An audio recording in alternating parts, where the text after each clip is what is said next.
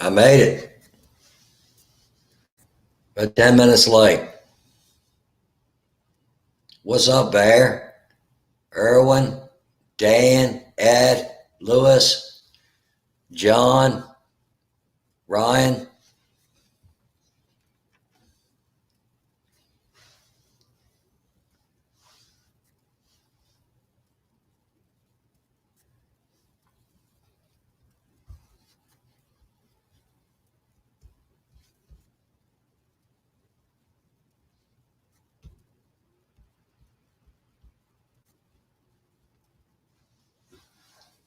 I had to comb my hair, Lewis, and put on my makeup. You're right. The Mad Kiwi, welcome, welcome from the land down under. What's up, Bear? Anybody's welcome to jump in that wants to.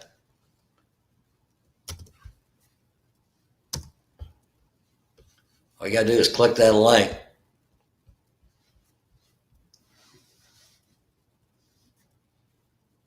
Above and beyond, welcome, my brother. Like I say, anybody can jump in the stream that wants.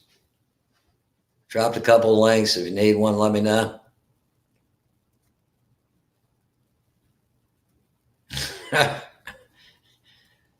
Thanks for the introduction, Lewis. Peace, brother. Appreciate it. Thought you were going to jump on here too, Lewis. Where you at?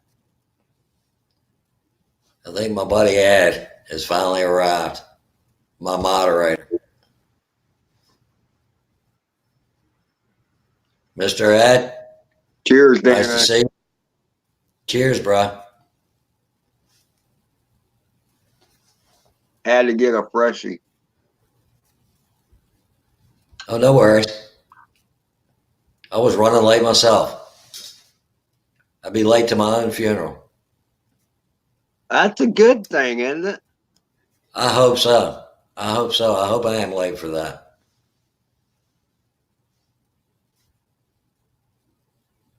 Michael McReynolds, great to see you, brother. Hey, Mad Kiwi. Have a good night, man. Thanks for dropping by. Michael McReynolds, what's up, my brother?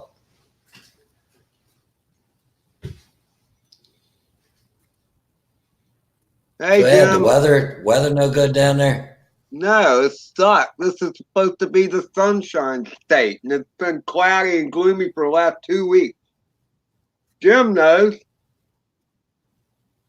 Oh, wow. He might have a little we had a better. beautiful day. He's like 150, 70 miles south of me, so. Oh, it was like 64 here, Ed, no wind, less than 2 miles an hour. A little bit cloudy, but December, I'm not complaining. Well, no, that's good for you guys. See, yeah, Jim's got rain. It's rainy here too, Jim. I was out there in short sleeves at 64. No, the temperature has been fine. The temperature was great today. It was just the misty rain and stuff. We got our heavy rain yesterday. It's supposed to be again heavy again tomorrow. I got you.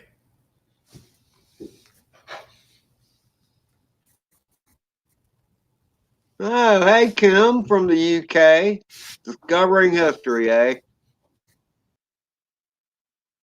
Oh, there goes Dano again. He likes to do these disappearing acts from time to time. Yeah, I agree, Jim. Yeah, it's been crazy, man. Sunshine State, my butt. The only time I've seen sun, it's just been for like 4 or 5 hours, was when I was always at work. That doesn't do you any good flying wise, you know.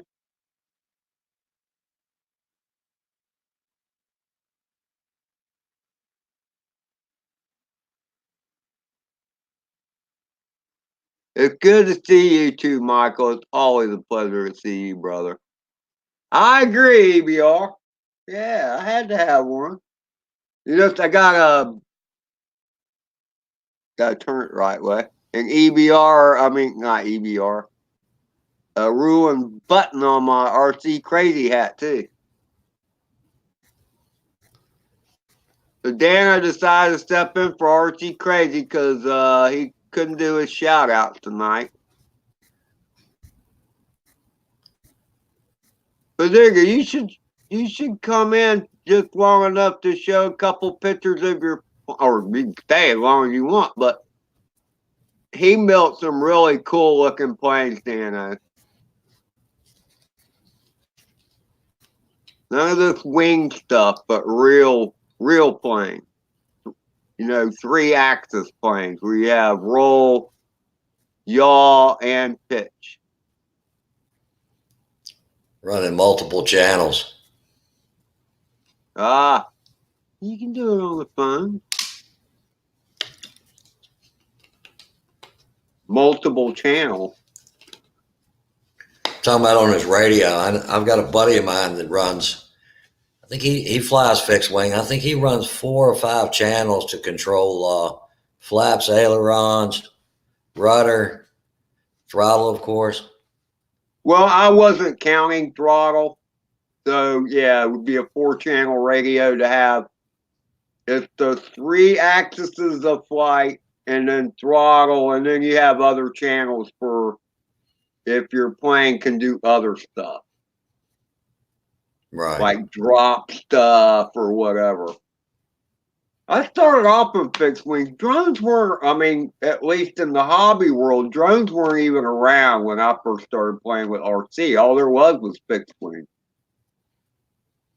I had a fixed wing on a string, Ed, and you went around and around in a circle. Actually, it had a gasoline. It had a little gasoline or nitrous motor. Yeah. Nitromethane. Yeah.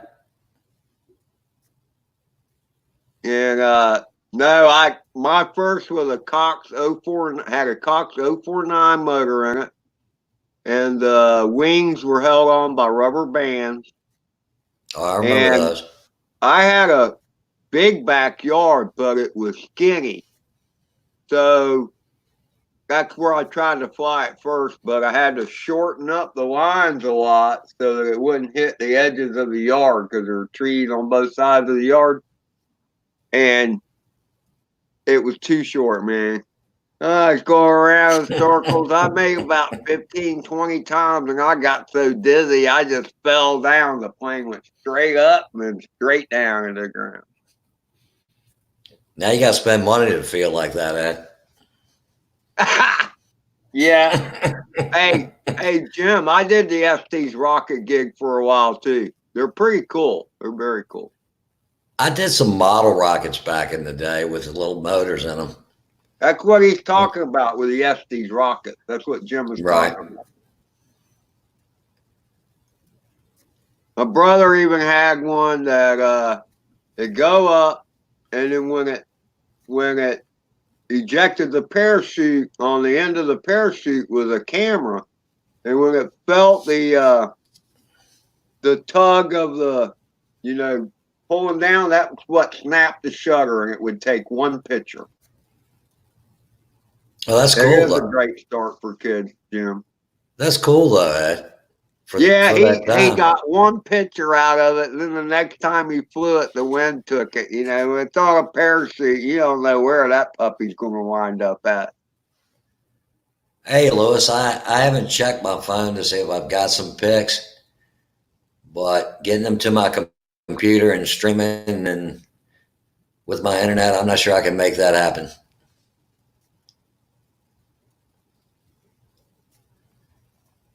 Kim, Discovering History. Glad to see you, buddy. For those who don't watch Kim, please check his channel out. Oh, so you know Kim, do you? I follow Kim. Been following him a long time. I got to give him a chance. He needs a wrench, obviously. I just gave Kim a wrench, Ed. Thank you. Oh, okay. Who else do I owe one to? Jim, I believe it is. I got better with that, Jim. I learned to do trajectory. Okay, the wind's coming at me this way, so let's shoot it into the wind. Angle that that launch rod, and I got a lot better at it. But man, one shift of the wind and blows all that wet out of the window. Hey, Two Stroke Me, how you doing, brother? He could use a wrench too, Dana. Thanks, Michael McReynolds. Welcome to Stroke Me. It's a crazy handle you got there.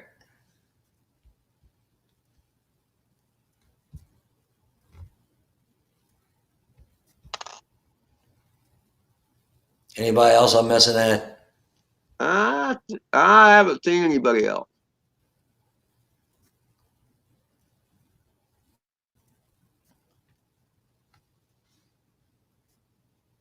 Ed looks vertical to me.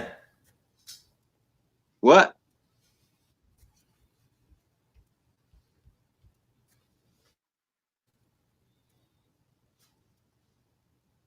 So far, Michael, I am vertical.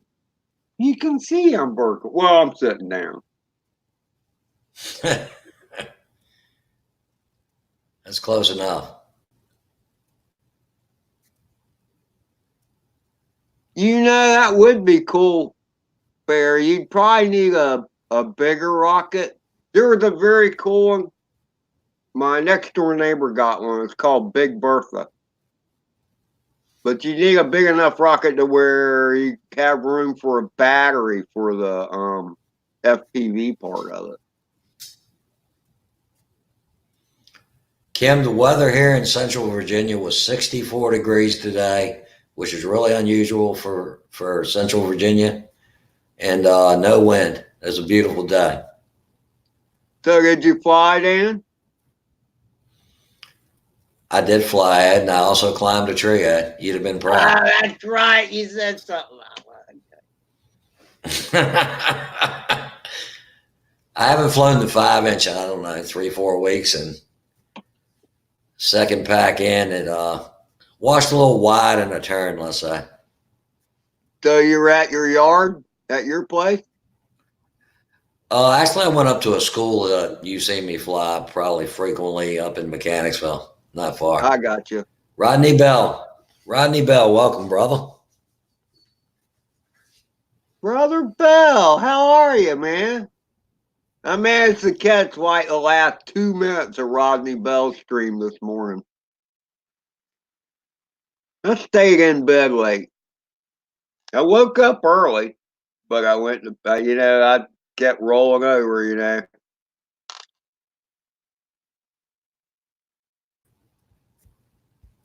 The thing is, Mike Night Train kept me up too late Thursday night, so I was exhausted Friday.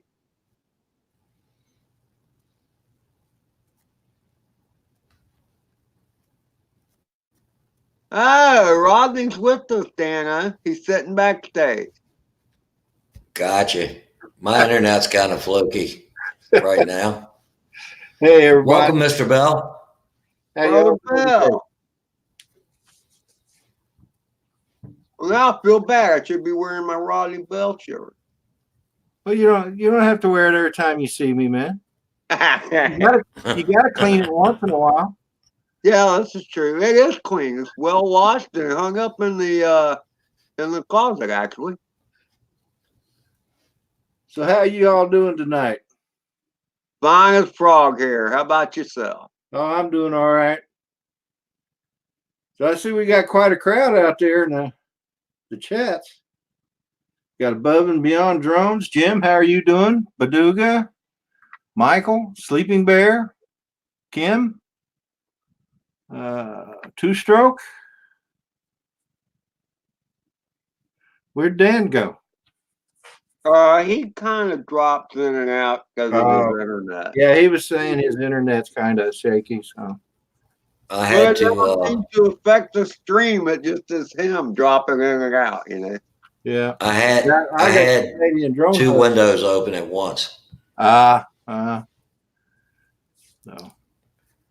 I was trying to keep up with the chat on YouTube, and I reckon it dragged me down. You're doing both the chat and the other thing on your phone? No, I'm on the laptop. Oh, okay. but I'm going through a hotspot, not on my phone. It's called MiFi. It sucks. I ain't gonna lie to you. But I live in the country and I wouldn't trade it for high speed internet either. Yeah, I hear you. I think I'd All end right. up having to get one of those dishes.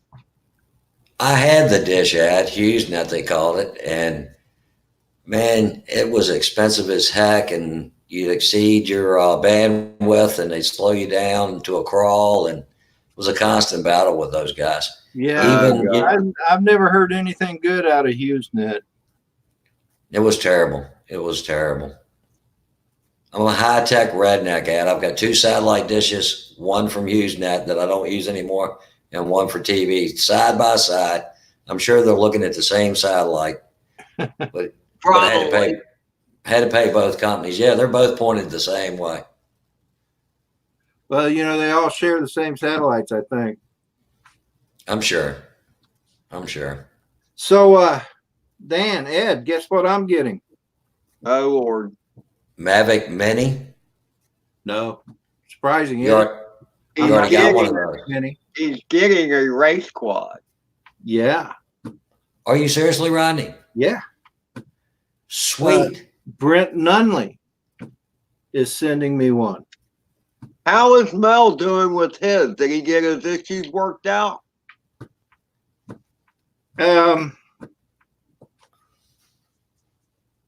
Nope.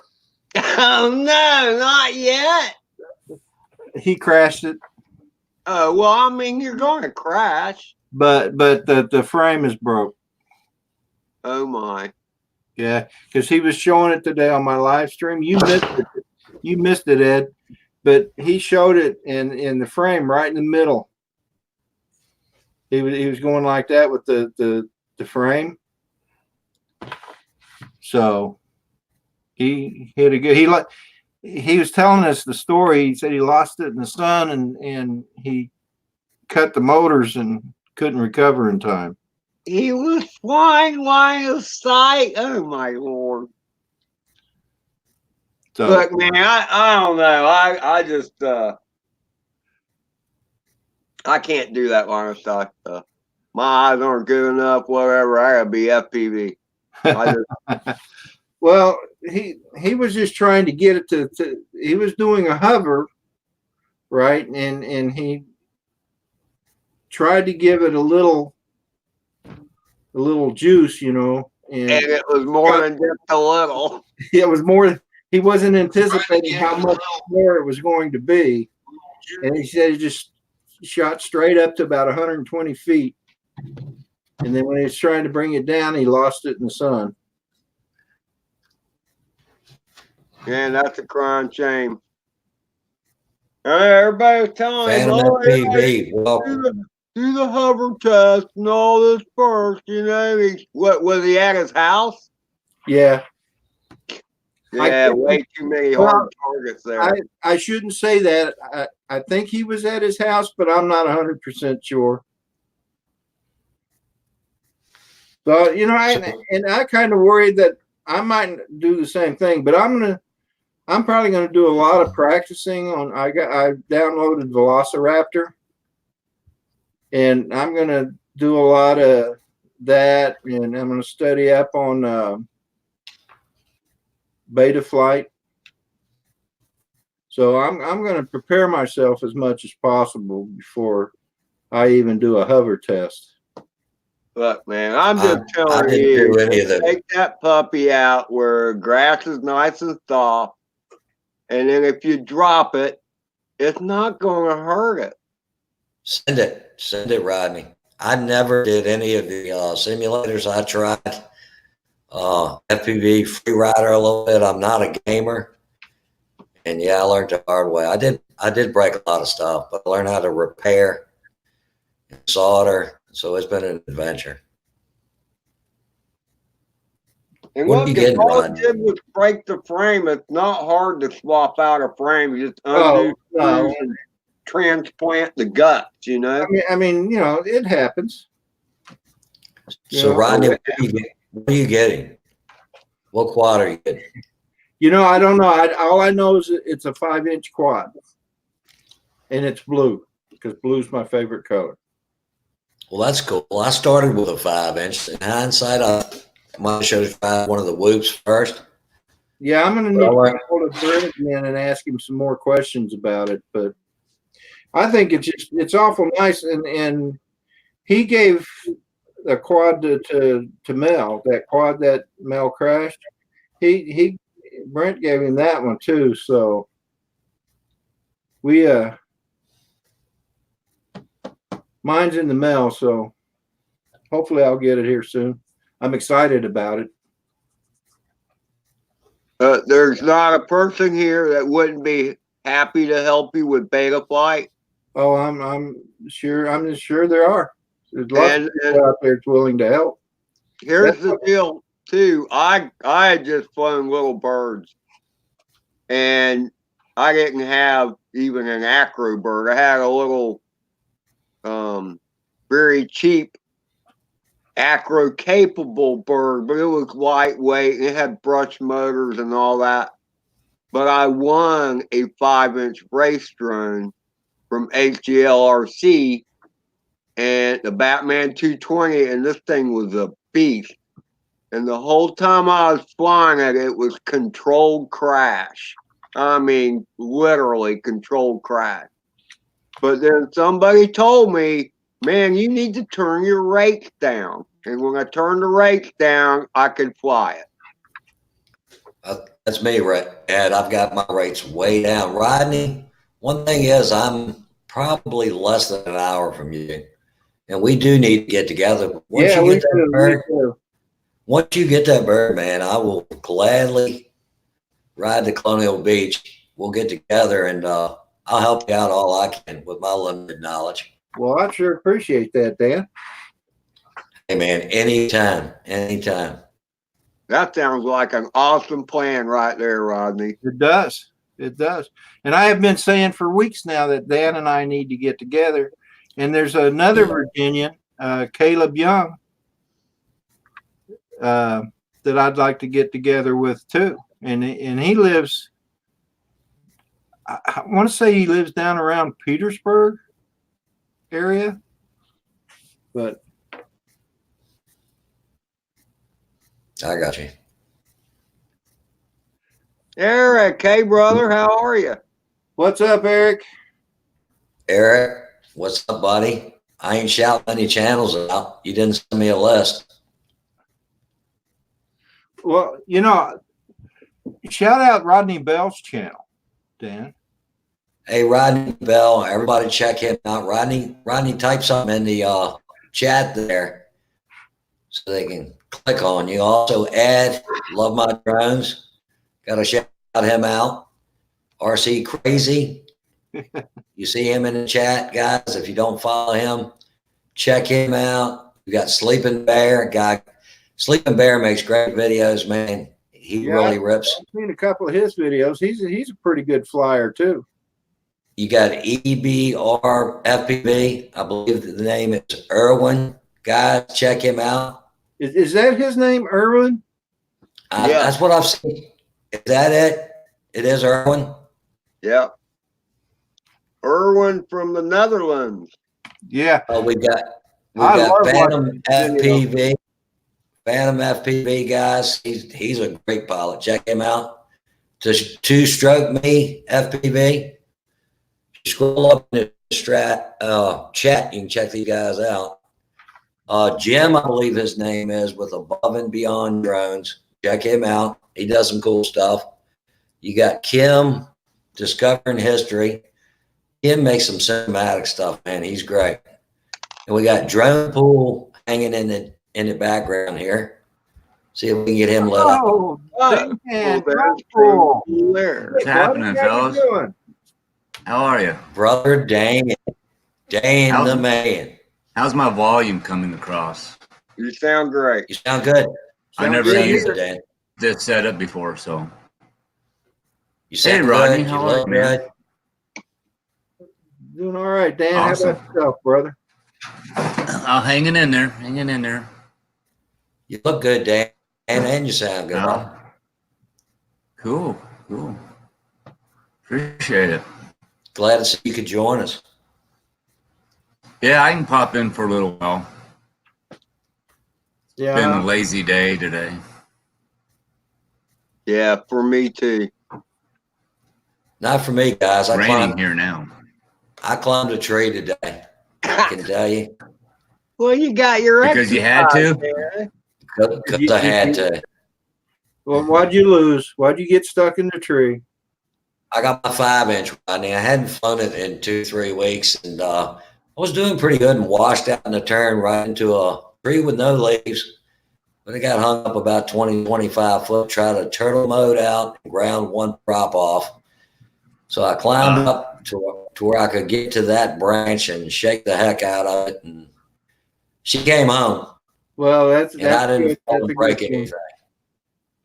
Yeah, and I didn't fall and break anything, so all's well. See, now here's the deal. When I do get ready to go out and fly my 5-inch, I am going to go to a place where there's no trees, no cables, no electrical poles. It's just going to be all open country, which means I'll have to go to South Dakota. There's too many Or the rocks. Arizona desert. Or a desert, yeah. Desert probably be the best place to go. Do you have a transmitter and goggles, or is that something you're going to have to get? No, Brent Nunley is sending me goggles, the controller, and I think the the whole- battery. Nice. So yeah, I mean, how cool is that? That's pretty dang cool. Yeah, yes, Baduga, open space does get boring, but not the first few times you fly. Open space No. is your friend. Yeah, I'm with you, but Yeah. open air, open space is boring, but when you're beginning, I think it's a good thing. Now, when I get good, when I get as good as EBR is or Irwin, then I'll start flying in amongst the trees like he does. That guy just fascinates the heck out of me. No fear. He just whips that thing around. Oh man, the area that he flies in that has the line of trees, Yeah. he comes so close to some of those. Sometimes my heart leaps. It's just like, oh man, I want to text him. Don't do that. Give me a heart attack here. The Irwin EBR, he does fly great. Oh, he flies does. in And a lot of proximity stuff. and I tell you who another great flyer is, Drone Pool, Dan. Oh, now that's a stretch there, Rodney. No. I've seen you fly. Oh. You do all right. So does Dano there. I break a lot of stuff, Rodney. I break stuff. Well, Lose drones. someone told me once if you ain't breaking them, you're not flying them. So If you ain't crashing, see, you that's- ain't flying. there you go. I crash them. Well, that's my problem. I'm afraid of crashing, so I'm not really pushing myself as much as I need to. Well, like I said, I'm gonna get used to flying it first, and then I'll get wild and crazy. I do have something I'm excited to try, though. I just put on my 3-inch quad. I don't know if you can see that little white camera in there. Oh, That's okay. a 720p HD, records to an SD card in the back of the camera. Oh, that's Oh, cool. Oh, that's cool. So, That's cool. I mean, That's very cool. it's not 1080p, but it's going to be better than DVR footage. Because I Eric, had this Firefly, Tell we all said hi. I had that Yeah, mounted on there, and it absolutely. was just too much. It was just too much. I could feel the motor, so I'm hoping that works out. The flying It's only bro. $25. Let me get you a wrench, brother. For the camera, Hi, Sean. you said it's only $25 for the camera. Yeah, plus it comes with a VTX too. Oh, But cool. I didn't use the VTX. I used the one I already had on my quad. But yeah, it comes with one. It's a 200 milliwatt VTX. It's a little bit big, but yeah, you get the camera and the VTX for less than $25 on Amazon. The onboard DVR is really the deal. That's great. The On camera. my iFlight, Yeah, my iFlight Cinnabee has that Caddx Turtle V2 that records in the 1080p. Right. I think I'm going to put that in my 5-inch. Cool. And you put an SD card. Yeah. Well, you saw the footage from the Cinnabee. It'd be the Oh, yeah. same footage on my 5-inch. Yeah. That's the camera for So- the Cinnabee. Yeah. This isn't, but the one I'm going to get to put in my 5-inch is Caddx Turtle V2. Oh yeah, I hear those are good. So that's one camera that does the work of two. The FPV feed and the HD footage. Wow. That's kind of unusual, isn't it?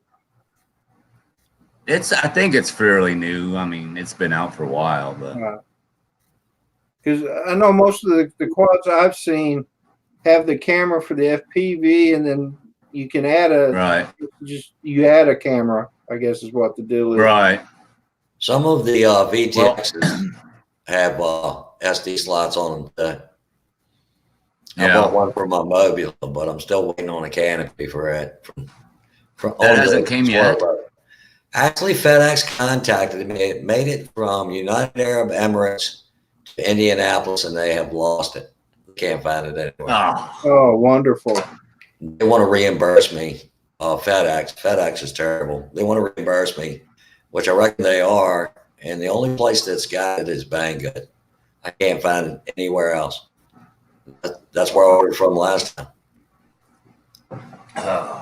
So my Mobile has been down. I went ahead and tore everything apart, thinking I didn't know I needed a new canopy for the new Caddx EOS camera.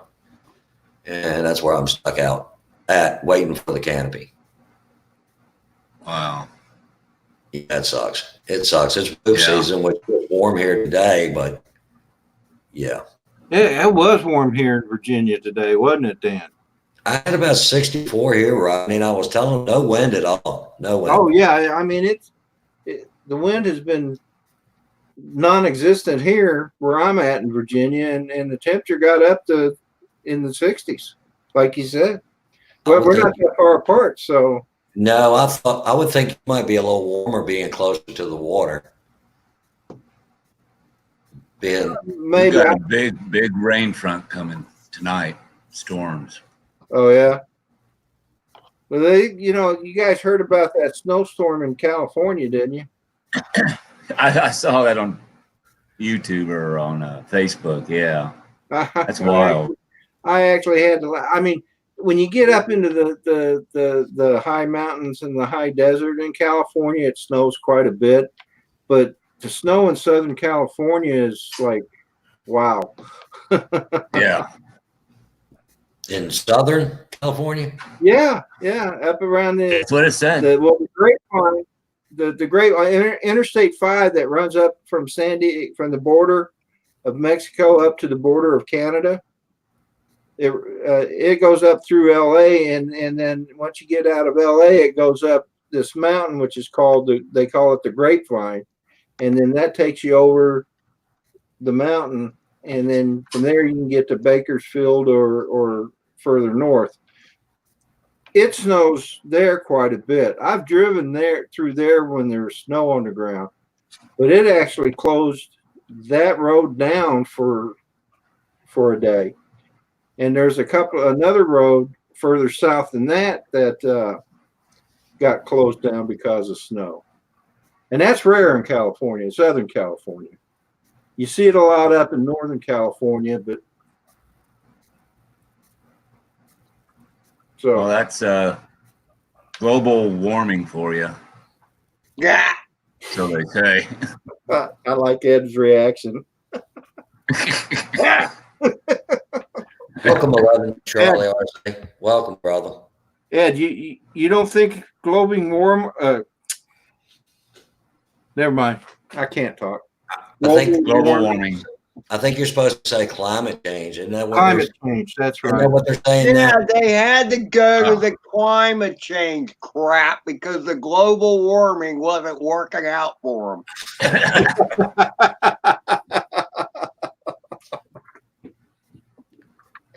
Ed, why don't you tell us how you really feel, brother?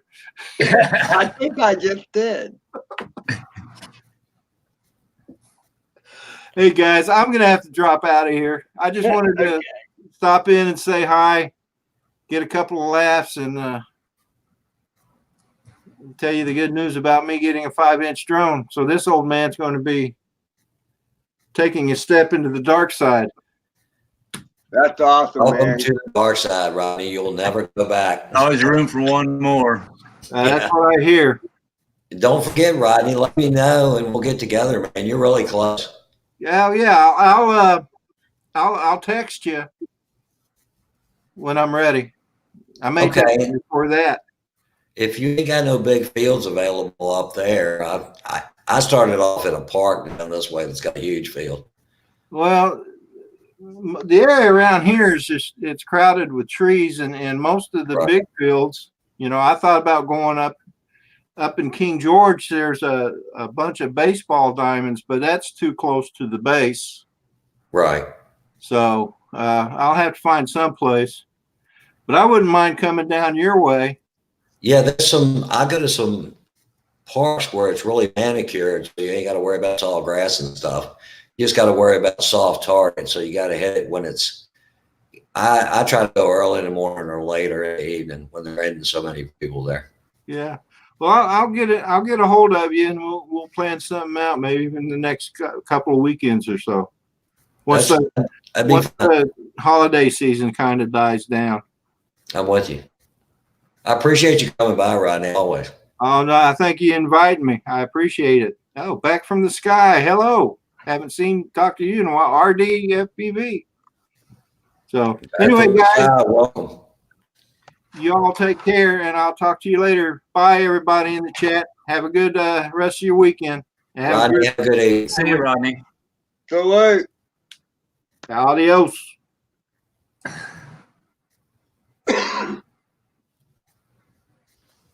Merry Christmas back to the sky. Or back from the sky, excuse me.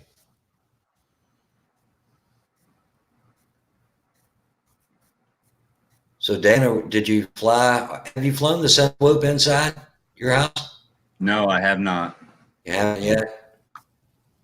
I just got some. Actually, I only had 3. I got a couple 2S batteries in the mail today, so that'll help. And I'm going to go in beta flight. I watched Bardwell's video where I can lower the throttle down some on it. Scale it back in the CLI command. That's what I did on my baby. Yeah. Yep. Could you tell difference? Oh, I'm back to 100%, but I scaled it back in the beginning to 70%. Yeah, I could really, it made it more controllable. Okay. Right, I'm going to try that. So, no, I have not flown it indoors yet. I flew it like yesterday or the day before, and it was a little windy, too windy to fly it. So there was quite a bit of jello in it because it was fighting the wind bad. But I just had to fly something. I think you can scale it back through your transmitter too, or your radio. You can, but it's just so much easier to type it in the CL command and be done with it.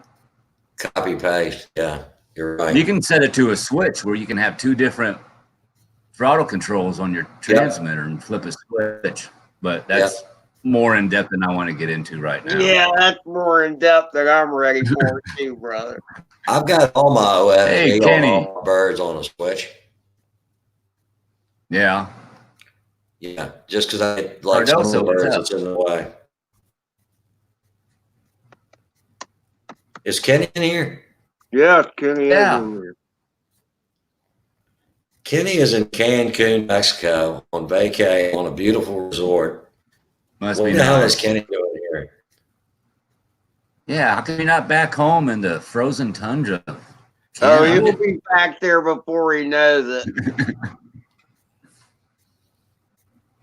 I hope you're having a great time in Mexico there, Kenny. 2 more weeks, Kenny. 2 more weeks. Misunderstood.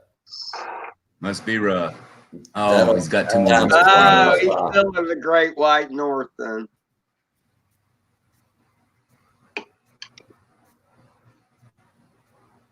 That'll be fun. Cancun's a fun place there, buddy. Winter Wonderland, my butt. 2 weeks will I'll fly. probably start a 5-inch.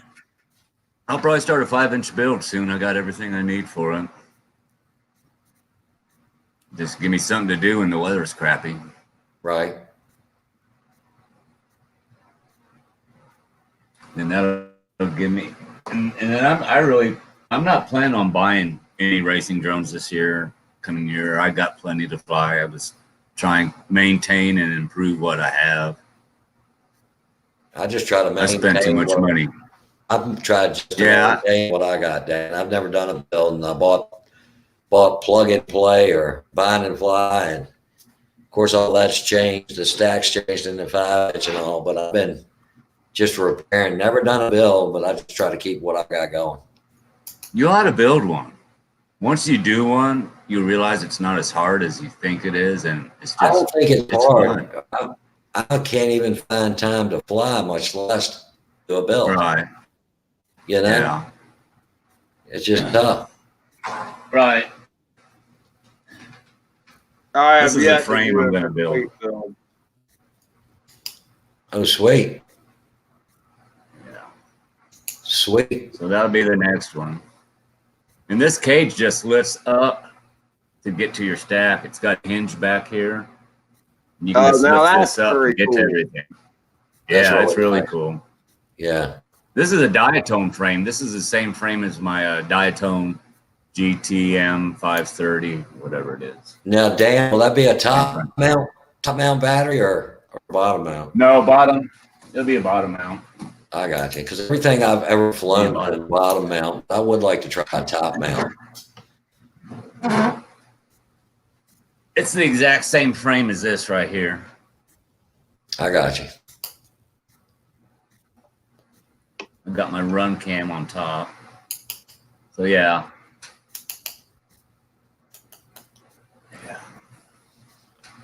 Michael, welcome, brother, to the retirement panel of drones, Michael said. What are we, the 3 oldest out here left, Michael?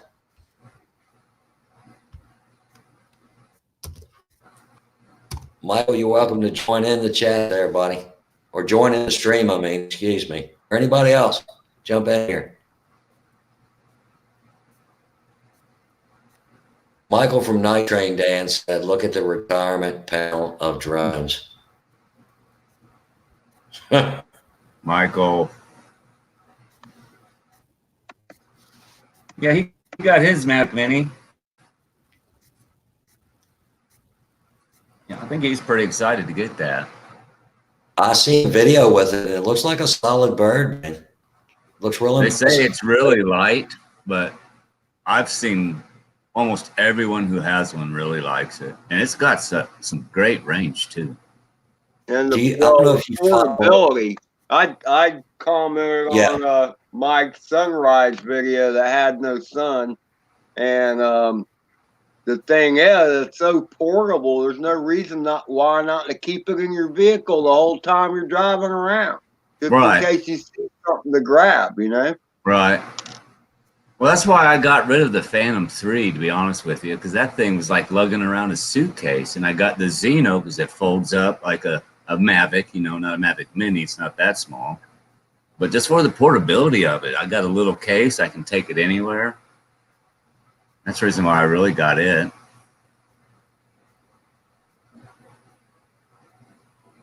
Even Baduga likes the Mini. Thanks, Michael McReynolds. Oh, wow. It is a nice frame. Come on, Baduga. We need to get Michael McReynolds flying some FPV. I think that's what I'm ready. Saying. I think the only thing he's lacking is some goggles. And I got a set I'm going to send him. Michael, if I can find him.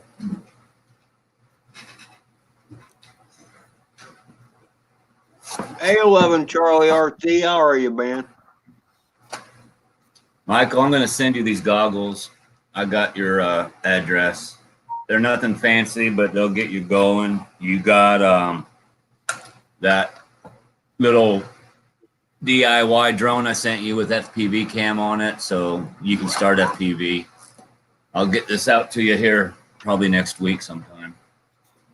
Actually, those goggles you just showed, Dan, Yeah. were my first goggles, and they served me well for a while. Yeah. They're decent goggles. They're not bad. I mean, they're beginner grade, I'd say, but yeah, they'll work. I mean, they got a DVR in them. Those have Yeah. a DVR, right? Yeah. Yep. Absolutely. Are they Ishii? Is that a Ishii goggle? Well, it's like I'm sure the same company that made the Ishin ones made these. Just Make Fire put their name on it. There's like 3 or 4 different companies that put their name on that goggle. But no, they're not Ishin. They look like the EV800s. Is why I said that. They do look they're like just like- 800s, and actually, when I got mine, it uses the number 800 in there. However, Right. LS 800D or something like that. Or But- LD 800S. Eric has the Ishing ones, and some of the functions are a little different. Right.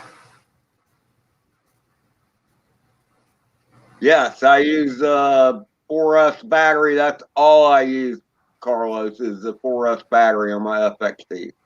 How long does that last you on those? I've only used a 2S. I have only run it down one time, and that's because I thought it'd last forever. And we're talking like 2 weeks worth of flying. Oh, crap. Yeah. So I learned after the first time the screen shut down because you can turn on the OSD of the goggles and just see the battery voltage, and then I turn it back off. Mm. What are you using on your new goggles, Dan? 2S? Yeah. I am.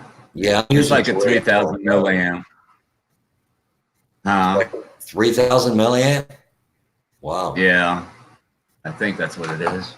Yeah, I'm using a 2S tattoo. I think they're 1550 is what I use on mine. A 3S. I had my bag all packed up because I wanted to go fly today and I didn't get a chance to.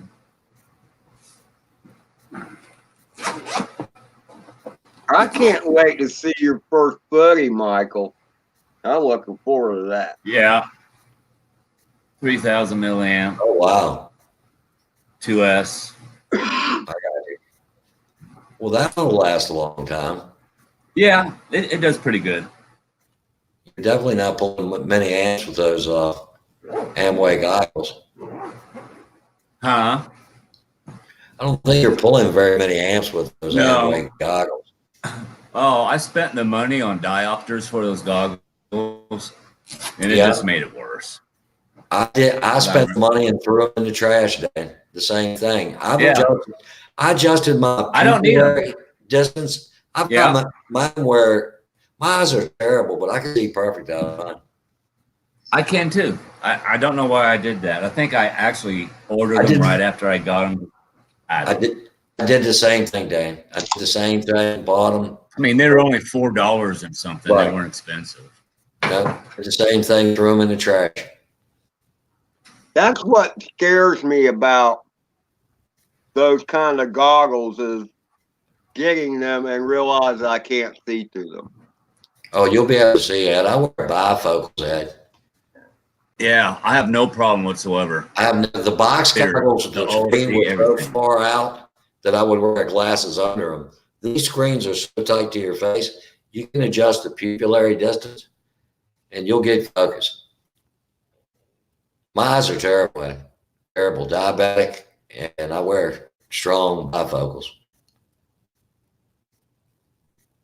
But the FXTs, they're good goggles too, man. I'm hanging on to them. Those are good goggles. I like that you can take the monitor out and set it on your workspace if you're doing testing or something. You don't. It's convenient. Or you could set it on a tripod and fly that way. Yeah. I did do some bench testing on this camera in here, and it recorded fine here on the bench. I just haven't taken it out to see if it has any jello or anything. That's going to be a game changer for me on my 3-inch if that works. And then if it works, I'll put it in my XJB 145 too. Let's see, and here's the thing. Like back from the sky says he likes his FXT goggles. Well, I do.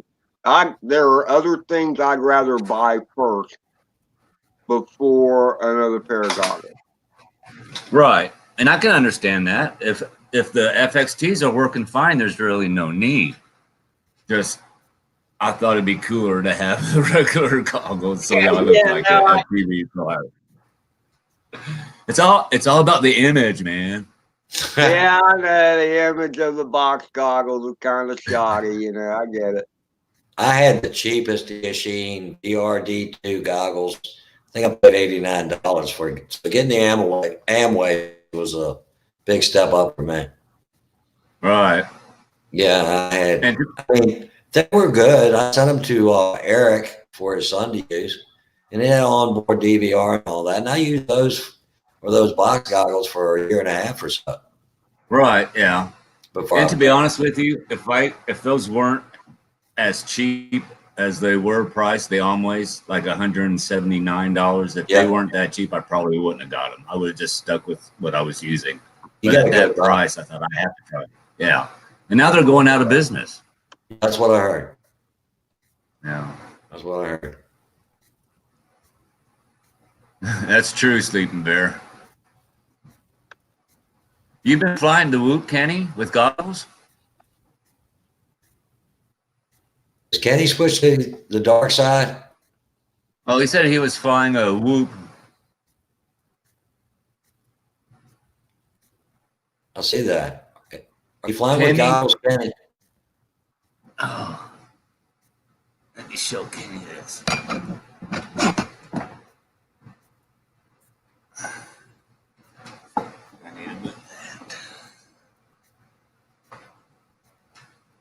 Hey, Minnesota Paul. Kenny, are you flying it with goggles? Have you been flying FPV? Paul, what's up, brother? Welcome. Oh, honestly. No goggles, just on the side. When you get goggles and you start flying FPV, you want to get one of these little Whoops.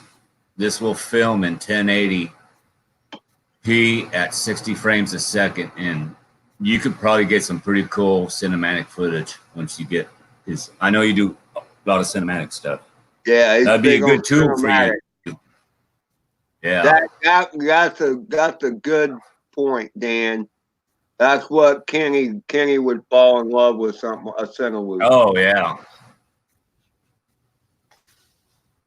I mean, 1080p at 60 FPS isn't terrible. It would probably fit in a lot of your videos. Are you going to get out of YouTube anyway? Right, yeah.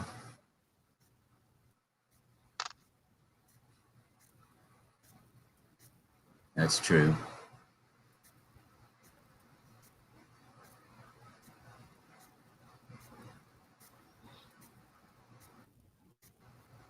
So I had another issue with my Xeno the other day.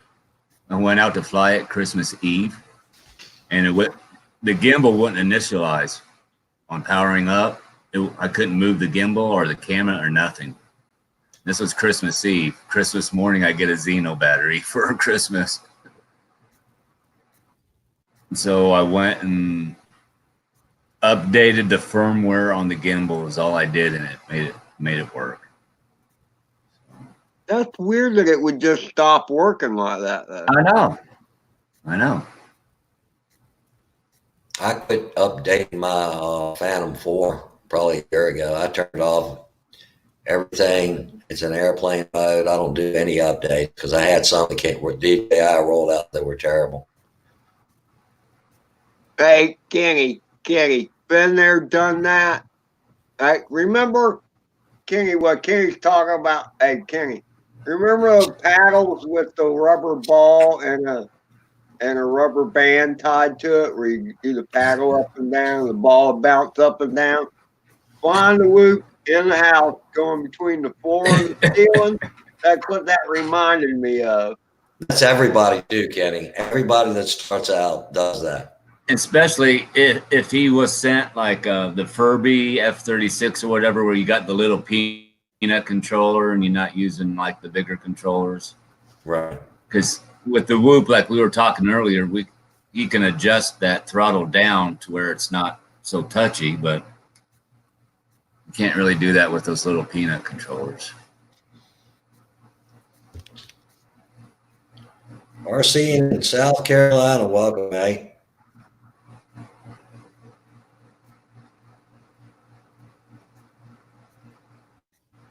There's some great people showing up here tonight. That's awesome.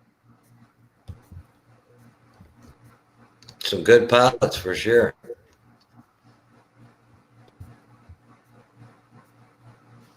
Bunch of old guys on the panel. That don't count you, Dan.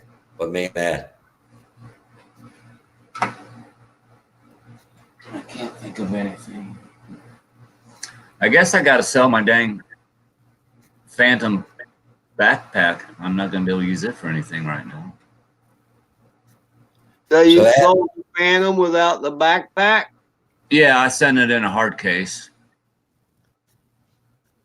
Yeah, I didn't, to be honest with you, I didn't even think about it. I've only used that thing maybe twice. Oh, I got you. Just saying that. Yeah. Oh, Cardoso's got the Turnigy controller. That's a good controller.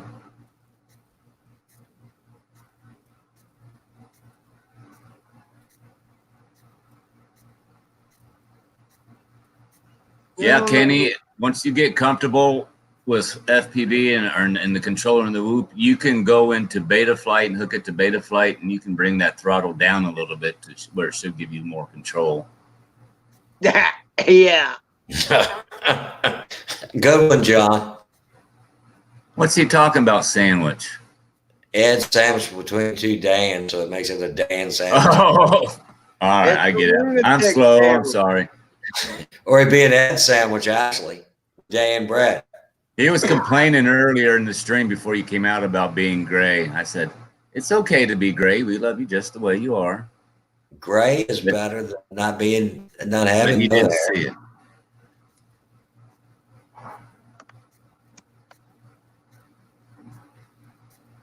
Mikey McReynolds is going to the dark side.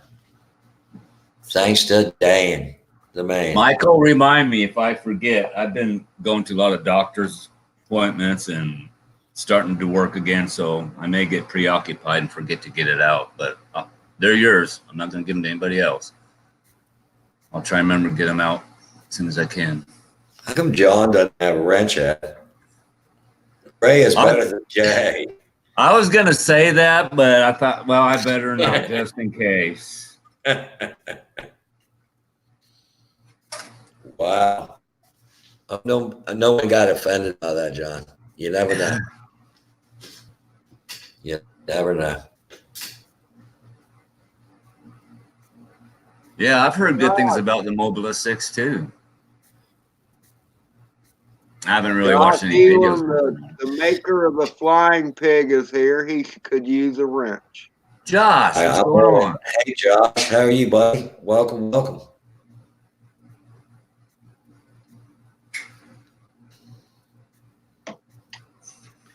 Josh should be benched up.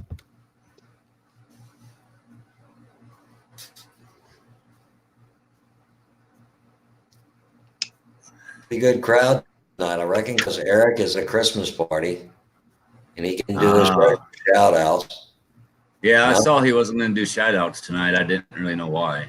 I'm supposed to be doing it, and I haven't kept up. But everybody check out Drone Pool, Cardoso Media, RC Funds Diversions, Baduga FPV, Michael McReynolds, Josh Elam. Already got EBR, I believe, and Baduga FPV. I think I shouted those guys out. Everybody check out everybody's channels.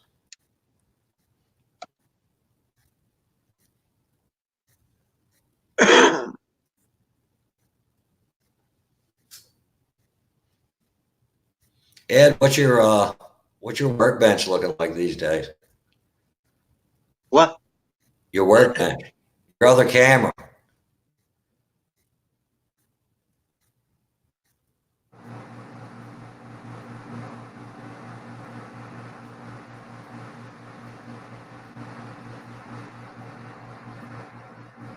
What are you working on there at? I'm not. It's just sitting there. I got you. It just wants a battery and the camera back in it, and it wants to fly. But the weather's been horrible. It's flyable Why is there no camera in it?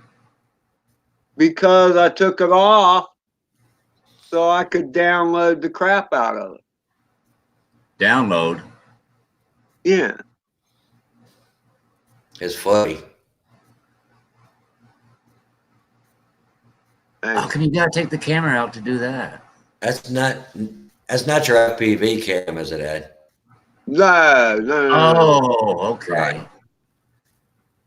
Oh, I thought that's what you're strap talking on about. top. This guy. Ah, is that the Polaroid. Polaroid cube? Yep. Well, Dude. yeah, Polaroid cube. Good How do you cam. like that? I don't know. I'm out to lunch on it. Yeah. I'll launch on it. I I mean, think it's better than the Firefly. Here's the problem, though, is that I need to go into it and adjust some settings, but it doesn't do well with lower light. So if it's a gray, cloudy day, it looks kind of washed out. my GoPro Session 4 doesn't like low light situations either, Ed. Well, can you change settings like from sunny to cloudy or white balance or anything like that? Yeah, I probably can. I just don't know how yet. Right. Okay. And it was actually because see, I had an issue with I was using the Firefly. I have a Firefly, and the problem with the Firefly is if it gets the least little bump, it blows the video out. The video's gone. Oh, really? Yeah, so all my best crashes, I got no DVR footage of. That And sucks. like the one that broke Mad Dog 1, that crash was because the battery lead came loose. So I even had no FPV, no DVR footage. And I would have had DVR footage HD footage if the Firefly didn't just say, okay, I ain't recording this.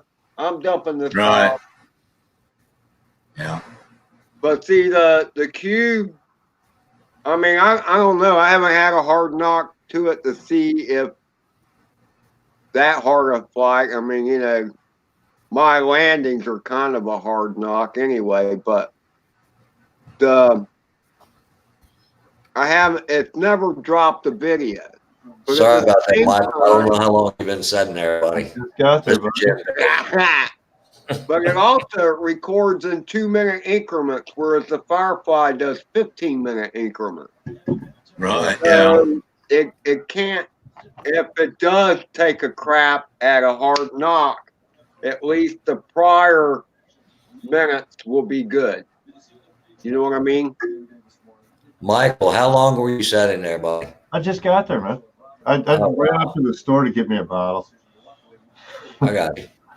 Oh, Well, well, it's party time, man. Party time. Yeah, I've been fighting with the printer all day, so I decided I needed a bottle tonight. Sounds like the printer won, Michael. Ready to go flying. Oh, yeah. That's a cool bird, man. She's So, fine. She was up Hey, RC mile an hour gust. in South Carolina. It's not they don't really stop recording. It corrupts the file because there's something in there when you get a hard knock, it corrupts the file. All you get is a picture. Talk to your advisor. You talking the Fireflies? Yeah. Yeah. Adam's got the what one is it? The one that you've got now, and it doesn't like the cold weather that much. That box that you got for yours, what do you got on your Source One, Ed? What camera is that? The top cam. Yeah, that one. Polaroid Cube. That they don't like the cold. Adam had lots of trouble in the cold weather with those. What, is it run out of batteries or something? No, it just wants to shut off all the time and shit on them. It doesn't like the cold. It just doesn't want to run right. Well, fortunately, I don't have that issue down here. Oh, you should have no issues, man. It was cold when he was having problems, but that's why he went ahead and got the session. He got tired of fighting the cold weather with it. What's going on, everybody? John, Lugo. So what's the session go for? Huh? The session What goes. does the session go for? It's if you can find them, you can get them for about $100-150 for a session. See, 5. yeah, that's a lot different than $35. Yeah. The quality. And I got a session 4 for $90. Yeah, if you hunt around, you can get a session 4 that does 1080. It doesn't do the 4K or 2.7, but it does 1080. Yeah. And 60 frames per second. It doesn't have the voice control either, but yeah, it runs great for just recording and whatnot for your drone. It's great. Something I'm gonna crash a lot. I wasn't gonna get a 5 or better. Yeah, I got the session 5 for mine. That's kind of why I'm kind of interested in getting that Caddx Turtle V2 on my 5-inch, because then I don't need that extra You have the camera. regular cam. Yep. And if you ever break that camera, you can just replace the cam for like $20-something and not the whole unit. Yeah. Right. Well, now that makes perfect sense, Dan, and that's really what I Weight should down, put too. in there. Right. Exactly. A lot of rigs that they're using them on is like your 3 inches and stuff like that you can't run a session on or whatever, you know. Right. The 3 inch, the only thing you're running sessions or GoPros on really on 3 inch are like your Cinewhoops and whatnot that are all for slow cinematic footage. You're not doing it for high speed stuff because it just can't carry it with the motors that well. Right. This is what I use on the Baby Hawk. It's a $12 SQ12. Yeah. And it doesn't do bad, man. It really doesn't do bad. No, they Of do course, good from what I've seen too. 1080p, I think it's 30 frames per second. Yeah, It's Chris $12, has so been a while. it's disposable. And I strap it right on Yeah, top. the only camera I got for on top of my quads is my GoPro Session, and man, I tell you what, I've got the warranty on it, but you're fighting through Walmart to get the warranty taken care of and everything else. I'm still a month down without it. If it breaks, you know. So I've gone through a couple though. I broke a Session 4, then I upgraded to a Session 5, and I think I'm on my 3rd total session. So I Mike's RC Garage. I'll be back in a minute. 1.5 was faulty, and I just got it replaced. They dealt that no problem. And then another one, I ended up breaking. I smashed, and they had trouble getting replacement on that, but I did manage to get it done, so it worked out.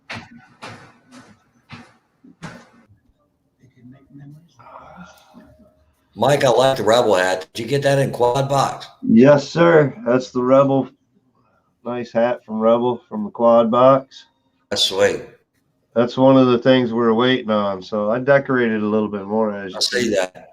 I did put some quad box stickers and Road to Ride on there for them too, though. But I posted a picture with just my logo on there. I posted that picture with just like that. I said, yeah, I had to fix the hat that I got and posted it to the quad box page. Chad Capper's the one that approved it, so worked out. Good night, Bear. You have a good night, buddy. Thanks for stopping by. Yeah, it's a good hat. Not too bad. I don't like the flat brim hats, but this one's getting a little bit of a curve to it now that I'm flexing it quite a bit and working it, you know. So it's starting to get a little curve to it. Not too bad. Mine's my baseball background, so I gotta have some curve to mine. Yeah, I don't do flat That's brim. how I usually wear my hats. Look at that curve. You know, Oh, yeah, there you go. that's a good the curve I like. Yeah, I got a skinny head though. I mean, you see how tightened I've got that thing already. Oh wow. So I mean, small little head. Those flat ones usually stick out wide. And a lot of them I are got one size fits all. They give any one size fits all hats in the quad box. I'm screwed, man. I'm gonna have to sell it. I like the Oh, Rebel good. hat. Yeah, it looks pretty good. I've seen it around quite a few times and whatnot. I always thought it was a good logo. It's all embroidered too. It's stitched, Oh, that's cool. all stitched through, all the way through, all the way the red, everything, and then that's embroidered in on as well. The Rebel there. Oh, that is really cool. They've got Rebel right there. All I can that. tell you the first one I saw, Mike, I thought it was the old Rebel fishing bait logo. Yeah, I don't know if you remember them. They're yeah, probably still around. yep. Yeah, it looks KSFPB, welcome. Let me get your wrenched up. $50 for a hat? No way. Is that what they charged us? Here, I'll tell you what the special edition T-shirt. Oh wait, this one. This is for the boost for last month. Actually, no, they didn't give us a rundown on the hat and whatnot as to what they charged for that month. They didn't give us a little sheet. Like this month, they gave us a little thing. It gives us a little tally of what each value is.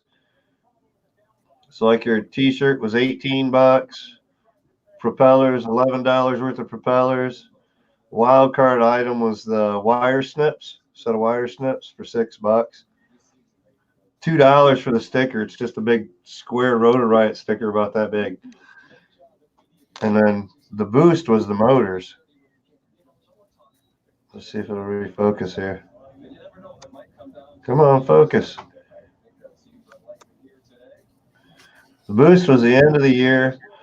It says it's the end of the year and we need to give you guys a Christmas bonus. You've been asking for them. The new 6S 2207 blasters, 1800 kV. Got a set of 4, $107.80 value. That's what they list Wow. as. So for $55, you got $107 worth of motors and then some miscellaneous stuff. So that's not a bad box. The motors are sweet. Let's see. These are the motors here. Red and silver blasters. Those look cool. They look very cool.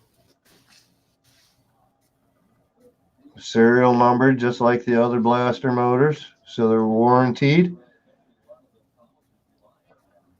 Nice windings on them.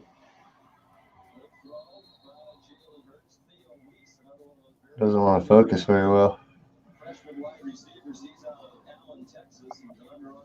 Pretty good square, solid windings. Big strand wire, solid. Pretty gritty too. But they're 6S motors, so I'm going to have to build a rig for them now. Just keeps me building.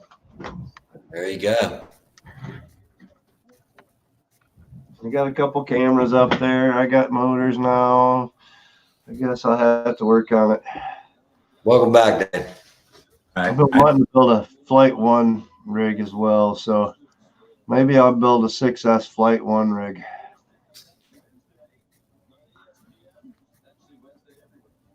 Beat Adam to the punchline on it. He'll be mad. He's not in chat, is he? I haven't seen him yet. I haven't seen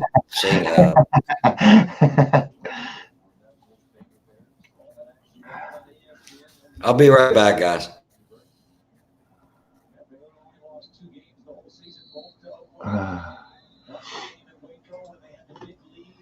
Okay, these are the motors I'm going to put on my 5-inch. They're you can't really. They're 2207, 2650. I don't think I've had anything that big before. I'm some peppers. Watch for battery hogs. Really? When you start getting 2600 and 2700 motors, they're usually on the battery hog side. Depends on what you prop them with, though. Probably. I'm going to use the same props on my Diatone. They're like 50 51 499 or 54 199. I'm not sure what they are. Yeah, it might be a little aggressive. You might want to go a little bit lighter pitch. Yeah, 51499. Yeah, you might want to go to a lighter pitch. I'd try I them do the Wind Dancer on the battery or 5042. whatever. It depends on your weight of the quad too. Right. You know. Well, I'm using the same frame as that Diatone. I'm using this frame here. Okay, that's a light frame. Those things. Wow, that thing's gonna scream with those motors. I do have Wind Dancers 5042s I could put on there. I'd try the 5042 Wind Dancers first. Okay. Yeah. See how that works. They're higher. They're more of a race type prop anyway. The Wind Dancers. Are they? I think I've got those on the Diatone that I've got, but I've got mine set up for like pretty much. It's almost set up for an 8S rig. No kidding. It's an F7 Diatone Mamba board, which is capable of at least 6S, and the ESP that comes matched with it is 8S capable. And then the motors I put on are 6S capable. So if I put on some capacitors and this and that, I could probably almost go 6 to 8S easy on that Diatone I've got. Dang. Yeah, I wouldn't want to though. It's crazy fast on 4S. I haven't even run it on 5S yet. I got 2150 kV motors on it. Now, what's the lower kV motors for? I mean, like I'm used to the 23. When you go to a higher pack, like from 4S to 6S or 5S, right, you end up going to a lower motor kV so that you're not propping as heavy. It doesn't eat your battery up. If you okay. power in not- it'll it's slow not the drop just or that. whatever. On a higher voltage, See? a higher kV motor is just going to spin too fast. It's going to fly apart. Oh, okay. I got you. Yep. Because that's what the kV is. It's kV is Kilovolts per RPMs turn. per volt. Yep. And those motors I just showed you, I got those on Amazon for $10 a piece. They're Mamba motors. Yep. I got 5 of them, so Wow. I'd have an extra one. Good deal. Yeah, I've got the Zing motors on my 6-inch right now. I like those. You know, for cheap motors, on my last 5-inch build, that one up there, the red one, I use those cheap DYS Sam Gook motors, Yep. and they're fine for right now. I The mean, I problem heard the bearings go out. is the bearings wear out fast. That's what I've heard. Yep. Yeah. But you can get replacement bearings easy enough. It's easy to get some EZO bearings for them. Is it? Josh was doing that all the time for a while, and then he went to Zing motors, and he hasn't gone back yet. Really? Yeah. It's worth the money for the Zing motors, really.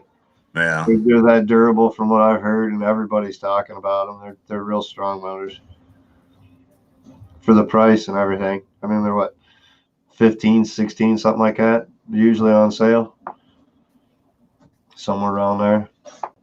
If you can catch them on sale, otherwise they're like 20, 25, depending on what ones you're looking at. They're hard to keep in stock, so they must be good motors. Everybody's buying them up.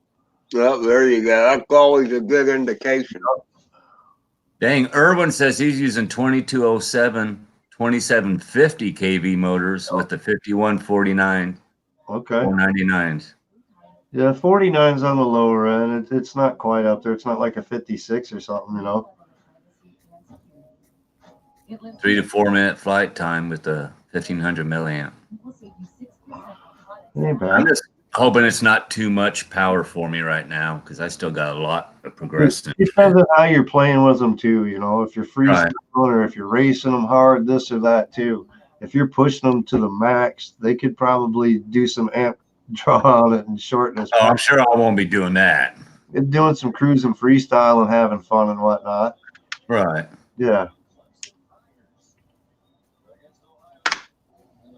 And I showed these guys earlier before you got here. I got this little new camera that I put in my 3-inch that records 720p to a memory card. Okay. So I'm going to try that out. Hopefully I can get it out tomorrow. And it's only like you get the camera and a 200 milliwatt VTX for under $25. I ain't bad at all. Do you put the card, On the handle. Dan, do you put the card right in the camera? Yeah, right in the back of the camera. Send me a Is it link hard to for get that, there? would you, Dan? Yeah, that's Yeah. gonna be fun to get in and out. Right. I'm going to have to figure out a way to top mount it because in order for me to get the card out, I got to take the center post out. That sucks. But yeah, but still. Get you some hemostats, some nice long ones, and you get your glass, magnifying glass out. Yeah. Push that button and grab quick. A set of these, Dan. Yep. You need a set of these. Well, you might be able to get in there without having to take that post out and this and that every time then. Well, the thing is that post is right where the SD card is. Oh, Yeah, no, I get it. And I can move the camera out front probably more to where I can get to it easier. I just got it in there real quick because I wanted to fight today and didn't get a chance to, so I'll mess with it. I think I saw something online where I can get a top mount for that camera too if I need to. I just want to see what the footage is like.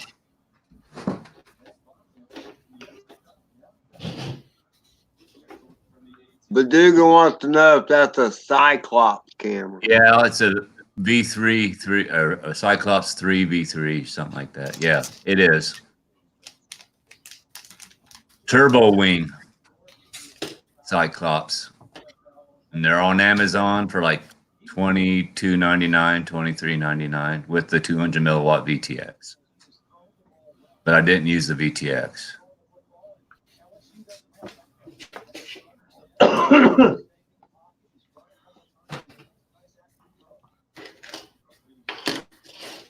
Oh. So yeah, it's been bitter. Dan, this is what I got from the Moby. It's the Diamond The Diamond VTX. VTX. Oh, yeah. Yeah, and it's got the SD card slot right on the side. I Oh, don't know if okay. you can see that. Now, how long have you had that, Dana? Too damn long at it. I'm waiting on a canopy. Not I as didn't much realize that the together though, Ed. no, well, I don't know. I probably got a beat on this one, Michael. You might have him beat on how long it took him to assemble his last drone, huh? I've been waiting I on a don't know canopy. about Bang all good. that, but I had to say something like I have room to talk.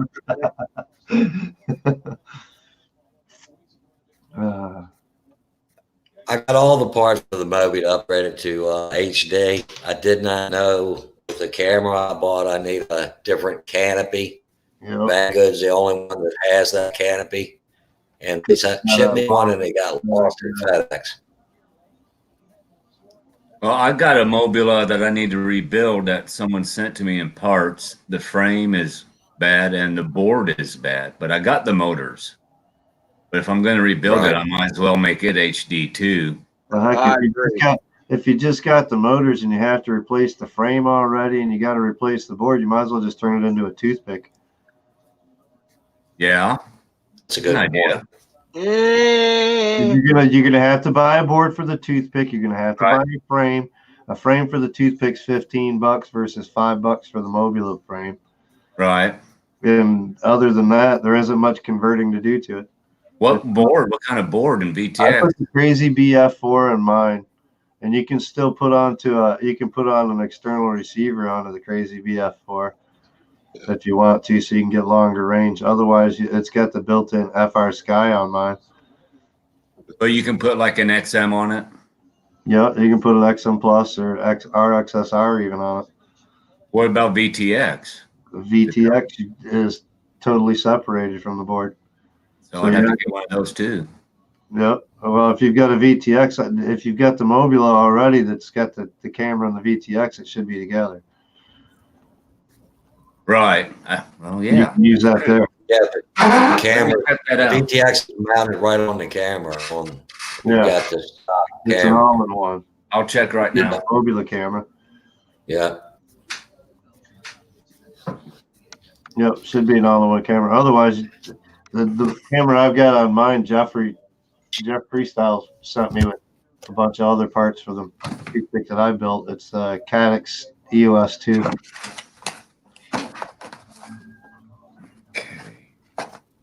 And then I got the Have a good night, Kenny. VTX I'm running as the This board is fried. I know that. or TBS Nano. See, hey Dan, I had to replace the board on my Mobula too, and so I got the Speedy B, and it went from an F3 to an F4 because the Speedy B is an F4 controller. But I agree, taking it to the HD version. Actually, the board I got, the replacement board I got for the Mobula 7 is, Yeah, it's for the HD or the regular. yep, Yep. it'll run 3F. UZB F4 replacement. It'll run But here's the deal. or the HD Mobula. It'll also run, I think, the Trash Can and a couple others. So here's the VTX, but here's the deal. This guy I got it from was flying Fly Sky. So this probably won't work. VTX won't matter. VTX won't matter. Oh, that's right. The VTX won't matter, The will it? board will matter. The Oh, board so will I have, got the VTX. so the VTX is there. The camera should be there too then. Yeah, you got enough to build a toothpick. Well, You if I got want a H, frame in the board. but if I want HD, If you want HD, you'll have to get a different camera or Right. VTX That- to whatever. now, are these That Mobula VTX motors thing. going to be good enough for a toothpick? That other triangle board that's around that would work on it too. Okay, And these are that's- 0802 Yep, 16,000 kV. yep. Those will work on a toothpick? Yep. Yep.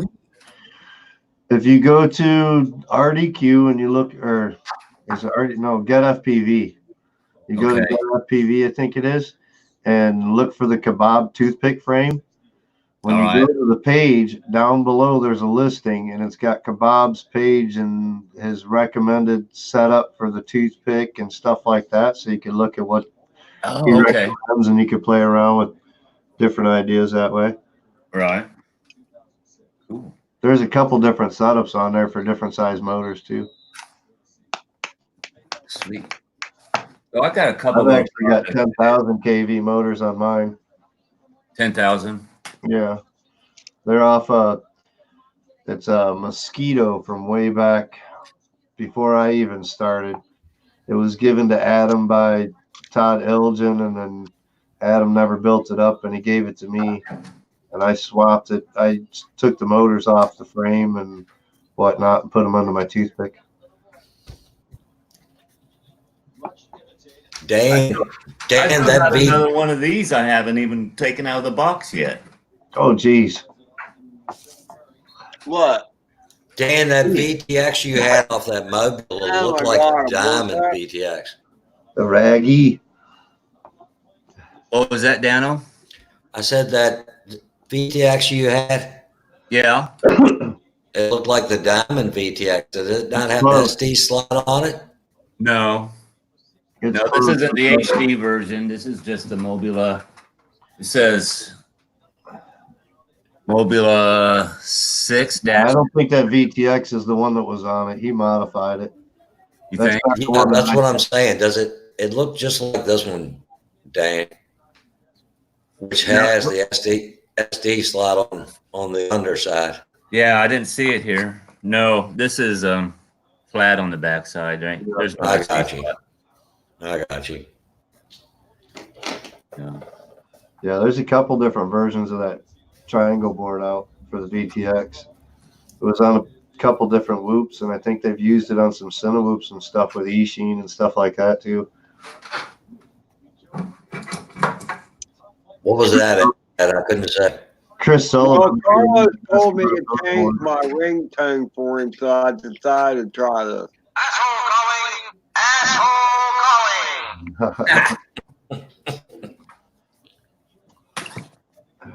Yeah, we'll try this one instead. Your brother is attempting to reach you on your cellular device. I probably had this a year Is already. attempting to reach you on your cellular. You need me to put it up in the air for you? Is that what you're waiting on? I don't know what to do with it. Send it. $30. Like, hey, I know it was a killer. Use it for a giveaway on your channel or something. I thought about that. I didn't- Kimbo, Welcome, bro. For $30, somebody would be so extremely happy, and Right. Kimbo is a name I've not seen before. I don't think. or find somebody local that wants to get into the hobby and give it to some kid or something and get them into the hobby. Sub him up, Ed. If you're not sub to Kimbo, Yes, great pie. I went out to go fly yesterday and it was cold. So we stopped, we had lunch real quick, and I wasted some time and waited for the sun to come up, and it never did. I stopped over, my buddy Howie, I had some props for him. So I stopped over to give him some props. He's like, "Oh, I'm down at the park. I'm contemplating flying a pack or something, you know." I get there and I pull in, he's sitting over off to the side, the spot that we usually fly. There's people standing there. I'm like, well, what the heck, you know? I see him pull over to the side and he's getting out of his truck like he's getting ready to get his drone out. I'm like, all right. So I pull up next to him and I grab the props. I can go tell him, "Here's your props, man. I'm not going to end up flying or whatever." I look back at the spot to see what these people were doing. And this guy standing there with the controller in his hand, he had a DJI Spark up. So I went over and introduced myself and gave him I got some little cards with my Night Train logo and my YouTube channel and number on it because he's local or whatever. So if you need any help, get a hold of me or whatever and check out my channel. And I pulled out the DJI Mavic Mini and signed it up for about a 8-9 minute flight real quick so they could check out the Mavic Mini and whatnot. The one guy's got an Inspire and a Mavic Air, and the other one had the DJI Spark. So they said they'd be checking out my channel, but I always run into people like that, man. His kid was there. If I'd had something like that sitting around, it would have been like, hey, you know, chance to get into the FPV hobby or something. I've run into a few kids that have talked about wanting to get in, low budget or something like that would work good for helping somebody get in cheap. Man, I was at Dollar General. I think it was like the day before Christmas Eve, and I was walking out to my car, and I heard a noise, and I looked straight up. Right above me, someone was flying a Phantom, and as soon as I looked up, I saw the green and red lights, and then it just took off like a bat out of hell. I mean, it was fast. I don't know. It had to be a Phantom 4 as fast as it was moving. I tried to drive and find who was flying it. I never could find him. Me and the wife. Welcome, Eric. When E-Drone. when I ordered my Mavic Mini there, we went searching around. I tried to go to like Best Buy to see if they had any in stock in the store and this and that. And couldn't find any. So to supplement, I ended up buying this thing. Air hug, put it on the wood floor, and you can fly the quadcopter by itself, or you can do it. You can fly Oh, wow. that way, or you can attach it in, and it does drifting across like the wood floors and whatnot. Oh, that's cool. That's pretty cool. Can you put it on water? $15. I don't think it'll float. I don't know. It looks like an airboat, man. Yeah, it Come does. on. Yeah, it's Air Hogs version or whatever, but yeah, does pretty good on the wood floor out there. Hey, Eric, how you doing, brother? I end up buying simple little stuff like that. I got this one for like $20. This is the Propel version of it. That's a cute little flyer. This thing flies good. It's quick for a little thing. All kinds of little stuff. If I haven't spent any money on drones in a while, I usually find myself doing that at Walmart or. Right. Well, what kind of cheap little drone they got? Anything cool looks new? Find something like this in the clearance aisle. This actually we picked up at Ollie's. It's like a wholesale outlet type place or whatever. We picked this up for like $15 there. Believe it or not, this is a fun little flyer. B-Bolt? Yeah, Yeah. it's pretty fun. It's pretty fast. I put the FPV all-in-one FPV camera in front. Okay. It's a pretty fun little flyer. Yeah. Yeah, I've seen you fly that thing. I get Little that. scoop. I Little got scoop. this one here is Holly Stone version of a FPV. It does 5.8, so I can put my regular Fat Sharks on and fly this, but it's a fixed camera. It doesn't change position at all, and they're brushed motors, so it'll do about 25 mile an hour top end or whatever. But I got this one for free. It was a review. I just hate to shave, Eric, okay? I'm lazy. I've gotten lazy in my old age. I saved, see, Yeah, you shaved your left cheek and your right cheek. and under the chin.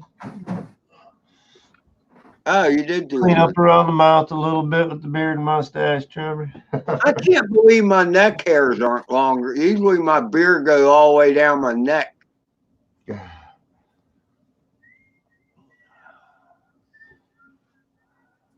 Maybe I it's still got this whoop to do something with. I took the camera and the receiver off it and put it on my That's a cool. Mantis. Is that Beta 85 or something? This is just a cheap 75 millimeter frame. It's got 8mm motors in it instead of 7. Oh, But I took parts off of it to put on something else, and it's just sitting there. I got a couple toys that I haven't played with in a while. One's an E-Scene Whoop I got from the guy next door when I bought all his gear off of him. And then it's on Fly Sky, so I don't even play with it. And then I got one that's on a Fly Sky that I bought originally before I got an FR Sky. That's over there. It's a E-Scene 7 QX70 or something like that. Big yellow one. This thing. Oh yeah. I painted it up just to give it color or whatever, but it's got LEDs. The LEDs do the directional. It's all programmed so that if you're turning left or whatever, the LEDs all change and everything. But I haven't run that thing in a while. The camera's messed up on it, so spend $20, I could get it back running, but I haven't played with that thing in forever. I got an extra frame for it sitting around here. I got extra motors for it, props, batteries. I don't fly it. I still got my very first quad I ever flew. Mine's in pieces over there. E-Scene Racer 250. It's over there in pieces. This is a little Hubson. Yeah. This is what started it all for me. Well, I was waiting on my E-Scene. I did buy like cheap. This is officially the second drone that I ever owned. The second one? Yeah, the first one was a DX2 and it flew away. Oh. I was flying it outside. If anybody knows about the Sharper Image DX drones, when they say don't fly too far, they mean it. I got a little far with the DX2 and she's about half this size. And she just went, oh, I couldn't chase it down far enough to catch signal. That was No kidding, John. You got the blue one? that one still works, but it's missing one of the spindles that hold the props on. They're just a little plastic spindle that goes on the brushed motor that presses on. And it's got like the hexagon type thing that the prop sits on and screws into it. And it busted when I hit something, a tree branch or whatever. And I can't find any replacement pieces for it. So it's like I'm not buying another damn $40, $80 drone or whatever for that little piece or whatever. Right. I thought about seeing if I can get a STL file and printing one on my 3D printer that it'd work or something, but or even make one, design one. Couldn't be too hard. Ain't but a couple millimeters, 5 or 6 millimeters tall or whatever.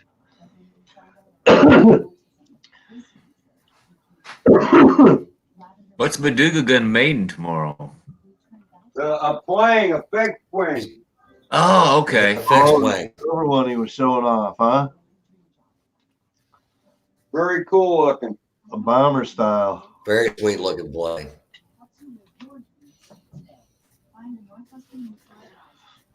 Then you can come when you get done with that, you can come up and help me get these two I got here together and put them up in the air, Baduga.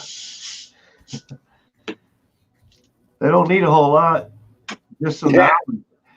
I haven't sat down with them to figure out what the hell to do with them. Good night, Lewis. It can't be too hard. It's all servos and stuff. That's all it is. Dano, I'm probably gonna hop off here and go spend some time with the wife so she doesn't feel neglected. Dan, stop. Thanks for stopping by, brother. Really appreciate it. Oh, I appreciate you sending me You're the link. always a wealth of knowledge. I don't know about that. Oh yeah, you are. Oh, I just enjoy talking like-minded people. I don't have no one around me to fly with, so this is all the interaction I get with someone, you know. Right. I hear you, brother. Well, you guys have it. I'll probably pop in chat here later, but I need to go check in with the missus. Have a good night, Dan. All Have a right, good night, bud. Dan. Good seeing you. Thanks, Dano. Brother Ed, talk to you later. Thank you, brother. All right, talk to you later. Good night, Dan. See, Baduga's running off too. Where are they all running to? It's Saturday night. There ain't nothing going on. It's only 8 o'clock. Tyro 129. Ooh, that's a 7-inch, right? I've been thinking about getting that. For $130, it's got all the parts except for a receiver. I don't have a 7-inch yet. I got a 6-inch. I got some 5-inch.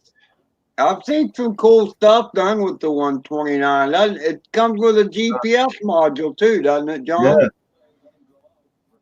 I think there's different models. You can get one that's GPS and one that isn't GPS. But yeah, even a basic GPS module is only another $20 for one of those. So, but it's got all the space for it and it's all set up and ready for it. I don't know, the whole idea of being out there ripping and be able to flip a switch and, you know, like if you have VTX failure or something like that, and You it got kind the of comes back. capability to flip that switch with this, and I've only tested it once so far. I land it by myself. I don't even use a return to home on the damn thing. I have more fun flying it back than hand catching it. That's what the girls say anyway, John.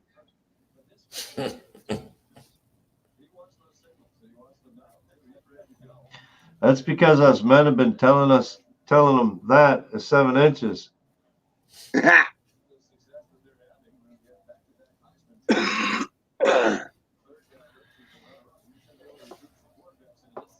all about depth perception. Some people think the bigger birds though are harder to tune. You got to realize that, you know, with longer arms, each motor has more torque to spin it in a different direction. So I don't know. What's his name? Now I won't be able. Jeff Freestyle talked about that. When I used to watch Blue Falcon all the time, one of the things when we used to tune on like the F3 boards and whatnot, there used to be a motor tune that you could do for your different sizes, how your motor placement was as far as the square. And there was a calculator you could go on to and you could type in from this point to this point, it's this many millimeters. And from this point to this point, it's this many millimeters. And then from this point to this point cross, it's this many millimeters. And you type that in and it punches out this code.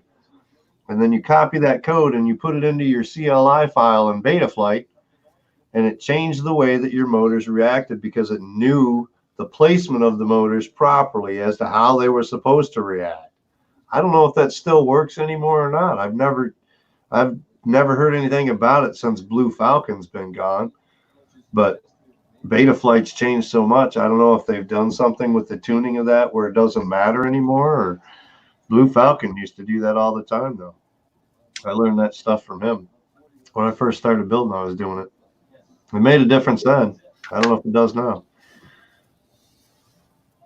That could be something that 6-inch and 7-inch quads could have an advantage by putting that motor spacing. It puts it out from the center of your gyro and whatnot, and it tells them, you know, there's a little bit more oomph it's got to give to control those motors out there on the arms because they're further out and spread out.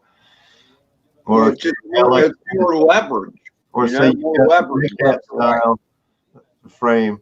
The Dead Cat style frame is flat in the front so that you keep the arms back out of the camera view, so that your motor placement's different. So your forward pitch is going to be different than your backward pitch because your props are further back in the front. So it's going to change the way that it pitches different. So that could help with that Dead Cat type tune as well. I don't know. That'd be something to ask Bardwell. He knows it all. FPV know it He's all. supposed to be the FPV know-it-all, so he should know. And he's a Betaflight master. I mean, when you go to Betaflight and you look at the Betaflight startup page, you'll notice his name's on there. Oh, is it? I hadn't Wow. noticed that. Joshua Bardwell's always I didn't notice that either. Yep. If you click on for like the help sections and whatnot, he'll have his name on there. Yeah. Well, I've only watched a few for ages. Bardwell live streams, but he seems to have an answer for most everything. But he does know a lot of shit. He knows a lot. If I've got a question and I can't figure it out, usually that's one of the things I'll go start looking through his videos nowadays because there's no JC out there. There's a few others out there, depending on what it is that you can go to, like UAV Tech. He's good for tuning type stuff. Bardwell's good for simple hookups and connections and knowing what wires to go where and figuring out problems of what things could be. He's good at that stuff. Yeah, UAV Tech is great for tuning and whatnot. I don't know. I haven't watched a lot of his videos as far as the connecting and wiring up and things like that. That's where Joshua Bardwell was pretty good at. But he gets into it so detailed and so technical of it that a lot of people lose interest and can't comprehend it, you know.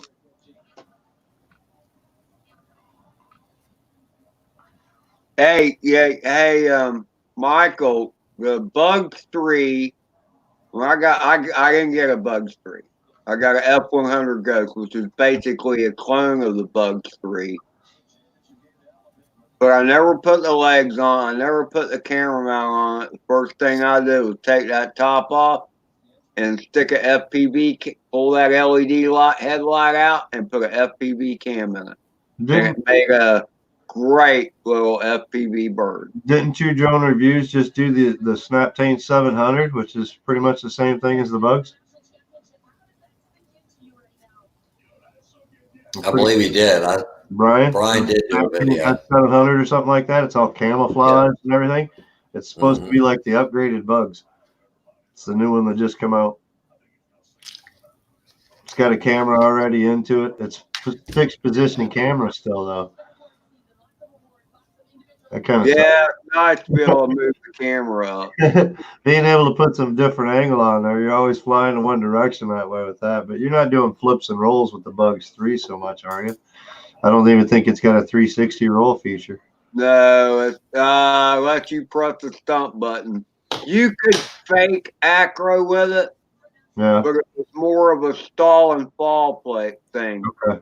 So you could if you can get the prop direction as it falls just right, you might be able to get it to a flip before you catch it again. No, it was easier. I'll tell you who could do it really good. Roadkill. You don't see him around much anymore. Okay. Oh, yes, yep. But he was good at flipping that thing. Was he? And I managed it a few times too, and you can do a roll with it too. But you're basically tricking the flight controller out. Yeah. Because you punch it, you You do a roll as hard as you can, and at the same time, cut the throttle completely, and it'll come on around. Well, McReynolds, look for that Snaptane 700 and see if there's parts for it. You might be able to find the camera that fits right in there. You won't have to do nothing to it. Yep. Hey, Michael, on the bug True Drone Reviews. That's who it was. MKX makes a camera that fits right in there like it was made for it. It's a Bugs clone of the clone Bugs made from. Right. No, it's not, John. A clone of a knockoff.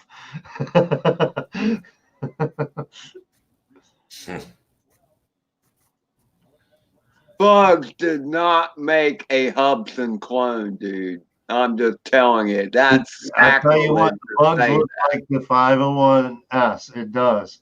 The Hubsan 501S looks very similar to the Bugs. Same thing as that Snaptane 700. And the body's a little bit different on it, but the arms come out the same way. The bottoms on the arms are the same. With those. Yeah, I think it was Hubsan clone and Bugs. I don't think it was the other way around. Yeah, that'd be go find out who's got the copyrights or trademark onto it, you know, the patent on it. Find out who put the patent up first on which. Yeah, Adam bought a Hubsan 501S from one of the guys across the street from me a year and a half ago, something like that. The guy was like, "Hey man, I got this. You want to buy it?" I'm like, "I don't really need that, man. I'm not into that kind of drone." Yeah. Adam was like, "Oh really? Well, how much do you want for it?" I said, "Man, he'd probably take like $50-$80 for it or something like that." I think Adam walked away with it for $50 for a Hubsan 501S. The guy didn't want it anymore, and Adam had crashed his quad doing a power loop into his brother's Hubsan, so he gave it to his brother. He bought it and gave it to his brother. But yeah, it was like the white one, I think it was.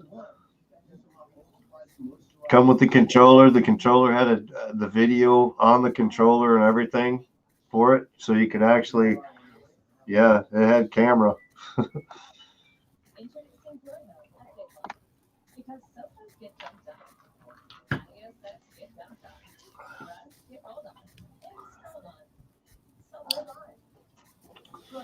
I wonder where Adam is tonight. Saturday night. He's off work tomorrow. He should be home being drunk right now. It's not like him to not be here.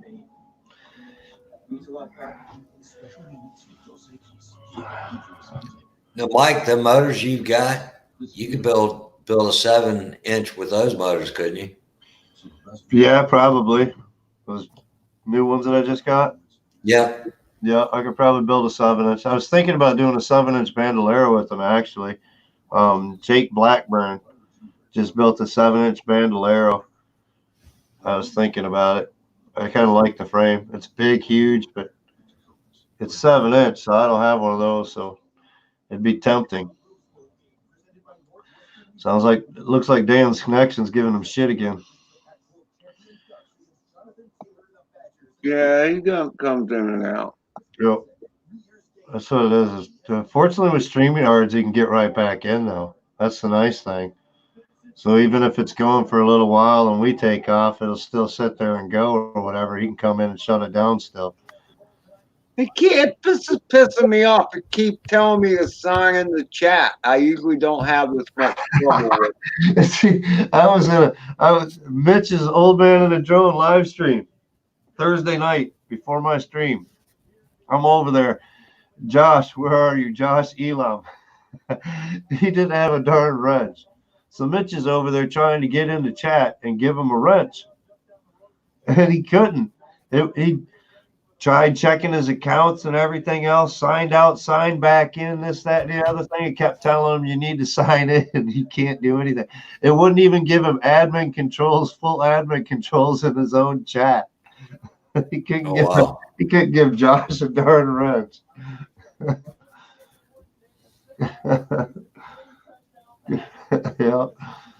was funny. Oh, Andy's been kicked too. Yeah.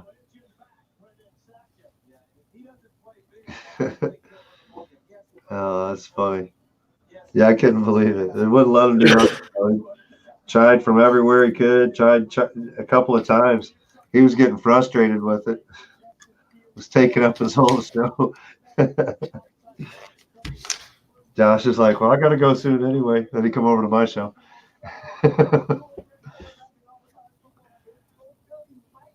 I know.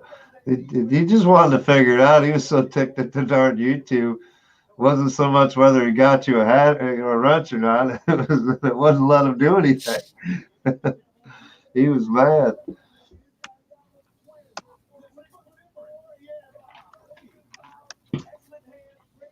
Huh. Must be a YouTube glitch going around or something. Could be because of Dano dropping in and out. I don't Could know. be. It hasn't kicked me for anything like that. I'm just talking about the Who pop got, out. Oh, it's even gotten live comments running for me so far. We have 13 people here. who got kicked out? I think they're talking about chat, Dana. Yeah, Josh was talking about another chat or whatever. He actually got booted from or whatever. He said that was new to him because YouTube's acting so goofy and couldn't. The old guy in the drone, Mitch, was trying to give him a wrench and couldn't do it. He got so mad he was signing in and out of chat several times, and it just wouldn't let him do anything. It wouldn't even give him his admin controls to be able to give wrenches or take wrenches. Oh, wow. He could remove, block, or report or something like that. He only had like 3 options whatsoever. It wouldn't even give him like the actual, like if you were to give us a wrench, the same controls that we had to be able to time out or this or that, it wouldn't even give him all those options. Oh, wow. Wow. Oh, see, it did once tonight here on him, he said. Kicked him. YouTube. So it's probably YouTube going through some kind of glitch or something.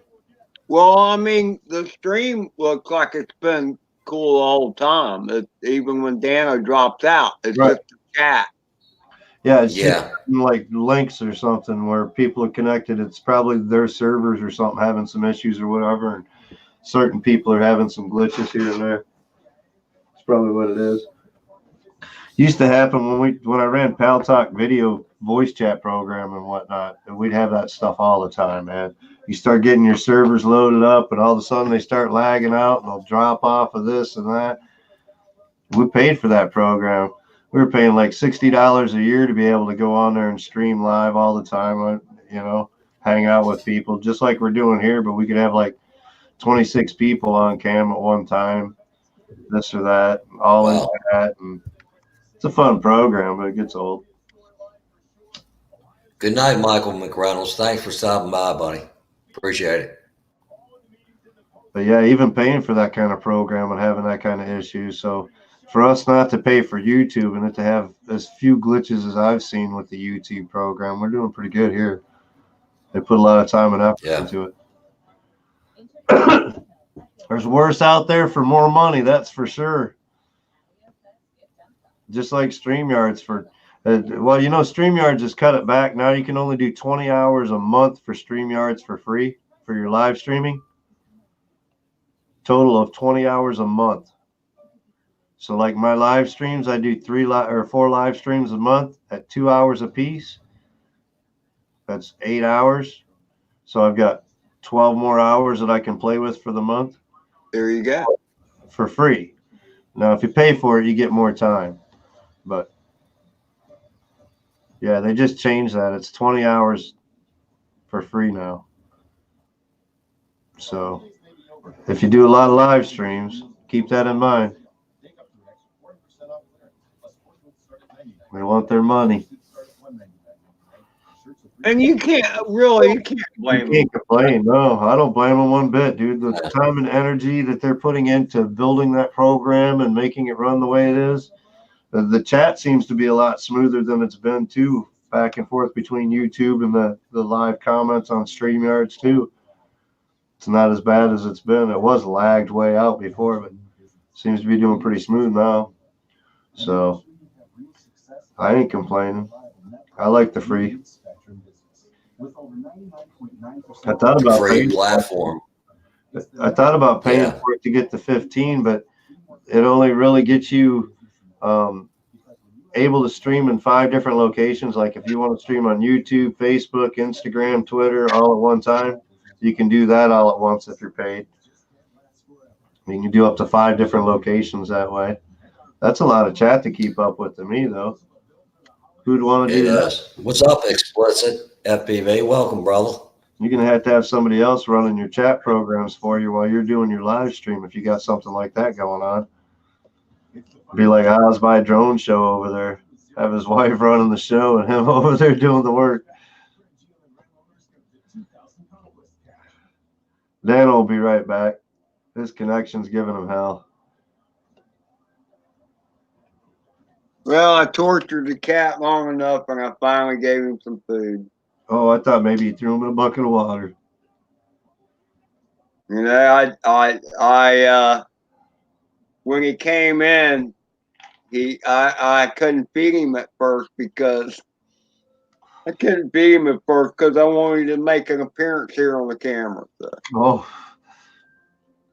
Hey, Chris, how you doing? Food to lay around and get lazy, huh? Sitting by the fire with a cigar. Okay, well, good for you, brother.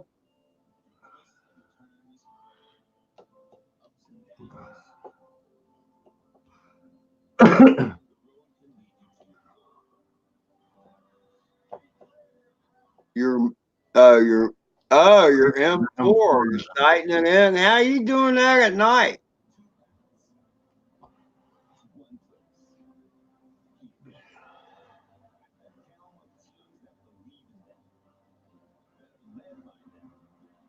So your printer's like, oh, the laser.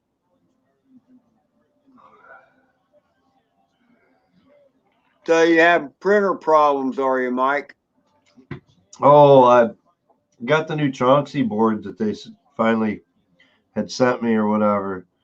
I finally got that in, and it's a V8 board versus a V5 board, version 8.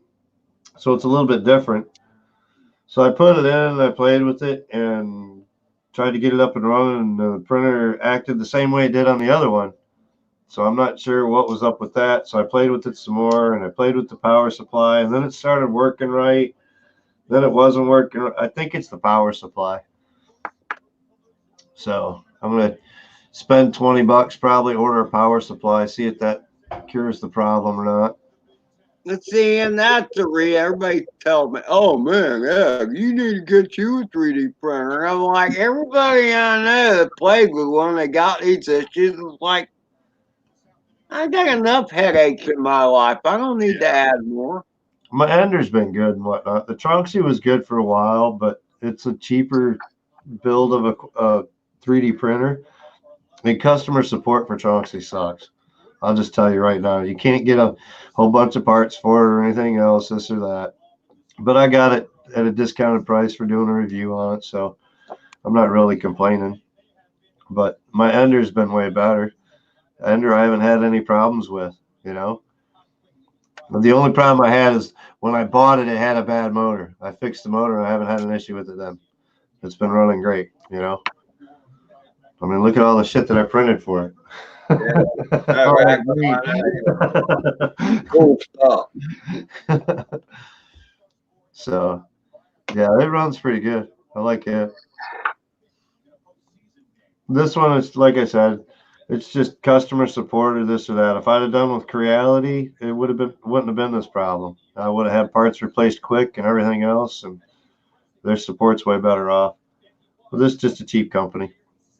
So, but it's still a good printer. I was doing good prints with it.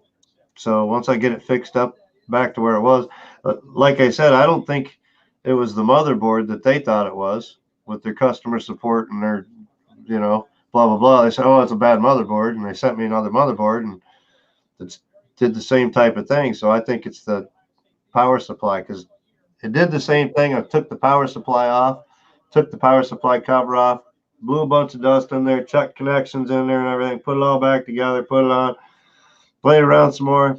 It worked. I was like, oh, okay, I got it. You know, thought maybe it was a bad connection or something. Cool. And it wasn't working like 100%. Like the new board only wanted to use like a quarter of the whole print space that was available. Instead of 220, it was only going over like 30 or something, you know, just a small square instead of this big square. So I was like playing around with it some more, and now the power supply is acting up again or whatever and doesn't want to support right and start up right. So that leads me to believe the power supply is just weak and going. It's like a computer power supply. They end up going bad. This one's only like, I think 250 watt. So I'm probably going to order the 350 watt for it. That's about Okay. boost it up a little bit more, give it a little bit more power, and basically upgrade a little bit here and there as I go. They're so easy to upgrade these things. As far as the board for this, if you go to the website, it'll work on this one and like 3 other of their printers of different sizes. So what all does the power supply do? I mean, does it run the heaters as well? It just powers over to the board, and the board does all the rest. So it supplies power for all the different components. So like the heating and all that. Everything that the printer does, it's Well, all power 250 watts sounds like nothing. supply. Right. That sounds too weak to begin with. But 220, I think, is the smallest I've seen on anything this size so far. So Well, I mean, when you think about it, okay, what's your bed temperature and what's your filament temperature? when bed temperature runs at 100 degrees Celsius for ABS, that's 435 Fahrenheit. See, and that's a lot of heat. Heat is And what? then it's got to use fans too. So it's running fans, it's running the LCD display, it's running the motors that run all the accesses and everything. Yeah, it runs a lot of shit. I want 500 watts for that. But I ran that for a whole year and whatnot before it acted up and goofed up or whatever, pretty much. So for the power supply being a low end like that, I'm not complaining. I'll go get me a nice Meanwell style that's 350 watt instead of 250 watt and push a little bit of extra juice to it. Should handle everything just fine. There you go. The thing that bugged me the most is when I put the old board back in to get it working, and the old board was working like it was supposed to for a minute. I was like, what? You mean I didn't even need a board?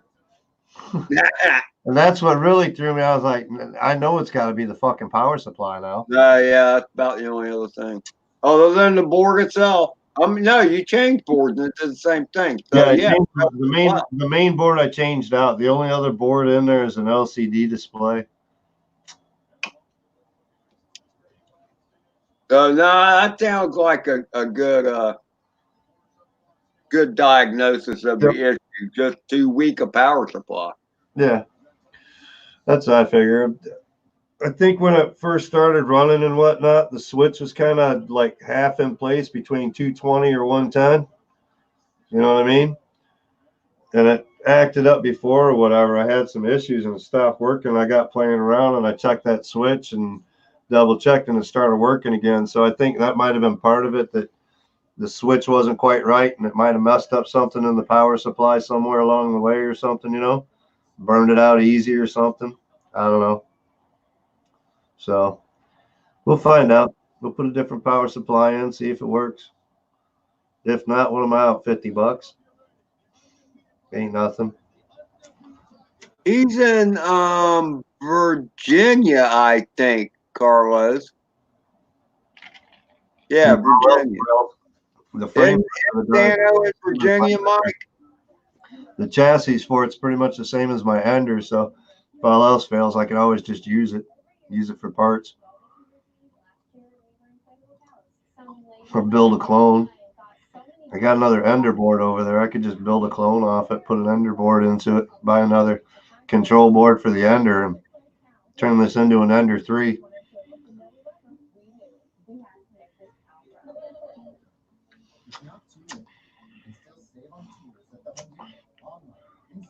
Where is Daniel located?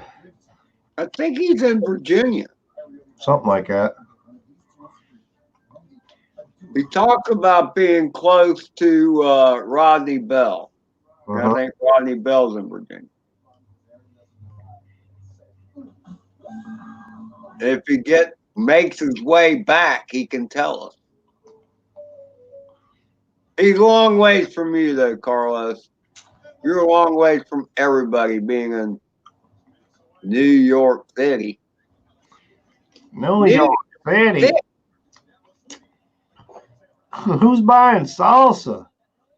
Yeah, right. That's the one. That's the commercial. New York City. Pace. Pace Picante. No, I haven't seen that, Carlos. I don't know. I've seen some cool stuff. Isn't the Tiny Hawk? Don't they have the motors that are upside down? Yep. It's a pusher. Tiny Hawk S. Supposed to be up to like adjustable cam onto it now instead of fixed cam. That's the best feature I saw of it. Oh, the original had a fixed cam? Yep. Oh, that sucks. It was at an angle, but it was fixed. It wasn't flat. It was like 15 degrees or something like that. That's still not a lot. Yeah. For a 1S Whoop though, that kind of style, you don't need a whole lot. But it's got LEDs come with it built into it now, and the LEDs they change up as it goes and whatnot, all programmed. Yeah, adjustable camera.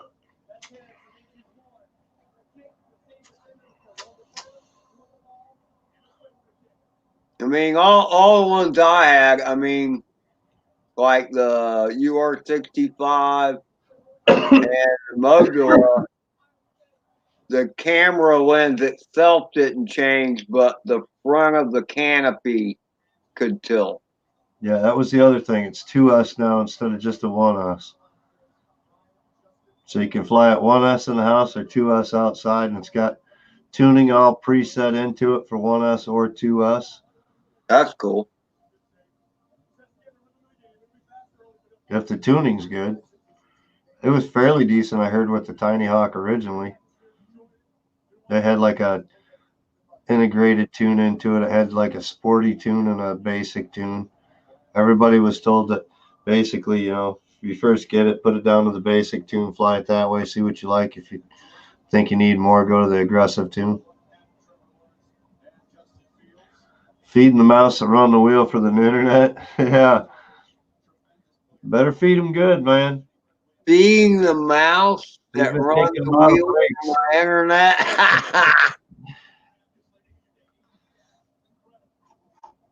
Told you he was fighting the net.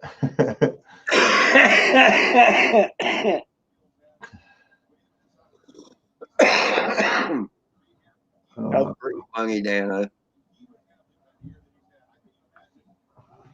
There are always mixed reviews on everything, Carlos. There's always going to be some naysayers, whatever. You have to go with what most of the people are saying.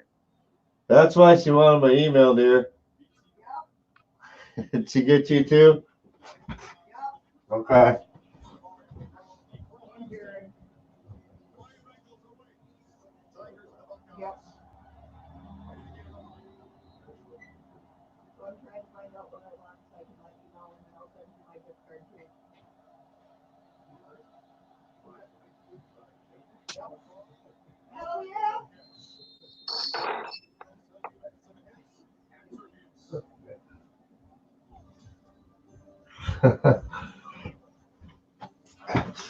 Sister-in-law wanted my email address the other day.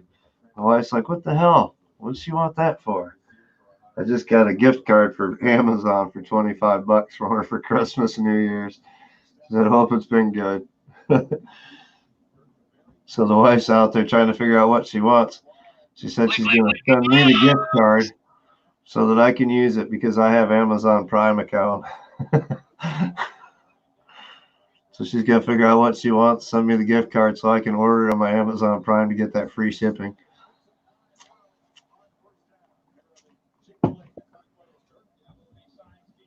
my balls. Click my balls. I finally played that at Carlos's request. He requested I play that a long time ago. John UK always doing that. Him and Ruling both do that all the time.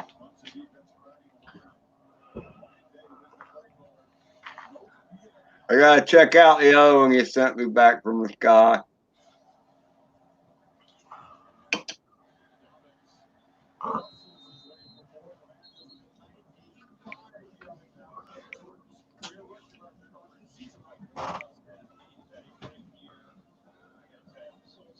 And away we go.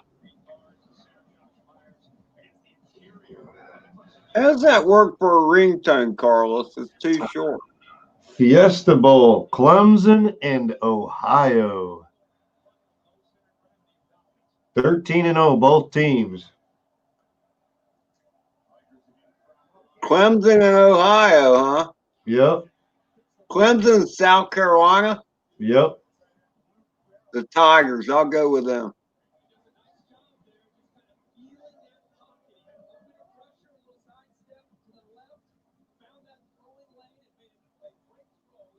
Yeah, Clemson's a pretty strong team. Ohio's pretty tough, though.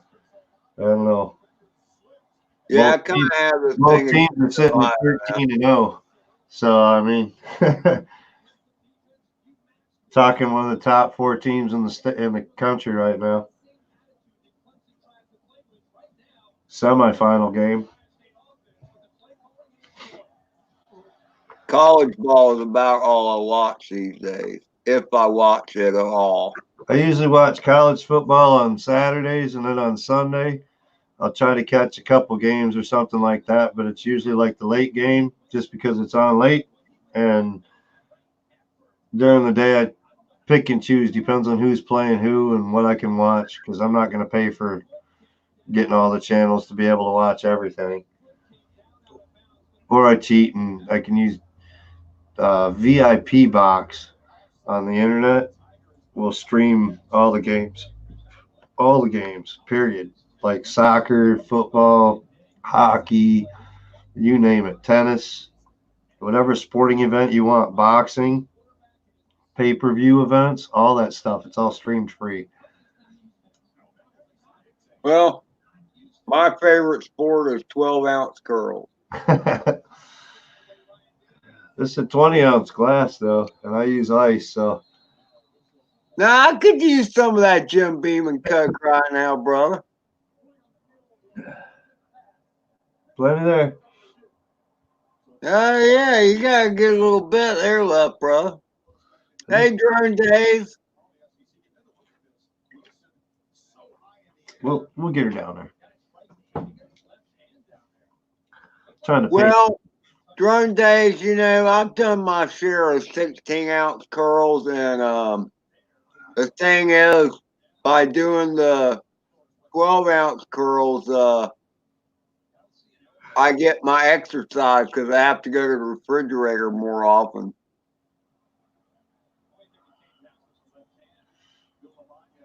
Hey, are you a brewer, Josh? That's cool. That's a lot of work brewing your own beer. got an uncle down in Detroit that does wine. Wine is cool. Or actually, I think it's cousin now. The uncle passed away. It's his son took over the brewing. But yeah, they make wine. Got another buddy down in Ohio that over there by Cedar Point. Dude, he makes like gallons and gallons and gallons of wine. He's got like 5 bottles sitting down there waiting for me right now. Strawberry, banana, and a couple others.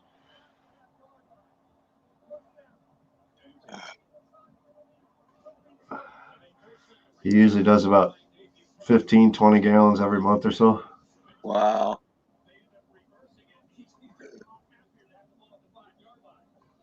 Yeah, he's constantly doing wine. He does all kinds of flavor. He puts it in contests and competitions and stuff. He's gotten several awards down there in Ohio. Well, that's He's good. going When you back get to- an award, you must be doing something right.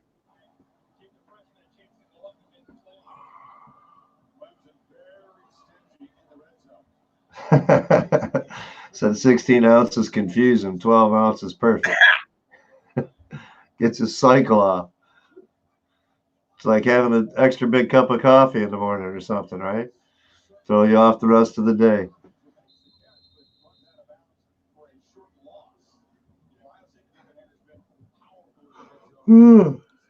Yeah, brewing coffee is a little bit less of a challenge, Carlos. Although it's something like a good cup of coffee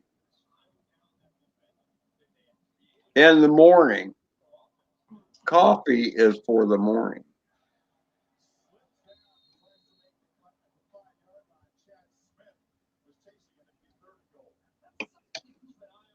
Well, Dana,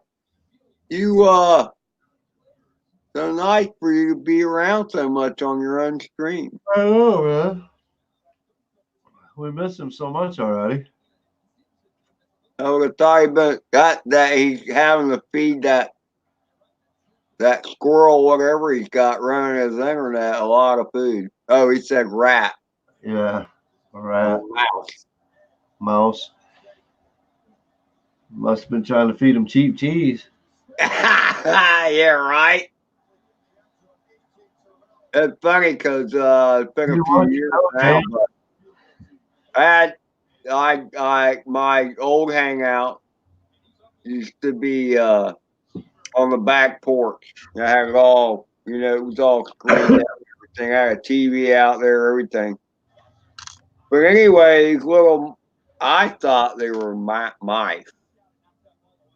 And they were so cute, and they'd come out, and I'd throw them a little tidbit here and there, and they'd come eat it. They got quite friendly. But then they got bigger. And I realized these aren't frickin' mice. These are rats. They were just baby rats, and they were cute. Now they're rats.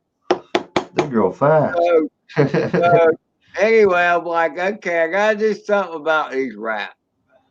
Well, the AC compressor outside took care of all that. One day, all of a sudden, I hear clunk, clunk, clunk, and there were pieces of rat in the bottom of the AC compressor. Hey, Ryan, how you doing, buddy? RDFPV, what's going on? I used to drink coffee throughout the day, back from the sky, and my stomach can't handle it anymore. I got old guy stomach now, I got. See, I played around with that DJI app today. That's the 2 videos I posted today were through the DJI app. I did all the editing. One of them with the one from this morning was actually like an 18-minute video that I cut down to like 5 minutes or something like that. I just took a section of it or whatever and put it up. And then the one with the sunset from Christmas night, I went in and I played with some of the functions that the controls have for editing and creating on there with some of the coloration and stuff like that. They're pretty good though. So what kind of flight time do you get out of that? Dude, you get like 25-minute flight time on one of those. On one battery. Wow, that's amazing. I was at 54, I think, 54% at 18 minutes of flight this morning. Wow, and still at 54%. Yeah. That's All it was doing was pretty much hovering for the most part. I didn't do a whole lot of flying with it. I put it up there and just kind of hovered it around. I turned a little bit. I scooted around a little bit, playing around, trying to look at different scenes. And it wasn't a whole lot to look at because there wasn't shit to look at this morning. There wasn't much sun coming through the clouds.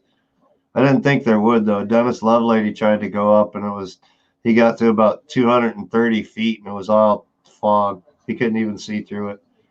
Yeah, went up to well, 400. on your sunrise video, Mike, I never saw the sun, any piece of it. No, it came through. It came through a little bit. You could see some breaking through a little bit in the clouds or whatever. You couldn't see nothing. But I wanted to see what it'd do and just the long flight time and whatnot. So I put it up, Chai. Then I played around with the editing program. It's the only reason I ended up posting any of it. I was like, well, let's see what the editing program will do. Play around with it.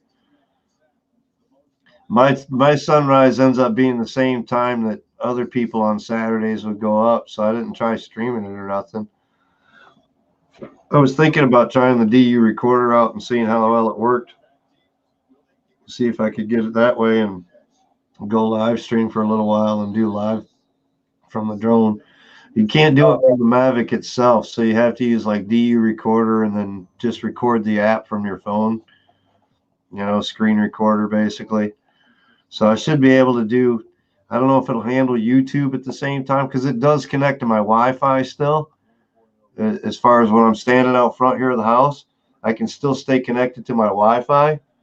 So I should be able to pull up YouTube and be able to look at chat and bounce back and forth between the drone and chat while it's up there hovering or whatever. So I thought about trying that and seeing if I could. Philly Mike says he's done it with the DU recorder, so I just haven't used DU recorder to find out how it works and set it all up. I kind of went through it a little bit today, playing around with it. I was like, everybody else is supposed to be doing sunrises or this or that. And then just as I was getting ready to go out to try to catch my sunrise, everybody else had canceled. So Rodney Bell went ahead and started his live stream. So I jumped in and hang out there and Rodney streamed for a while. Went out, flew, and we came back in. Yeah, I didn't get up early enough for any of that. Daniel's fighting his internet connection, Ryan. He'll be back. He's praying. Are you paying the internet gods or are you praying to the internet I gods? think he's probably doing both. I got the notification from the wife. Our internet's paid, so I shouldn't have any issues.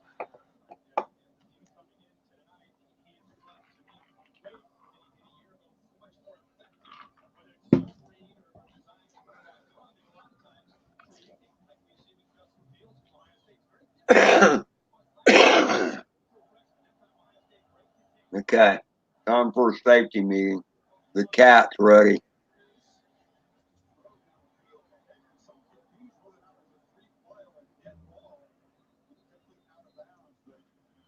Did I watch one? I think I watched the video of yours today, Josh. I don't know if it was the sunrise one or not.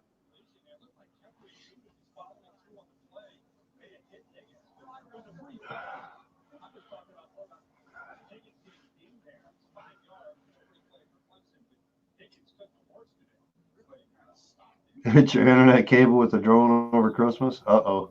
There he is. And, Welcome to my live stream, guys. Yeah, thanks for stopping in. Yeah, glad I could join you.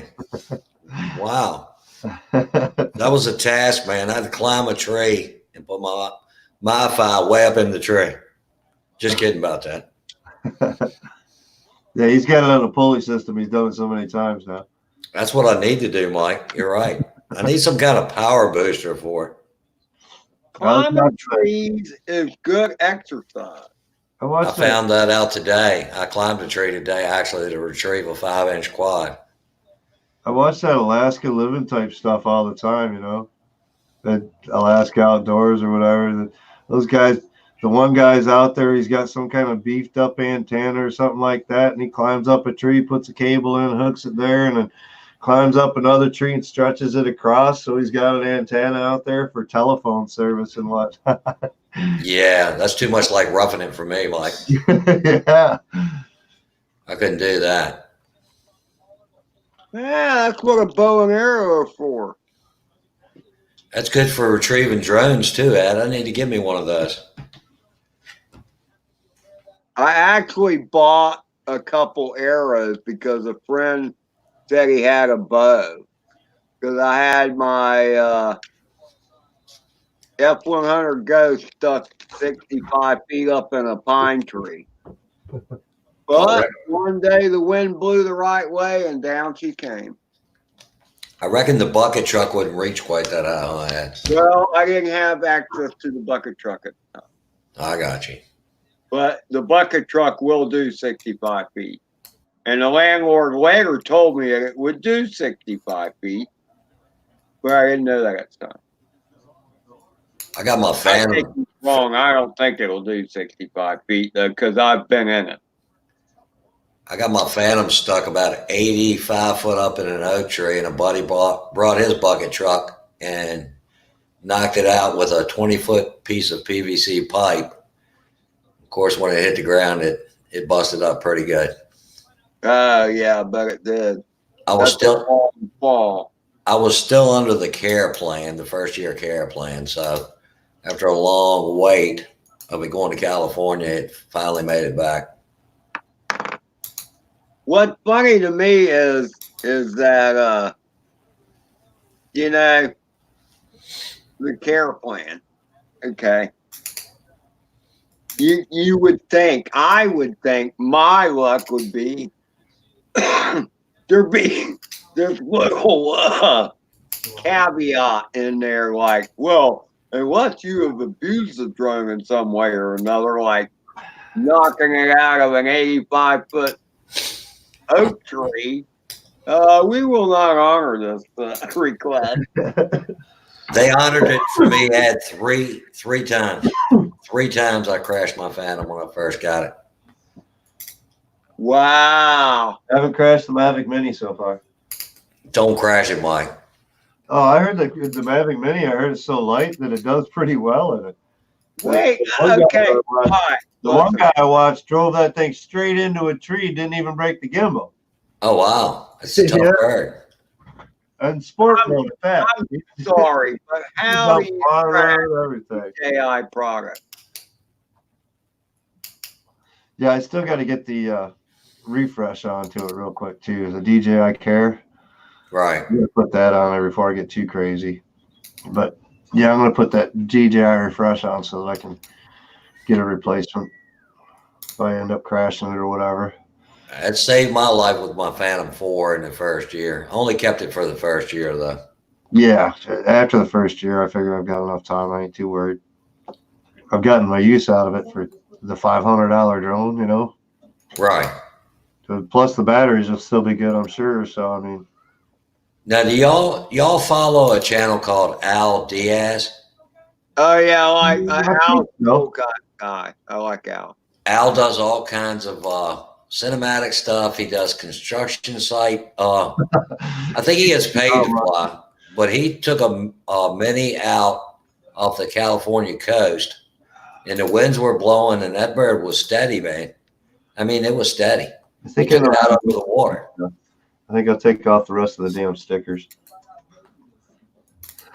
You still got stickers on that thing? I did have a sticker on it still. You should have a night train sticker on it, Wow, bro. Mike, you haven't even popped the cherry on that thing good yet. Yeah, really. Yeah, it's the instructions on how to open the arms. Unfold the front arms forward. And they've I'm got- sure you know how to do that now since you've flown it. I didn't even read the instructions, dude. I watched a couple of videos though. There is one thing with this. You've got to unfold these before you flip the arm, because you can't flip the arm and then unfold them because the leg catches. Right. Other than that, that's the only trick to it. Yeah, well, I mean, at least in the process, you didn't break stuff. It was like, oh wait, I got to do the other one. I wasn't bored than nothing. That thing's low to the ground, Mike. You got to take off and land on a smooth surface, I'm sure. Pretty much. The back legs stay way low. The front ones aren't too bad. And I think there are attachments you can get, but yeah, Right. way low. Oh, yeah. Need a helipad for that. Yep, The package I got a helipad for it. But instead of 500, I spent an extra 100. I got a little backpack with it. I got the little visor over your phone, you know, the sun guard, Right. tablet mount for it. I got a helipad. I got the antenna boosters. So Oh wow. The sun guard's a must. I used to use that when I found them. yeah, because your phone, even with the auto adjusting on your phone and this and that, Right. you turn just a little bit and all of a sudden you're gone. Yeah, I hate that on phone.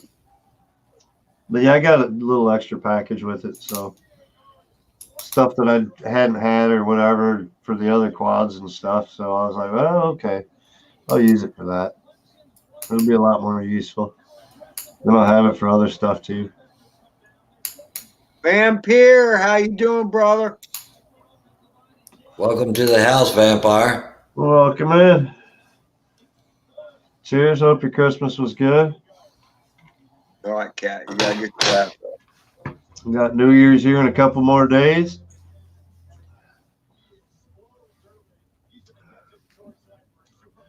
Need to get some good hours this week so I can crack down and start studying for 107, I think. Are you going to get your 107, Mike? I got to get out of this residential painting, dude. This stuff's killing me. I hear you. How does that affect like FPV flying? You got to have a spotter all the time, don't you? No, it's not if they're not commercial flight. If they're recreational flights, it don't matter. No, I understand, but you're not a hobbyist anymore, and that's what's I kept me can from. apply as a hobbyist with certain things, as long as Oh, I you can? can flight, whether it's hobby or commercial, before I fly. I got you. You just got to make sure that you don't use any of your hobbyist stuff for commercial work. I got you. That's what I was worried about getting my 107 because I didn't know if it'd affect, FPV because I don't always have a Probably spotter. hold you a little bit more responsible if you're doing something wrong. If you're not flying like you should be or this or that, they'll probably hold you a little bit more responsible, but I don't think you'll have much to worry about. Right. Everybody says, we were talking in one of the chats earlier about the 107 and whatnot with, I think Paul Murray was talking how 107 for registration, you're supposed to register each individual drone, but there's hobbyists out there that have 107 that only do it for the 107 work. So if they're using a drone for 107, say I'm using a cinematic quad, even, FPV, then make sure to register that for that purpose. Then it's done and out of the way. But it's $5 per drone as a 107, where it's $5 per year as a hobbyist. Right. So yeah, it's a little bit more costly, but the cost is covering your butt too. So I'll probably end up doing like anything that's cinematic or GPSed.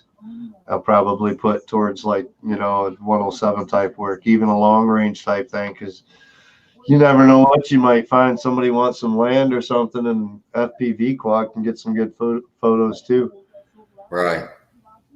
So, especially cinematics and stuff like that, nice slow stuff, or never know. Be good to have, especially when you got these people like drifting cars and stuff like that. You know what I mean?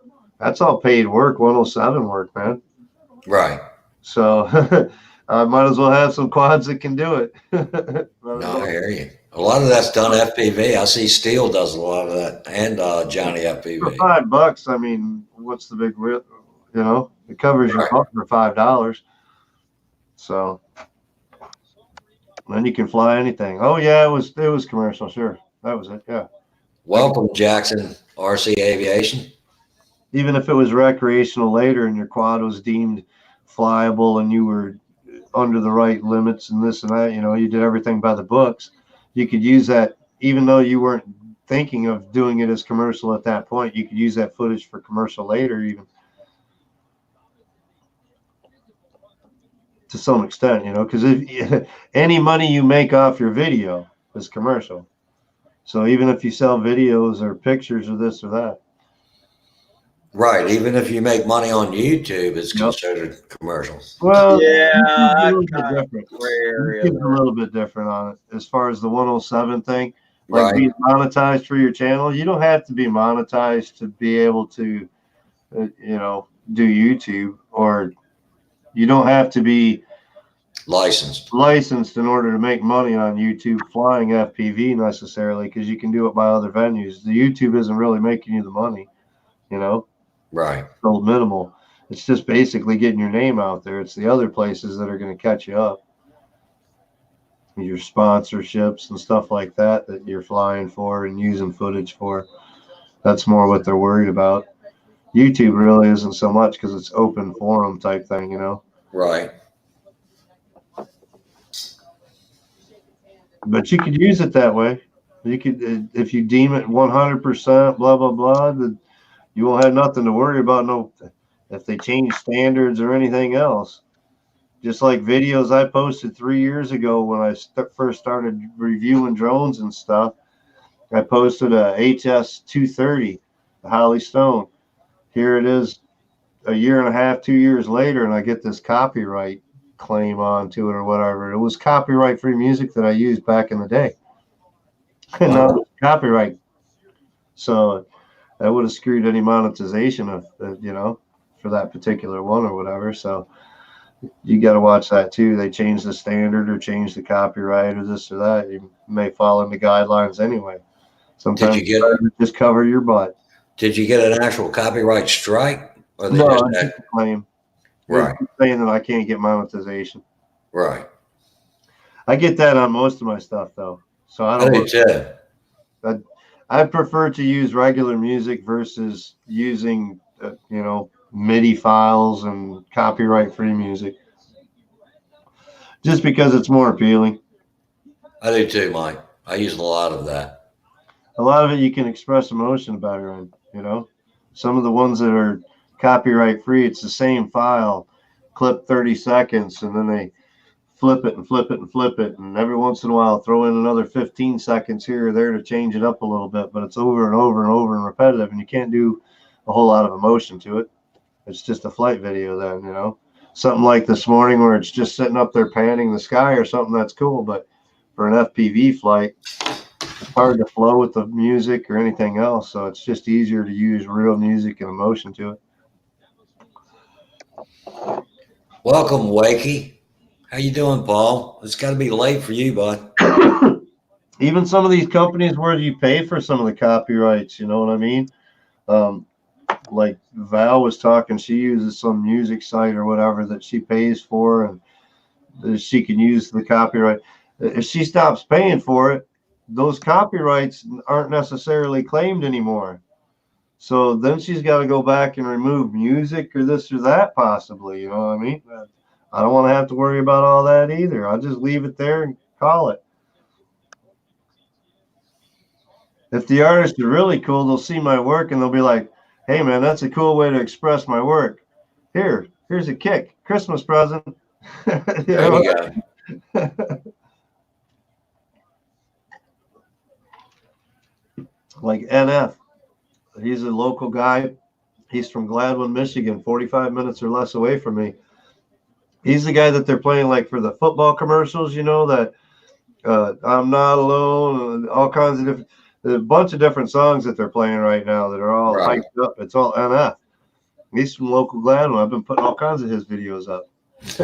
Yeah, hook me up, brother. I'm a homie. Yeah, you're promoting him. Yeah. Use a hashtag with his name onto it or whatever, man. That's a promotion for him. He shouldn't be claiming against copyrights for me. He should be saying, hey, man, thanks. Here's a couple bucks. Daggone, Wakey RC's over, and I think he's in England, 1:52 a.m. Yeah, he's in England. Yeah, UK. Wow. What are you doing up, Wakey? I reckon you stay awakey. Wakey is wakey at weird time. I got you. Does he work weird hours? I don't think. Does he Wait, work?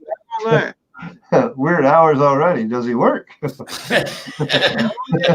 he's retired. Oh, I got you. Well, I'm envious of Wakey. I'd like to not know what day it is or day or night. It doesn't really matter. Wakey, come on now. Okay. So are you really sick, or did you claim to be sick so you didn't have to go anywhere? Got to play hooky for Christmas. That sounds like a ploy. I got you, Wakey. That was his way of boycotting. And you know, because Wakey doesn't feel so good these days. That's why he has weird hours because he has to take meds and stuff. I got you. I'm sorry you're really sick, Wakey. I hope you feel better soon, brother. Yeah. That was a cool video, man. You gotta tell me about that hill you've been doing the rock crawling with, because I think that used to be a bridge of some kind. Pretty cool video, y'all. Check it out. Yeah, Wakey does some cool stuff. I mean, he mostly plays around with the ground pounders, which I don't really mess with those. But that's probably why it's RC, not FPV, huh? He does good videos, though. Hill climbs, like you say. Bunch of good stuff. A coal spoil tip. Huh.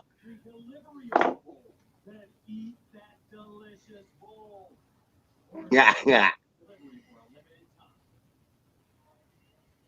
Apple Card is a new kind of credit card created by Apple. So it's simple and transparent with a new level of privacy. Oh, it was a conveyor belt thing. I gotcha. I knew there had to be some kind of apparatus going on because I saw when you were crawling around on the top of that hill, you can see the anchor bolts that used to hold some kind of structure or something. Oh, over 100 feet higher. How high is it now? It's pretty high now, isn't it? It looked like a nice little hill top.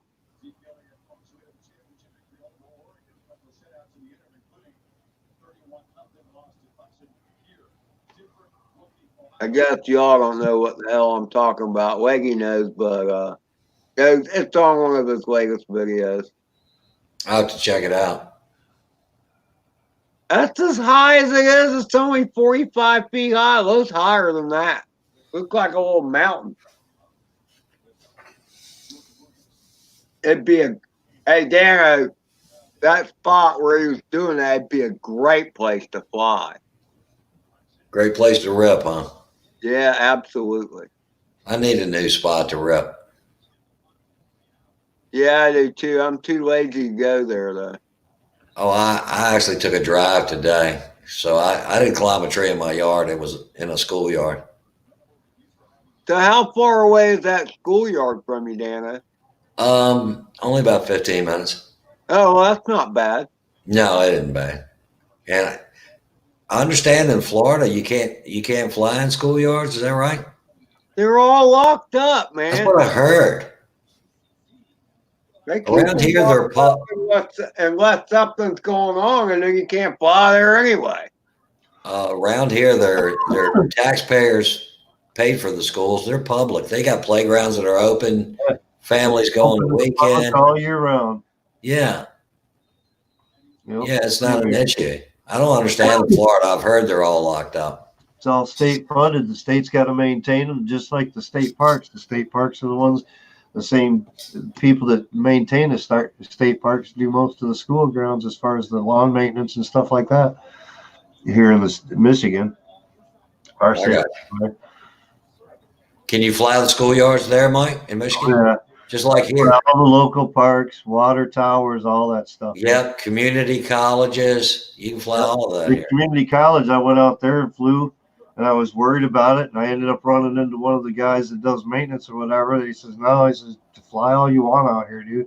He It's says, "We don't public. have no problem." I said, "I was worried because they got security out here. I was worried they're going to get upset." It's like, Right. "No, don't worry about that." So security ain't going to worry about that. They fly out there here and there. There's lots of people. So Yeah, that's public domain. Community college. yeah. Hello, Tiff. Sure. Glad to see you could join us.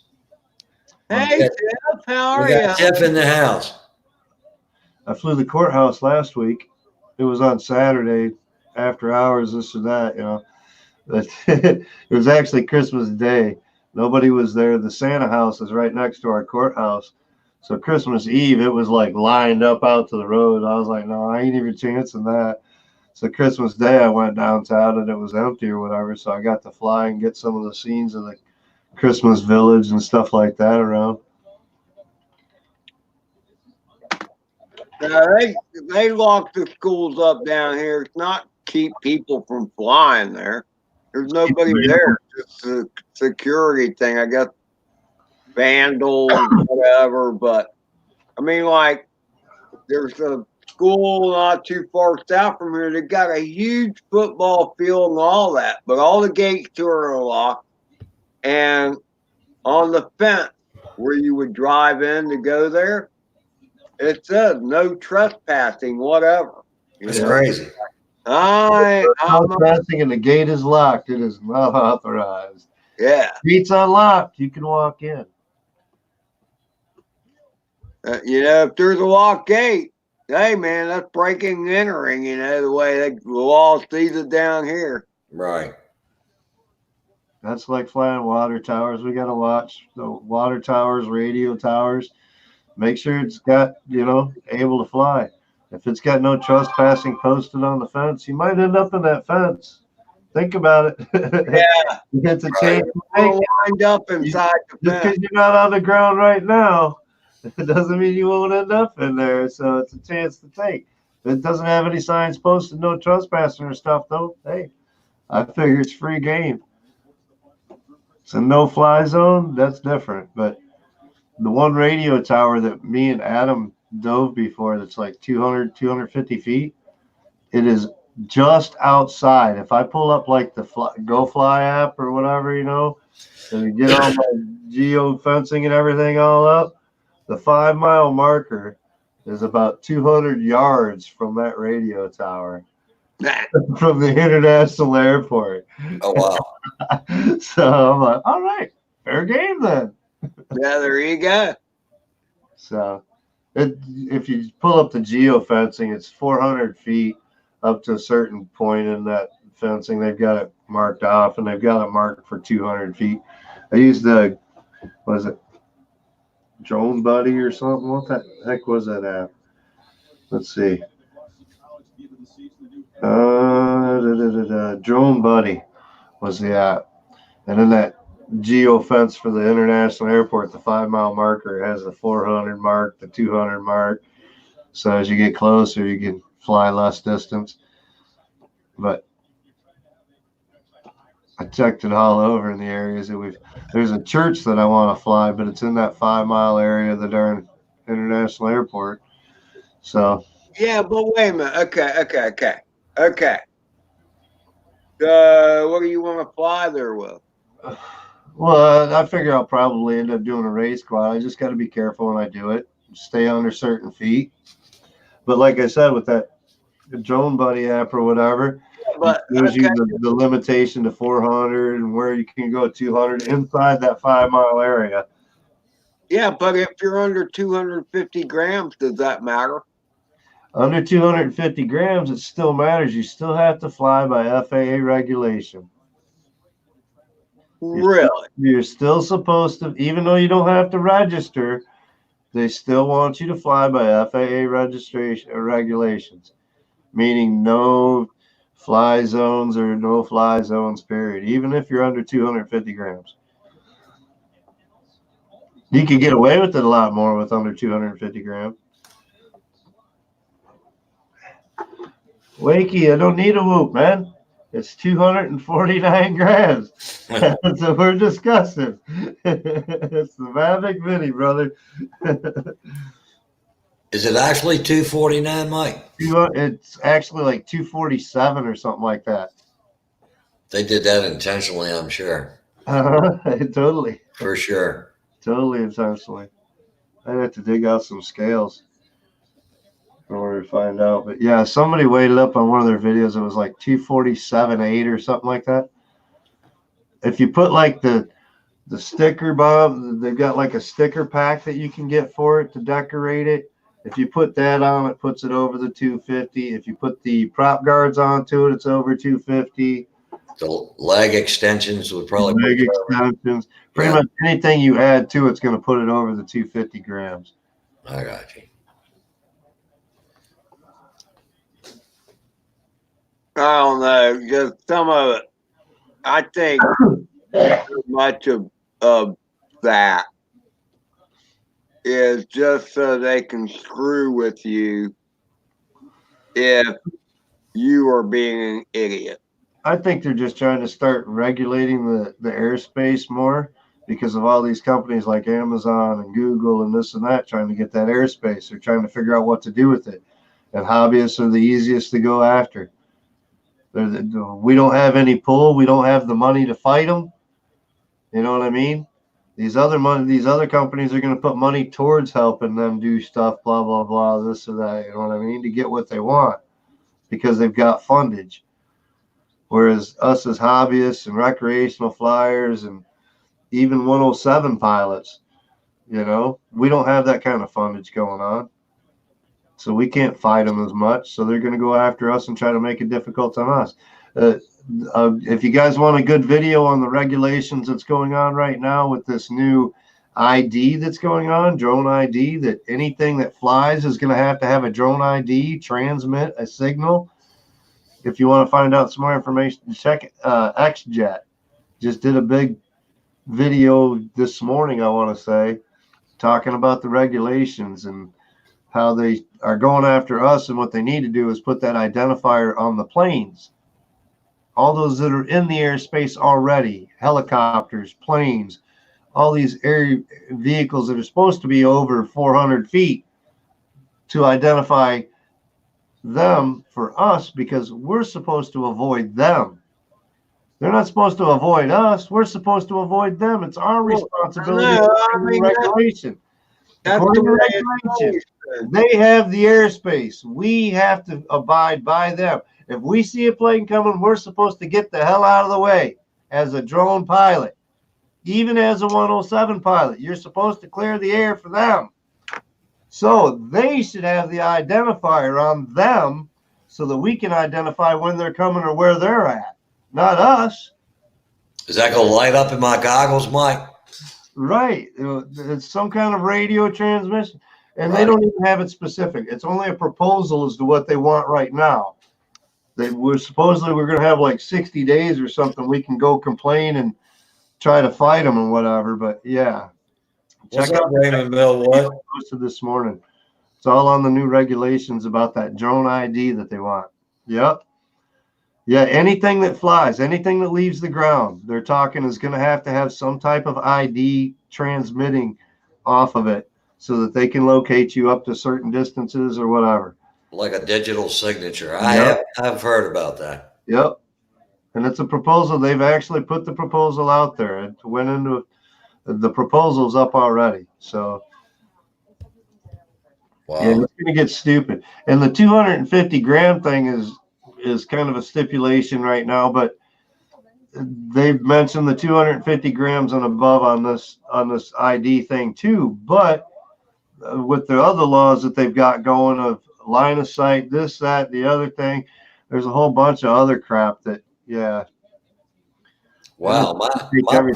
My 5-inch quad, Mike, is like 650 grams all up weight. Mm-hmm. Yep, that's about what my Alien is. It's somewhere around 700-800 grams with the battery Wow. and everything else, with all the TPU, this or that.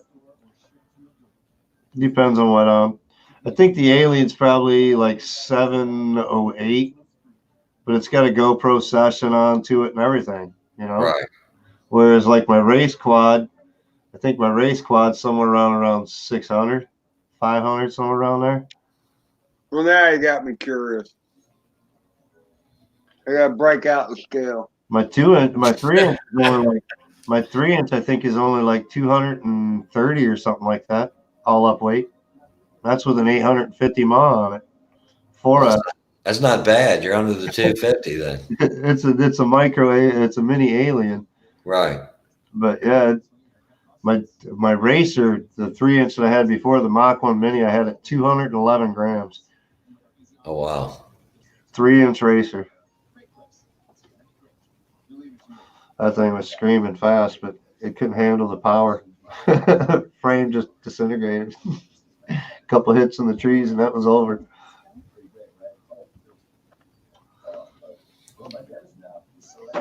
I figured I'd end up getting a different frame instead because it didn't hold up the way I thought it should. I didn't like the build either. It was so compact, you couldn't put anything in it. There was Right. very little cam tilt I could do onto it because it was so compressed in there. And so I ended up going to the Alien frame. And the Alien's got so much room to move around. I can cam tilt and all that kind of stuff now. So just worked out better. I don't know if the arms were any better. I busted 2 arms on my Alien 3-inch already in 4 or 5 months. But arms are cheap. It's like, I think 4 arms is like $7 or something like that, $8. Ed is slacking on telling me to hand out wrenches. On a digital scale. I'm sorry, man. Yeah, Raymond Millwood in here don't have a wrench at. New Found Drone Productions doesn't have a wrench either. Oh, Yeah, well, I just Hey, have Bill. one sitting down there. Come on, Ed, you got to help me with these things, buddy. I'm sorry. I stepped away from it. Okay, excuse me. Oh, Did you find your scale? I did. And how much do you weigh? Oh, I can't step on that.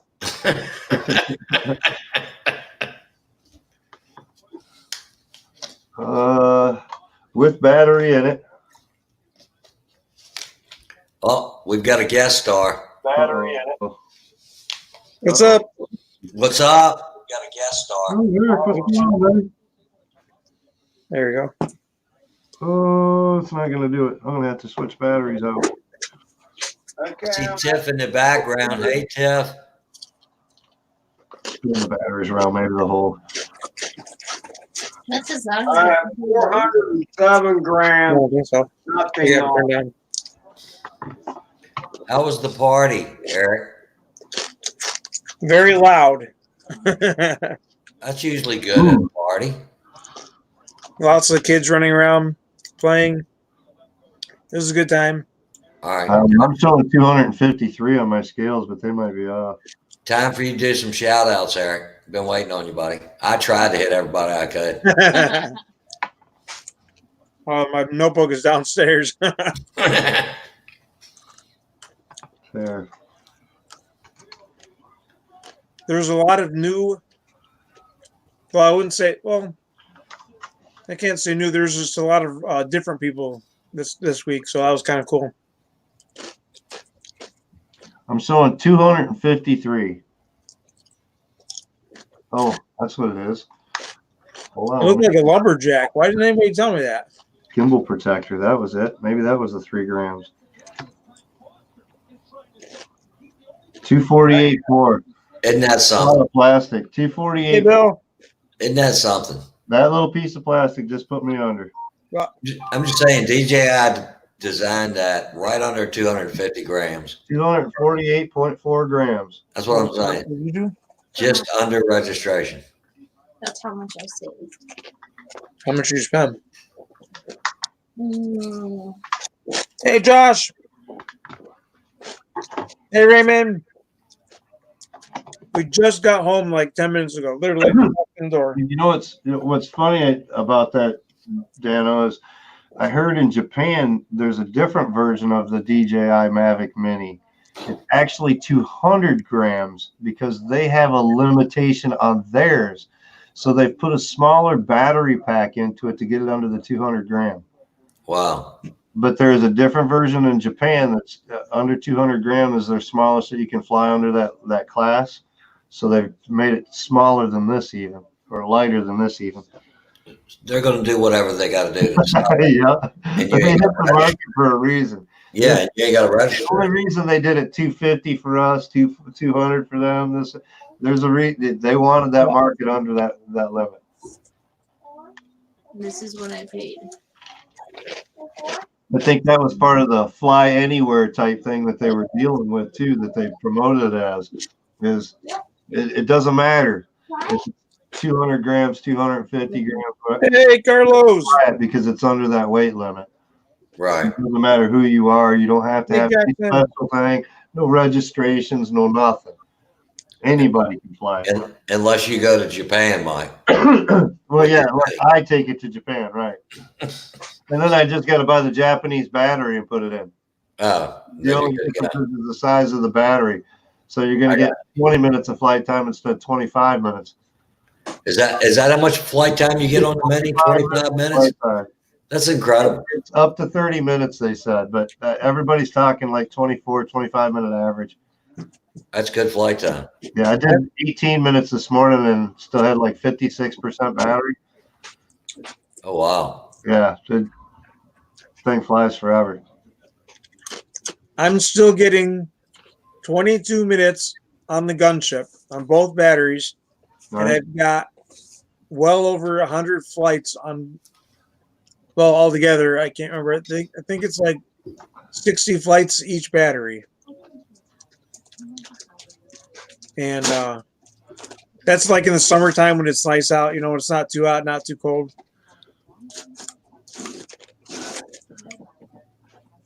So I can't complain. I got 2 batteries and they're doing great. So far, I've got 1.32 hours and 5.23 kilometers flown and 15 flights on the DJI Mini. It showed you that on the app? Yeah, it's got it in the profile, so it breaks it down for you. There you go. Oh, that's cool. And then I'll have to go if get I want mine. to get more complicated, it goes into each additional flight. So like, say the top flight there, if I want to check it, I click on it and it'll bring up the map and show me what the flight pattern, everything else. And I can play it. It's playing along right now. So it's actually doing the flight as it goes through, and the little arrow will move through the flight as it goes. So you Right. can see what your flight path was in the whole shot. So, So do you think DJI can see all that too? oh, I'm sure they can. Absolutely. It saved it to my phone. It saved it. It's pulling it, the information from the drone to the phone. Right. Yeah, I'm sure. Matter of fact, one of the things in here, it said flight log wasn't updated or something like that. It told me to download it. So I downloaded it so that it was in here or whatever. So I'm sure. Talk to your advisor. That's cool. So when I weighed my bird with the heaviest battery I have, I came out with 649 grams. We're right there neck and neck, There Ed. you go. They say like 700 is like the sweet spot, between 600 and 700 for a 5-inch freestyle. Where you still Right got you went down towards under the 600. right. Now, Ed, mine's 650 with a GoPro session on top of it. Adrian Mateo, what's going on, buddy? The pumps are, Adrian, what's up, brother? the pumps are guaranteed by Friday. What's here by Friday? The pump. Oh. The pump. I dropped you a link there, Adrian. Jump in here. New fuel pump.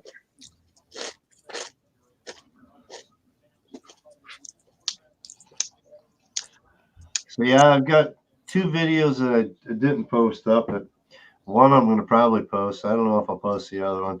The second one was yesterday. I went over there and flew around for those guys or whatever, and was showing them off the Mavic Mini. They're flying a DJI Spark. He said he hadn't gotten it out and flown it very far because he lives in a subdivision or whatever and was too afraid. So this was the first time he'd really gotten it out and flown it very far. So, so, The guy that was with him, I think, was his dad or something. He's got an Inspire and a DJI Mavic Air. And he was liking the Mini. He's like, "Oh, I want to have to get one of those." Compared to the About a 10-minute flight. Inspire, yeah, compared to that Inspire, it's like Yeah. the Mini you can shove in your pocket and go. Well, I told him, I says, I haven't tested this thing out in these winds or whatever. It had like 14-mile-an-hour gusts or whatever. And he had the Spark up there. I'm like, that Spark's handling it pretty good. It's about the same size, a little bit more weight because it's a bigger battery and whatnot, and a little more girth to it. But that's how much. everybody's saying it does pretty good in the wind. Oh, what the hell? I'll go ahead and throw it up. So I figured I'd try it out in the winds and see how it was, man. After about 9 minutes, my hands were so ragged and cold and everything. I was like, "Fuck." I wasn't flying it any longer, dude. I had over half a battery at least. From what I've seen, they're solid in the wind, though. Yeah, they handled the wind no problem. I thought about posting the video just so I could show Hey, Wiggy. the gusts of wind or whatever, but it was such a dim, cloudy kind of day, overcast. It wasn't really a whole lot to look at here in Michigan. It's a bunch of dead trees right now, you know? Right. Not even leaves on them to look at for the most part. Get some pine trees here and there, but the rest is all just brown tree branches. And oh, there's an obstacle. Oh, look, there's a red bridge in the middle of a tree. Hey, Mike, does your DJI Go app have that the editing software on it or whatever? Yeah. The last 2 videos that I posted to my page were through the editing software. Mine runs really slow. Otherwise, I'd use it. It didn't seem to do too bad. It's not like doing a post on here. It took me to upload, set it all, you know, once I did the edit or whatever, edited fast, you know, as far as the edit part. And then you upload it to save it to a file. That took me, I don't know, the second file was 2 gig as far as the file size, because I had done the video and Welcome back, Phantom. I think it was in 2.7. Still at it. At like 30 frames per second or whatever, or maybe it was 1080 at 60, or anyway, one of the files was big and it was 2 gig a file instead of like 500 or 600 megabyte. So it took like 2 hours almost on my phone to upload on my Wi-Fi. Really? But that's 2 gig, man. That's a lot of data. Yeah. But it was through my Wi-Fi, so. And part of it was I took the phone back to the bedroom and laid down while it was doing it, took a nap. So it was further away from the Wi-Fi connector too. So that probably was part of it. But yeah, it took a little while, but it wasn't too bad really. You got to feed the mouse, Mike, like I had to do. Yeah, that's pretty much an antenna booster or something in this little trailer here. It's got drywall in here and whatnot. The front room's right next to this room, and over here in this corner would be like a wall. It's probably, if I could go through the wall, it'd be like within 8 feet is where the router is. But at the other end of the house, it's like probably about 50 feet almost. So yeah, all the different rooms and aluminum and drywall, and yeah. I am checking my flight record right now. Oh, okay. Maybe I don't have that. I did take it up to 350 feet today just to check it out. That was cool. First time I've ever taken anything officially up that high. I got my HS 100, but it says 500 meters is the range, and it's all in metric and whatnot. So I never really took it up over like 100 meters or something like that. So putting it up to 130, 140 meters is a little different. Okay, so I take back that earlier flight thing. It says I have 92 flight times. So if you split that in half, that's how many times in each battery. But I'm still getting like a minimum of 22-minute flight times. Yeah. And that's draining the battery down to like 30%. Yeah, see, they said that don't drain the batteries over 40%, but what kind of batteries are those too? Well, one's the stock Phantom 3 standard, and then the other one is What kind of battery is that? is LiPo. Ion. These are not lithium polymer. These are your 18650 batteries, like your vape batteries. Huh. These are lithium ion. Really? They're not lithium polymers. So these will go all the way down. Like Dustin Dunhill took a flight. He did 3.43 miles out and back. And when he landed, it was at 0% and it landed in the grass. It didn't make it all the way back. He was real lucky he didn't lose his drone. Yeah, drone bum's done that a few times to his detriment. At 1%, Into the water. still was able to control the drone. At 1%, you won't have that drone in the air with the Phantom or whatever. It won't go all the way down to 0. I don't think. It'll land itself before. I very rarely made it past 30%. Yeah. I think one time I got down to like 18%, All the way down to 0, dude. but that was when I sent it out. $40 battery probably killed the battery. But I don't even think he did with the lithium polymer or with the lithium ion like that. I don't think he killed the battery because my vape batteries, I'll drain them way down and they'll still work. I Yeah, just put them back on the charger, they're back up to good. You know I think what I that. I think the one time was when I sent out that one time almost to 9,000 feet. But yeah, that's part of the reason that they've been able to make this so small and compact and lightweight is because they went to the lithium ion pack instead of the lithium polymers. So they've saved a lot of weight and get still a tremendous strength out of it. I They wait. can more of that battery. I beg to differ a little bit. I don't think a lithium ion is lighter than a lipo. No, they've been able to for the flight time to be able to get it down. Well, I mean, it's probably like half the pack. It's probably only an 1800 versus like a 3000, this or that or the other thing. So they've compressed it, blah, blah, blah. But going to a lithium ion, they've been able to get the long flight time out of a smaller battery with less weight than what they would have with the full lithium polymer. And, well, and part of that is due to the fact that does not require a high C battery. Exactly. We don't have to punch these. They're just out there idling and running the basic. Even at full speed, they're at like 25 C. So they don't need all that. Yeah. Hey, Ed, if you're going to debate a point, we need you to present yourself, bud. He's still weighing up his quad. My microphone should still be the same. I'm sorry. Oh, we can hear you, bud. He's just Yeah, because the microphone is the same. No, I know. We missed your smiling face. Well, I know. I got sidetracked. I was having a safety meeting. Oh, understood. I don't know. I mean, I think a lithium ion weighs as much as a lipo. In fact, the lipo might be lighter weight, but the lipo is designed for high current. Here's with the GPS drones, we don't need all that punch. That's why they've been able to do that. That's why you've seen all the technology with like the one drone out there that it says it can run for like 8 hours or something like that because it's all battery and it's done with a different type of battery technology or whatever. But that's because it doesn't need to have all that high C punch and whatnot. It doesn't need all the power. It just needs the basic current running. Low end. Adrian,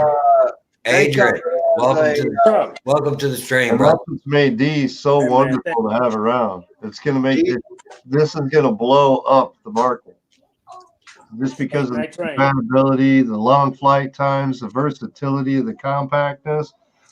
Yeah, it's not a Mavic. You're not going to get all the great dynamic range, but if you watch some of my videos, even with YouTube blowing it out of proportion and everything else, it's still some killer video. As far as the lighting and whatnot, the sunsets and the sunrise video sucked. The sunset video was pretty good.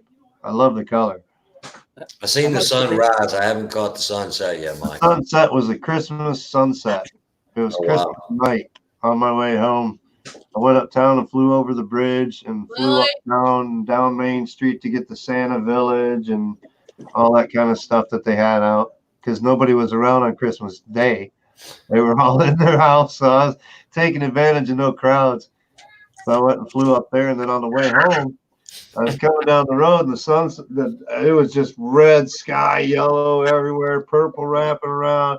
I was like, oh, man, I got to hurry home. I'm getting there. I'm like, the sky's getting darker and darker and darker. I'm like, I'm going to miss it, aren't I? She's like, well, pull into the store that's closed or whatever over there. I'm like, all right. So I pulled in, set it up for a quick 6-minute flight or whatever. Got a good sunset, but I posted 2 videos today. So the second is the sunset video. I haven't seen that, but I think that's what's great about the Mini. You can just throw it up anywhere, man. Yeah, It can fit in your cargo pocket of your pants, man. If I'm you- like Dan. I've got the Phantom 4, man, and it's like a suitcase to tote around. Yeah. And this is the carry bag that I got with my little mini. This little Like a little purse. little sling bag. Yeah, that's nice. It's just a half a backpack, and that fits everything that I've got, plus a whole bunch of extra space inside there. Oh, wow. So That's pretty cool. That's very cool. back drone. So now Mike has a handbag. I was going to say it was like a man purse. Yeah, It's not a purse. for my handbag. flight bag. It's a merce. I have another one that I was always carrying like my whoops and stuff. Like when I go to Jeremy work, Dano. I just take my couple whoops or whatever, Yes, my sir. radio, my I hear you, goggles, AJ. and a drone or two will fit into here. If I use the whoops and stuff like my Mobula and my tiny whoop, I can fit those two in here with the radio and my goggles, some packs, and carry that. I'm actually thinking I'm about the DJI Mavic Mini tomorrow. Oh, you're getting the mini tomorrow? I'm thinking about it. Yes, sir. Oh, if you have He's thinking about it. tomorrow, you can purchase it tomorrow, but you ain't getting it tomorrow. I know it's gonna be about about another week before I get it. Yeah. Best Buy everywhere is saying that it ships to them to the stores on the 31st is what they're talking. And Amazon's, if you hunt around on Amazon, you might be able to get one within the next 3 or 4 days. Master. Welcome, brother. Extra. You need a wrench. Yeah, what the heck is going on with Amazon? Like, there's supposed to be 2 days shipping, but I haven't got nothing in 2 days. Really? Yeah. Play us, John. Play us. Alrighty. Like I ordered And filament and got it like 1 day, 10 pounds of filament 1 day. Oh wait, I'm in Michigan. That's right. Detroit's just a hop, skip, and a jump, huh? A little closer. I'm not too happy with Amazon right now. Most of my stuff comes out of Brownstown, Michigan. That's got to be one of Amazon hubs. Well, most of it's been shipping from New York too. Okay. Depends on what. Jersey.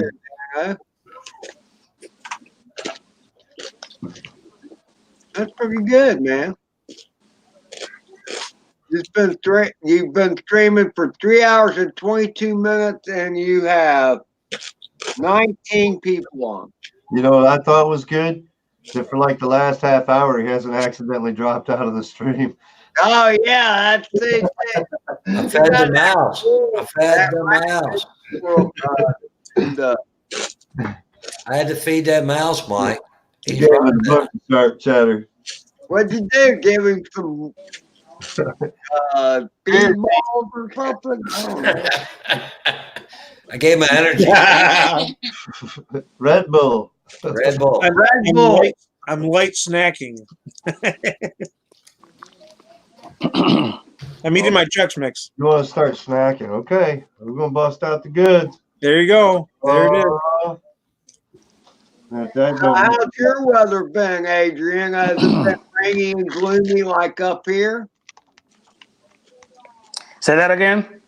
Just the ride tips. How's your weather been? Has it been rainy and gloomy like up here? What is that, Mike? Yes, it has. It's been crappy over here in You know, my side of town.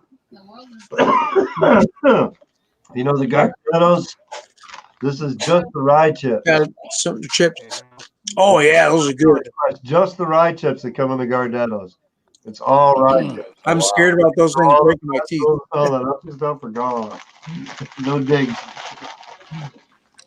Hey, RC Crazy. Yeah. Hey man, I just subbed to your channel, brother. Because I didn't have you. Okay, thank you. Are you in the comments? Oh, there you are. Well, make sure you get RC Lazy and Lazy Gaming and Yeah, I come with a package.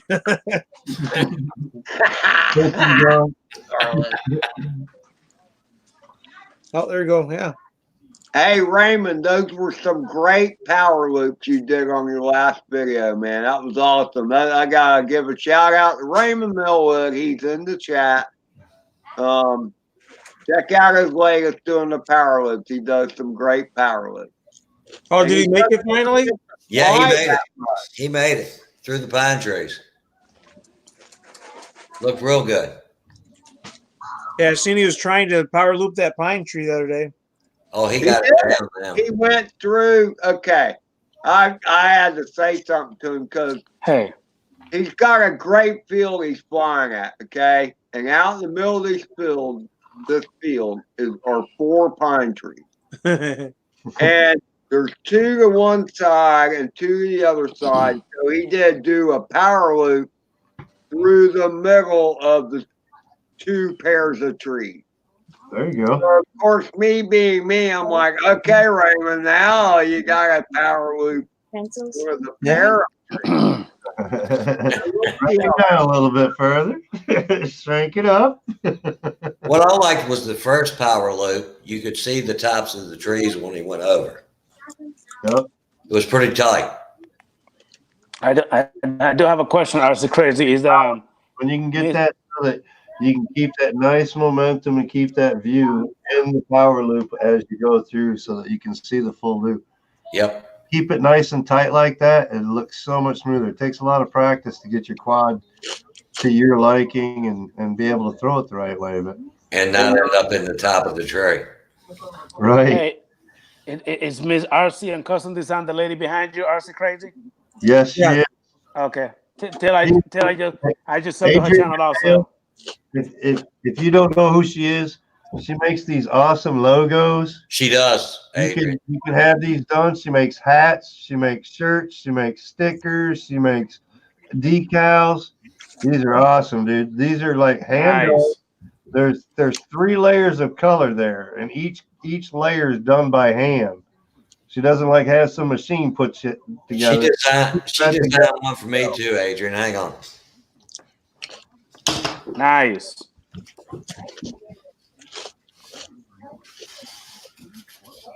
Well, I just subscribed to her channel, by the way.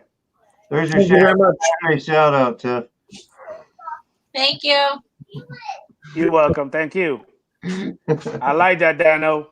That's nice. Yeah, she does nice work.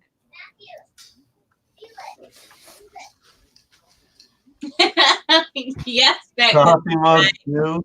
What do you say? Yes, she does brakes. She's actually changing the fuel pump in her Kia. Well, damn, she does a little bit of everything, huh? Yep. Yeah. She's a roofer too, right, Eric?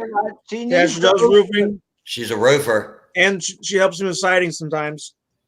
She needs to have a garage right there at the house. And she's a full-time mom. And full-time mom, yeah. And a full-time mom and wife. I don't know how she does it. I have no clue. Wow. Well, with you, the mom part fit in because you're just like one of the kids. You could call it Tiff's Garage. What? Yeah. I don't even want to hear about the lasagna. Saturday afternoon during the summer, you see out there doing some doing body work. Yeah, she's fixed brakes, rotors. She can take the tire off the rim and put a new one on. You said she's better than you, RC Crazy? Tie rod, U joints, wheel bearing. Stains out of RC Crazy shorts. Yeah, exactly. I don't know about the ones from the past couple Toad flights I've been doing at the house. Yeah. Flying the Toad 90 at the house. Oh boy. Yeah, That's a lot of wires. I gave a like the one and left a comment. And then I saw the post, canceled for the night. I was like, man, I made sure I got it in for the week. Yeah. Well, everybody that I love think the it was comment, twice. we'll get a shout out next week. Gotcha. I think I hit you twice this week. Yeah, anybody who left a comment, we'll get one next week as well. I always end up at the show anyway, so that's enough shout outs just being in the chat usually. So Yep. Hey, Adrian, I put an email address in the chat. Yeah, she took all my I tools. don't have any way to get in touch with you, guy. What was that, Dano? I just put an email address for me into the chat. I like the Cheerios. If you could hit me up, because I don't have any way to get in touch with you. I know you put one in private chat way back, but I never could get it. Okay, hold on one second. Let me go ahead and save this one. Give me a minute. No worries. Just shoot me an email or something. That way we can keep up. Yes, sir. I posted the link to my Facebook page with everything I've done. Yeah, it's basically her portfolio. Is my channel sticker on there? I think so. I hope so. It should be. I hope so. If not, she's got to put it on. Nope. What I tend to do, right? You're right about that, Wakey. What do you say? We have to get her out there again racing it with me again. She hasn't done it in a while. Wakey says she drives it like she stole it, and she flies it like she stole it. So, I can't wait until 3 years until I can be in the show again. Don't you hate that when you're like cruising along and you check your videos and somebody comments, you're like, wow, where'd they come from? I didn't have them. I was like, oh. I got more subscribers than you. Go subscribe. Hey, Dano, check your email. I think I just emailed you.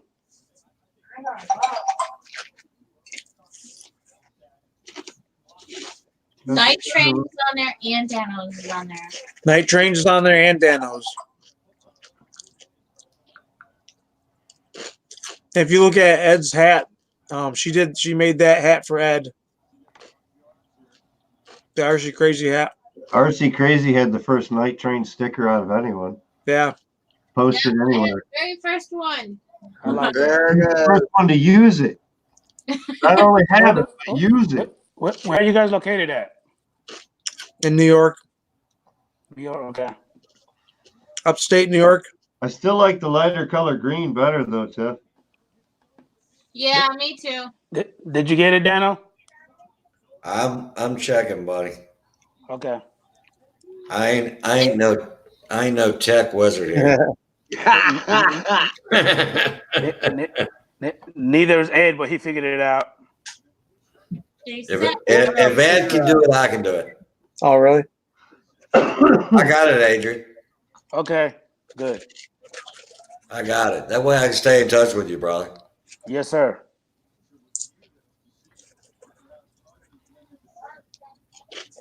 I got to put this Chex Mix away. I can't stop eating it. Well, we can see that you haven't stopped since you've been on. Well, dinner was at Welcome to the chat. like 2 today, so I'm starving now. It's a moderator party around here. What kind of party did you go to? The only that kind you of party- didn't It was eat? just this Christmas at my mom's house. She didn't feed you? Yeah, we had ham and stuffing and mashed potatoes and corn. But you're hungry again. Yeah, and then I had a pumpkin pie, piece of pumpkin pie. Welcome, Lon Dennard. You're a moderator now too, buddy. Duct tape. Now you can join the party. You don't It's a have full toolbox. You got a wrench, bro. What? Can I have more? That's what it's there for. There you go. Nothing but tools around here. Oh, I like the way you think, Mike. That's okay. You can always use another tool. That you can. you don't have all of them. You don't have the proper one for certain jobs. And having the proper tool for the job is the proper way to do things. If you don't have the proper tool, it goes sour quick. Makes it a lot harder without the proper tool. So, hey, Night Train, did you get the DJI Mavic Mini combo, or did you only buy the one for $399? Oh, I went all out, buddy. I spent You went all out? $600 for mine. I got the Fly More combo and then some. Okay. I'll be right back, guys. I got the full package. I wasn't playing. I was like, Gotcha. man, there's no way I'm going with one battery.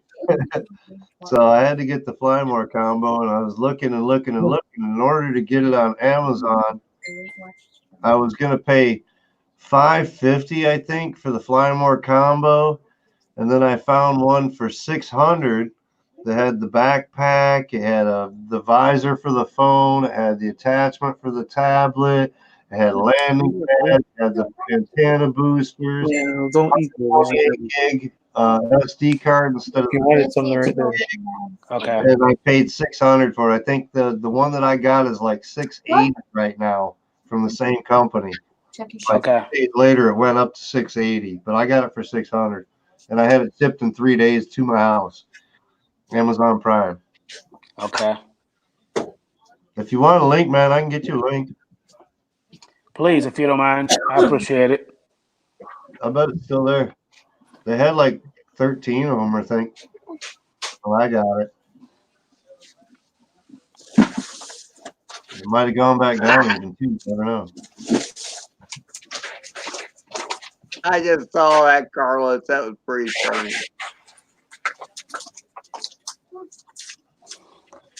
Jeez, you guys act like you didn't eat. Currently unavailable. The one that I got is currently unavailable. Oh, really? Well, the sale out quick then. It will be back in stock, they said. The sale out pretty quick then. Yeah, it's a hot mover right now. Let me see. I see another bundle that looks fairly close. Let's see what that one's running. Yeah. 69. No way. Oh, wow, we're missing Dano. Oh no. Yeah, he said he'll be right back. Said he was leaving for a minute. Oh, I didn't know he was why leaving. dropped off. Who's like Hank Hill? Who are you comparing to Hank Hill?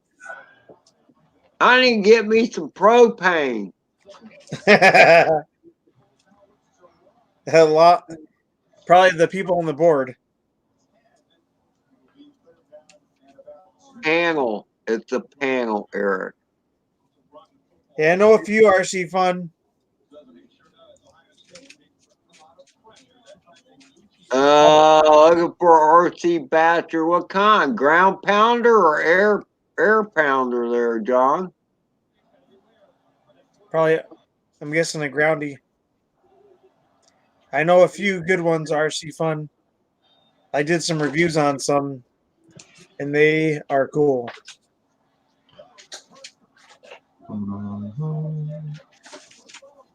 Ground and pound.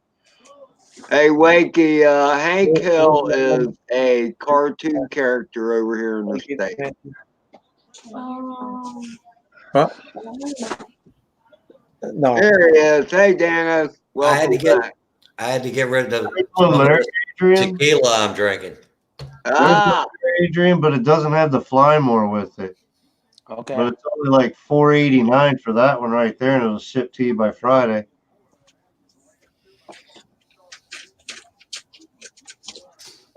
Hey, Night Train does. I went to Amazon and hunted around until I could find one that I could get a good date on. It said ship by such and such. Then most of them are talking like ship the 31st or something like that. there's your Which kid. right now it's only There you coming go, Ed. days, so I mean they're probably going to Yeah, start you- going around because DJ. You'll get mad in a minute. Because you're holding like that? Yeah. Yeah. Hey, Even Night Train, does your DJI app keep track of your, like, it says a level and all that? I don't know if it does or not. It's got a basic profile, but I don't think it's got all that complicated stuff to it yet. Let me look.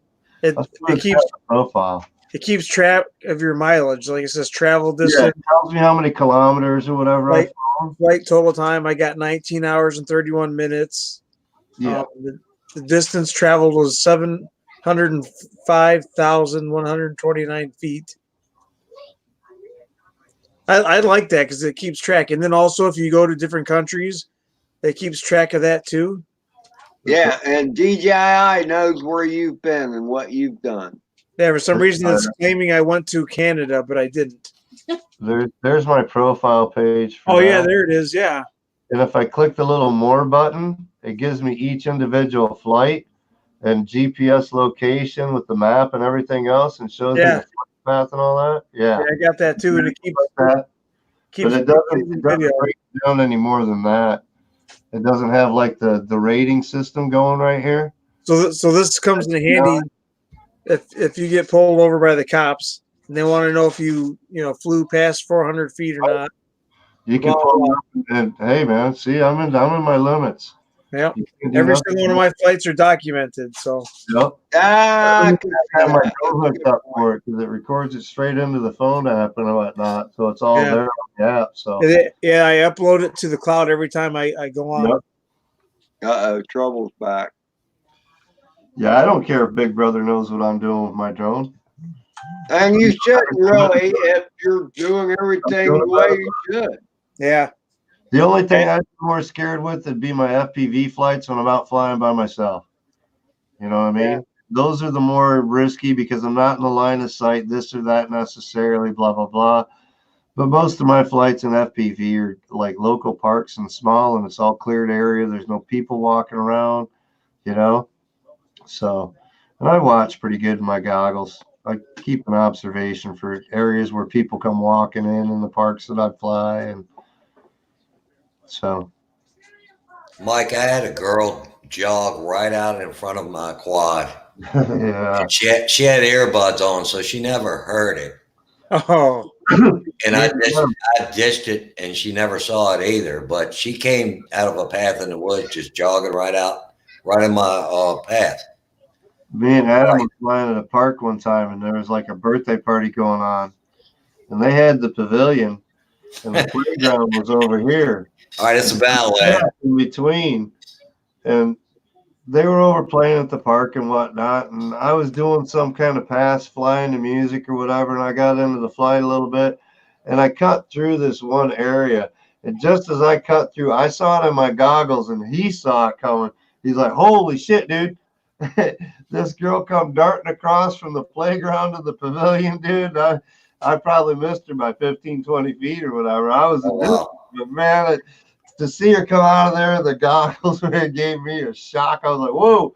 I stayed away from the rest of the day. I stayed away from that whole pavilion. I was like, no, I'm not taking out no little kid with my race quad.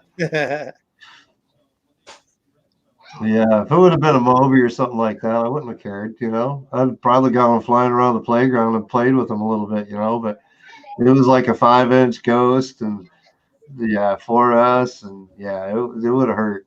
It would have hurt. They got the Beta 75 put the new motor on, and then I did put new props on the Toad 90, and I did flights today, and had some great flights, good times. So both are back up and running. I wanted to get out and fly today, and today it was cold. The sun came up a little bit for a second.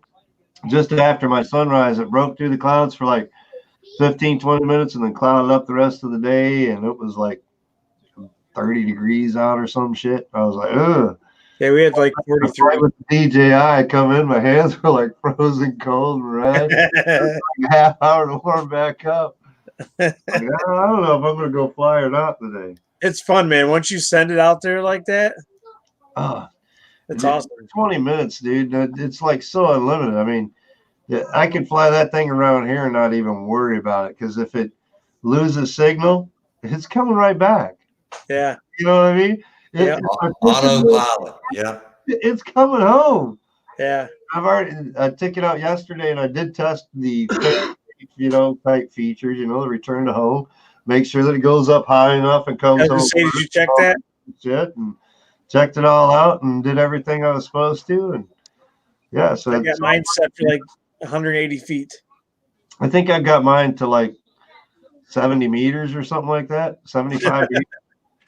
And we've got some taller trees here with pine trees and whatnot, and some of the structures that I fly, like the water towers and stuff like that. Water tower is 135 feet, so that's close to 75 meters right there. So I try to put it a little bit higher. I'd rather go up higher and come home and be safe than, oops, that one tree was too low. Now- Yeah, you always want a high return to home. Absolutely. Thanks so light, dude. It Now, is Mike, staying at the Mike, top. does It ain't falling. It's staying at the top. does it have obstacle saying- avoidance, Mike? Yeah, 50 obstacle feet. avoidance on the bottom only. Those two sensors are the only avoidance it has. Nothing in the Otherwise, front. Side, front, back, all that. Like the DJI Mavic, it's not like that at all. Right, because my Phantom's got forward. I and can down. hand land it. I can hand land it. That's the only thing the sensors are really good for. That and flying indoors. I got you. Hey, Jim. Thing is, where I'm at versus where you're at, you're kind of on the cusp. You're south of the cusp, actually. Where I'm at in St. Augustine, the cold fronts come down, they kind of get your way, and then they drift back over us, so we get double whammy, brother. Skydio 2 seems pretty cool and fun and all, but I don't, unless you're doing all action with it, it just doesn't seem like the drone. For what I want to do, I want to be able to do some B-roll footage, some pan shots, go out for a long flight, check out some scenes, check out some areas, share some things that way or whatever. The Skydio is more for like if you're out racing around on your mountain bike or something like that, or it's always following you or this or that. That's Yeah, I gotta try those. So it seems like a nice drone. It's got killer obstacle avoidance, but yeah, that's what it's going to be for, is your action. It's not going to be for your still slow stuff so much, all that kind of stuff. I gotta try the follow me on mine still, and then also Yeah, I haven't done any of that. when you program spirals out and when you program your flight. clips, you pinpoint yourself and it does like a spiral slowly out further and further. Oh, cool, yeah. It's supposed to have that, and then like the rocket where it goes over the top of you and just does a straight up boom and then comes back down.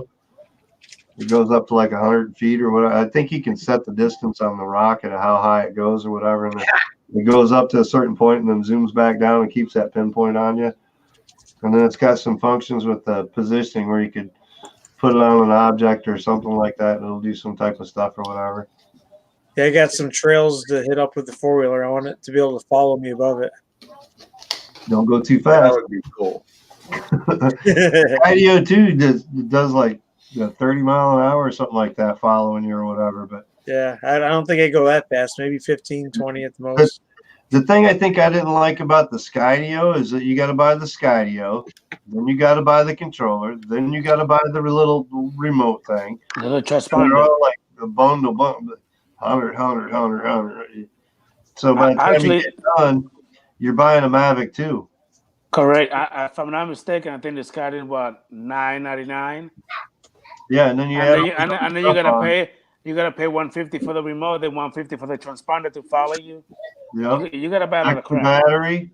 You get the Fly More combo on a DJI Mavic Pro for 1,800 or something like that with Fly More combo and all that. And you're going to have more capabilities with the Mavic Pro than you will with the Skydio, except for the obstacle avoidance following. That's why I think it's going to be more for like your follow type stuff, your action stuff. But it'll be good to see it out there now finally and see what it really can do now that they've gone through the steps of taking it out, putting it out there. See, he's already got $2,000 into the Skydio too. So yeah, you're talking a Mavic 2 Pro right there with the Fly More combo and the smart controller. Wow. Yeah, No, I was I think it was $2,100. What Ron Bernard said. He said he's already spent $2,000 on the Sky. The Mavic 2 Pro with Fly More combo and all the kit and everything, as well as the higher gig. I think it was $2,100, and that's with the smart radio too, the smart controller, which is $600 by itself for the smart radio. I almost got that, and then I ended up not getting it this summer, and then that's why I got this. I was like, man, I got to get something to start in, get into 107 type work or whatever. I've got people in real estate that we work for all the time as a residential painter and whatnot. There's lots of opportunity for me to get in and do stuff, and I've already done stuff with some of the whoops and stuff like that, doing some of the videos and whatnot. Some of that video is clear enough for doing some interior type stuff, and the capabilities would be endless. If I got 107 in a Cinewoop, 3-inch Cinewoop indoors on $500,000 house, and you got the Mavic for outdoors, and get all the land shots and everything, and dude, I could do some real estate. I could play. My boss built a $500,000 home a couple of years ago. So I mean, you know, 640,000 it sold for. I almost wanted that. 6 bath, 3,815 square foot. He built it from the ground up. That's crazy. I painted it at least twice inside, changing colors. He Yeah, put wanted- the color, and then an interior decorator or real estate agent or this and that. Oh, we need to change this and this and that to sell better, sell better. Yeah. Okay, we'll change it. Yeah, I painted the inside at least twice before it sold. Not to mention hung about a quarter of the drywall. Yeah, dude, we do all kinds of work. We remodel, we do tiling, we do everything. We'll tear out walls, we'll put in ceilings. The only thing he ain't at us doing, I think, is siding and roofing. Yeah, I wanted to get that one that you got, but once you told me the price tag, I was like, no. Yeah, it took me a little bit to save, and the wife kicked in a little bit as anniversary gift, this or that. She's like, well, you want that, so I'll kick in money instead of buying you something. So it made it a little bit more reasonable, but I saved for 2 months to get that damn thing. Yeah. Dude, $50 a week. I'm like, put it away. I don't care what it is. I'll drink water. Now, Mike, you've done a lot of painting, right? 18 years. 18 years. Residential interior. Here's a residential interior. I don't know if you can see real good with the lighting. This room is black with ceiling white. Yeah. You ever paint anything like that? Yep. Lots of times. Oh, yeah? We painted offices black. We did Paul Davis Restorations. We do a lot of work for, and My youngest son real estate painted. agencies, Air Reinhardt Real Estate, Remax. We got lots of real estate agencies that we work for. We're a small company, but my boss has been around for a long time, and his dad's owned the company before him. So the company's probably got like 30 years. So he's got a lot of clientele that he can pull in. So, I mean, we stay busy with like 6 of us working as far as full-time employed. But like I said, we do everything. I mean, we're hanging doors or, Right. everything. You know what I mean? Trim work, floor work, tile work. Yeah, we had a guy tearing out subfloors in a lady's house that it's a rental unit or whatever, and she had us come in. We've done work for her before. We did her house, this or that. She had us come in. We were going to do the paint job, and she had a water leak and ruined her subfloors all the way through. So we ended up doing the floors. So last week, the guy was pulling subfloors out and whatnot and reflooring. So we do everything, dude. I've done everything too, Mike. I've got some Woosters and some Purdy brushes myself. So I've I done got rid of all my Woosters and my Purdy's, man. I'm a Proform guy now. Proform. Is that It's an oval brush instead of the flat brushes? They're oval, so it's thicker in the middle. I got you. Way more paint, and they're about a $15 brush at like PPG or something like that, Right. But yeah, they just hold up way better. The Woosters are what I used to run all the time. I love the Wooster and the Purdy, but is that Proform? Does it hold a lot of paint so you ain't got to dip in as much? Half the time of dipping. I mean, right. Yeah, I can cut uppers and lowers in a bedroom, like a standard bedroom in a house. I can cut uppers and lowers in 45 minutes without having to worry. Just straight through, boom, boom, boom. That's rolling. Yeah.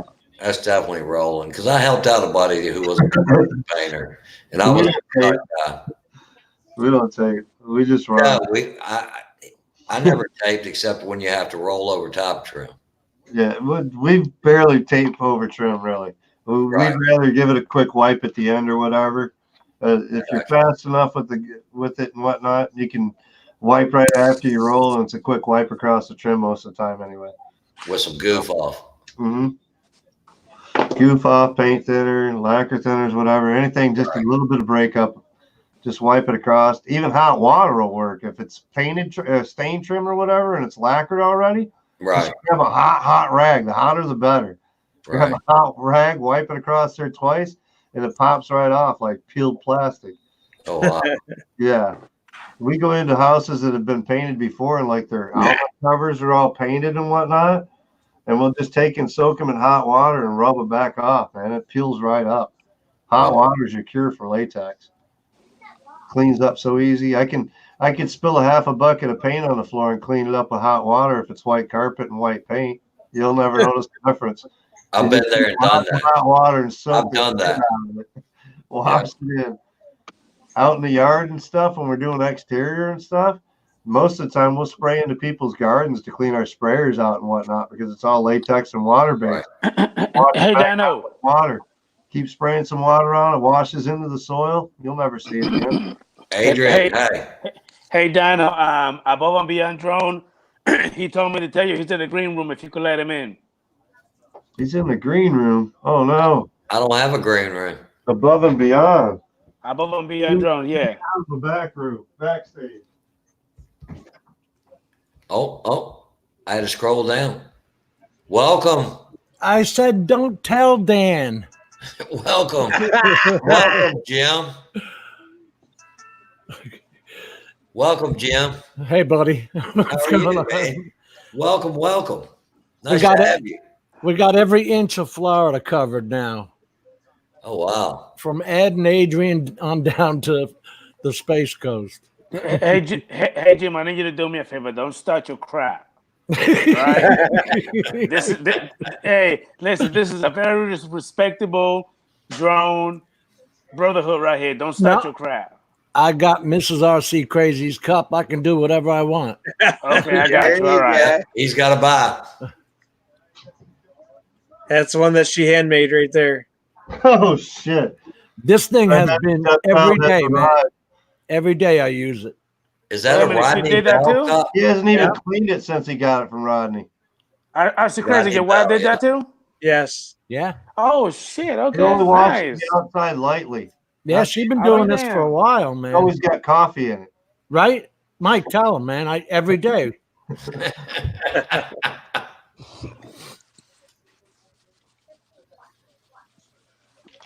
How long were you waiting, Jim? Sorry about that. Florida too.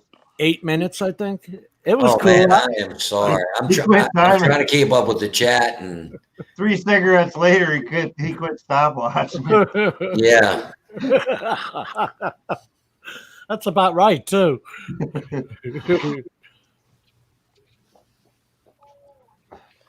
Now, what part of Florida are you in, Jim? I'm in Melbourne, Florida, on the East Coast, Central East Coast of Florida. Gotcha. And Ray's in Florida too. Central Florida. Wow. There's a lot of Floridians around here. You know what? This state has some liberal drone rules. Except I know Ed was talking about the schoolyards, but you guys can't go to schools, parks, this or that. You guys are about ready to be shut down there. Dude, I've had the cops at the house 4 times. You know what the worst part is? They don't have the authority to do it. They don't have the proper authority to shut those places down on you. It's touchy between critical infrastructure and public use. Proper authority. They think they've got it, but they don't. And because we're just dumb drone pilots, we can't fight it that well. They know they got us. Yeah, it's touchy. Well, I mean, again, it's like our tax dollars paid for these places, these great fields that are maintained. State parks everywhere. They shouldn't. The gate should not be locked on the school ground. That's how it is here in Virginia. That's public property. Can't fly to state parks. It's nothing for It's for nothing but camping. It's only like used 4 months out of the year, but the other 8 months you can't fly it. Wow. Yeah. You know what I mean?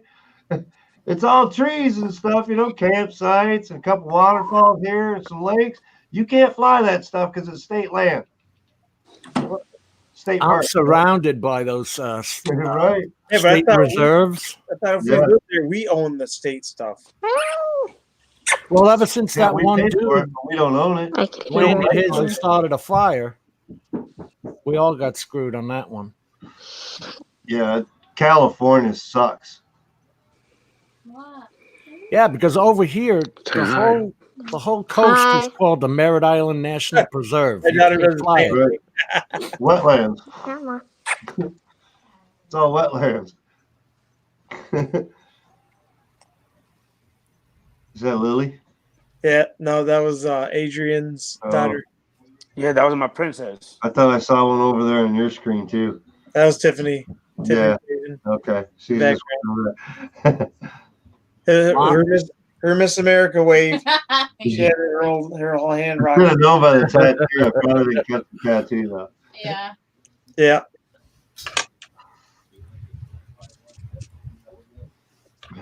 Lon, are you off A1A? That's like the Pacific Coast PCH of Florida. Right? A1A runs up and down.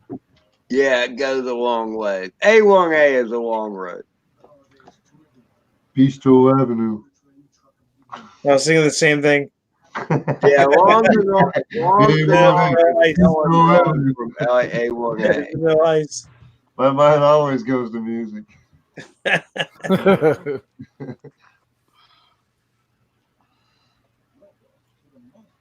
Lon Denard, he's in Michigan. Where you at in Michigan, Lon? That's where Mike's at. We need to go fly. I'm in Central Michigan. Midland, Saginaw, Bay City, Mount Pleasant. That's true, Carlos. I had the neighbors calling. Oh, really, Jim? Oh man, I had one guy come to the house. I'm going to shoot that thing down next time it's over my house. Yeah, you tell him go ahead. It's a felony to shoot an what do you call that airplane out of the sky. Man, you got all kinds of people to fly with down there, Lon. So you'd be buying me a new drone, and you'd be sitting in jail. I wish they'd enforce that. 616. There is, look, man, I call it dronophobia. There's these knuckleheads out there. Oh, you're spying on me. Whatever. Yeah, exactly. That's the stuff that makes me mad when they say Grand that. Rapids, you guys got multi-GP down there. You got race drones down there. See, he hooked up Alex, in well, there. my brother. He's where all the flyers in Michigan are, down in the south. Lansing, And you Grand Rapids. know what's screwed up, Jim? Here's What's what's really screwed up. Those people that come to your door and talk about, I'm going to shoot that thing out of the sky, whatever, they have never watched a drone video. No. Because if you watch the drone video, you know, well, these things would make a lousy spy vehicle because they're noisy. By the time they get close enough to tell who you are, Exactly. that person knows it's there. That's Exactly. what worried me about the Mavic Zoom. I thought that would put more of a stigma on the hobby. It's quiet though. It's quiet. That Mavic 2 series is pretty Oh yeah, quiet. I got one. It's pretty quiet. It really I was is. talking about the one with the The Zoom. Mavic Mini is super quiet.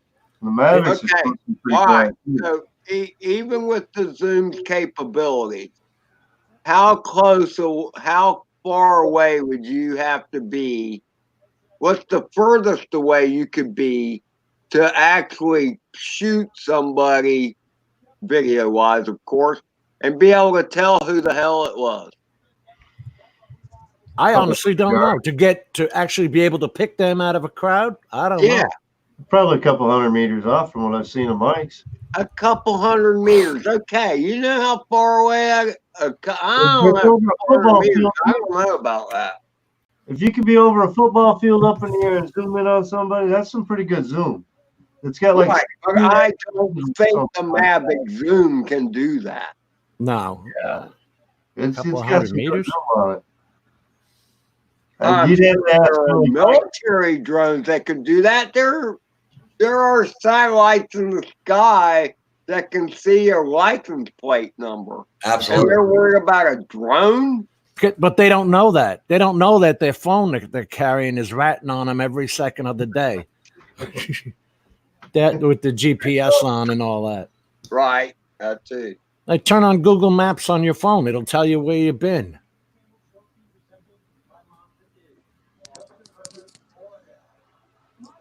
The funniest time was I agree with Carlos about the people worried about spying on them.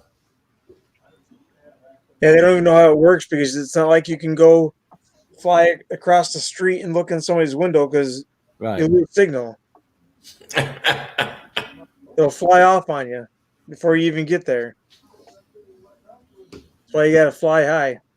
Yeah, you're not getting down in between houses. Exactly. Like it's not like I can fly a mile away, land in somebody's yard, and film them, and then come back home. It doesn't work that way. You just got to remember, every time you log into a drone that has a GPS, your satellite's already picked you up. They know what you're doing. They Yep. picked you up the minute you registered that drone with DJI because you got a That's unique right. user identification number. Yep. Exactly. They've got Exactly. your access. They know exactly who you are, what you're doing. That's why they Activated. give you a profile. You think you signed a profile, so people who knew who you were. So DJI knew who you were. That's why they connected it the way. Actually, I don't think I've given them my full name though. So Don't you have to? All they've got is Night Train on my profile and my email. Well, I'm come sure with Jan- my email they could find my name though. you're going to have to register with the FAA. Come the new I'm a rules. recreational drone pilot right now. Still going to have to register. 249 grams, buddy. Still going to have to register. Nope. Anything that goes in the air is going to have to be registered. The stipulation was 250 grams, so we got to see what they come up That's with. water. Their site says anything. XJet's video, it specifically said in their statement 250 grams. and He's above. in New Zealand. He's But in he's New reading. Zealand. He's reading the same FAA stuff that we're reading. Okay. He's over in New Zealand fighting for Americans because New Zealand's going to get the same damn laws after we do them. Hey, my cup, honey bun. But yeah, he's over Nice there work. fighting for us too. His video that he posted this morning was totally for USA. Period. Well, All there's right the, about how we need to get on it, and they need to just get their heads out of their ass. And the people that need the remote ID is the pilots that are already up there in the planes and the helicopters. they all have it. January We have to 1st. It's a avoid that. law. We have to avoid them. So we have to be able to find out where they're at. So they should have the ID so that we can signal on them, figure out where they're at, so we know to stay the fuck out of the way. That'd make more sense. It's on remote ID. Yeah. Well, first of all, they're not supposed to be below 500 feet. They're supposed to be, exactly. And that's the other thing that he was talking about on there too is we have to avoid them, and we have to stay under 400 feet. But these pilots are up there and they're supposed to be over 500,000 feet or whatever. 500. But they're coming down here in the 300-foot range and whatnot. And we have to be able to identify that they're coming down, even though that they're not following the law, because they're doing it anyway. Yep, I have multiple videos where they've come down. Yeah, XJet's video this morning was a good rant. Get me a coaster. And I crapped my pants multiple times because of it. Mike, my drone would not go back up in the air because an airplane was flying overhead. Oh, DJI really? would not let it go back up in the air. Was Because that, mine has the remote ID on it. No, okay, so it was a remote ID plane then. all planes as of January 1st have to have ADS-B out. Any plane in Right. the sky, but because that plane was circling overhead, once I landed to change batteries, DJI would not let me go back up. It picked up that it was in the geofence because of the land. Yeah. That ain't fair. No. I 'Cause mean, he's supposed to be over that 500 feet, so you should have no problem flying your drone 400 feet. and I was in Class No G reason. airspace. Everything was cool. Yeah, So- There should be no reason why you couldn't fly. exactly. That's what I'm saying. Yeah, I haven't come across any geofencing problems here. I'm in the area that I'm at. I'm pretty wide open. I've got an international airport way over, like half hour away. So for most of my flying, I don't have anything to worry about. We got a little airport here in town, but there's no radio tower or anything. They actually had multi-GP come up and do an event. Yeah, that's the best kind. There and everything else, but we don't have to report. There's no, yeah, we're totally Class G airspace, so all the way. So it's nice to fly around here, but I start going towards Saginaw, Bay City, Flint. I'm going to start finding more areas. Detroit, Grand Rapids. Lounge down there in Grand Rapids. I'm sure there's all kinds of geofencing down there. So yeah, it'll be interesting to see, but I'm liking the Mavic Mini for sure. That thing's so fun. I didn't think it'd be as stable as it is compared to some of the other stuff that I've played with and whatnot. I've never done any DJI though, so it's my first. Jim's chasing flies around his. Right now. It's like, man, I'm gonna get that fucker. Jim, are you in trouble? You in timeout? Wait for him to land. Oh, he's watching his Barbie. Now you bedazzled. Did you get that for Christmas, Jim? She just put all this. He muted himself. This thing hates my Yeti mic. Sounds like it. Yeah. She just put all the hair in that one by one with a needle. Oh my gosh. That's a whole lot of work. Somebody's got too much time on their hands. Patience. Hey, I picked up that 3D printer. Have you handed her the controller to a drone yet, Jim? They don't want to fly it. I don't get it, man.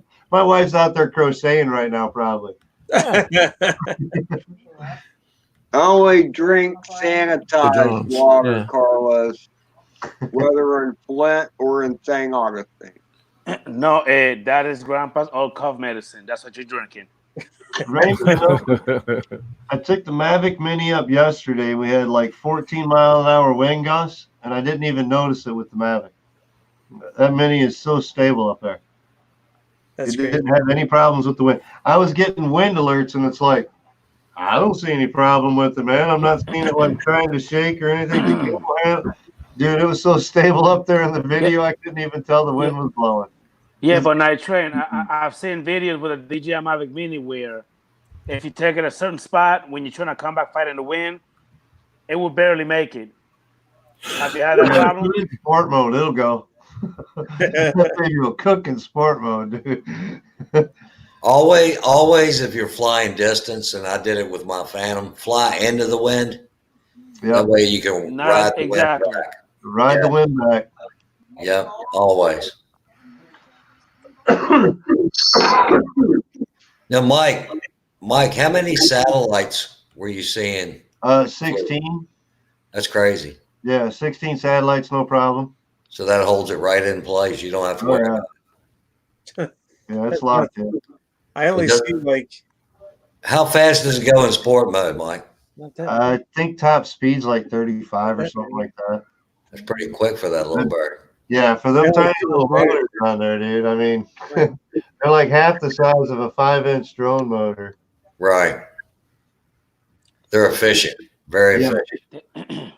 There's a couple of tiny, man. They're like super flimsy and flexy, thin. I mean, there's a couple of things I don't like about it. Night Train. They're really flexy. Quiet, I bet. Pretty quiet. When it was up there about 100 feet up, 150 feet up or whatever, I'm listening to it. Oh, yeah, I think I hear it up there. Just hearing the mo. Yeah, they're pretty quiet. Close by, you'll know. What don't you like about it, Adrian? Well, first of all, you gotta screw in the props. It's not like the quick release prop. Prop is an individual screw. Yeah, exactly. You gotta screw them in. One other thing I don't like about it, the motors are so tiny. And I love the sensors in the back and the front. Like when I have my my DJI Mavic Air, I like having these right here. I like having these in the front and the back, the sensors. That one doesn't have it. That one only have the, you know what I mean, the bottom sensor. That's it. Yeah, This one has everything. Now, Jim, what do you fly by? Jim flies everything, doesn't he? Jim flies anything that doesn't have a Yeti attached to it. It's kicking. It just did it again. Jim, what are you doing? He's fighting his microphone. I take these off. It works fine. It sounds good. Yeah, I don't hear You sound good. Leave it off. As long I got as there's anybody there.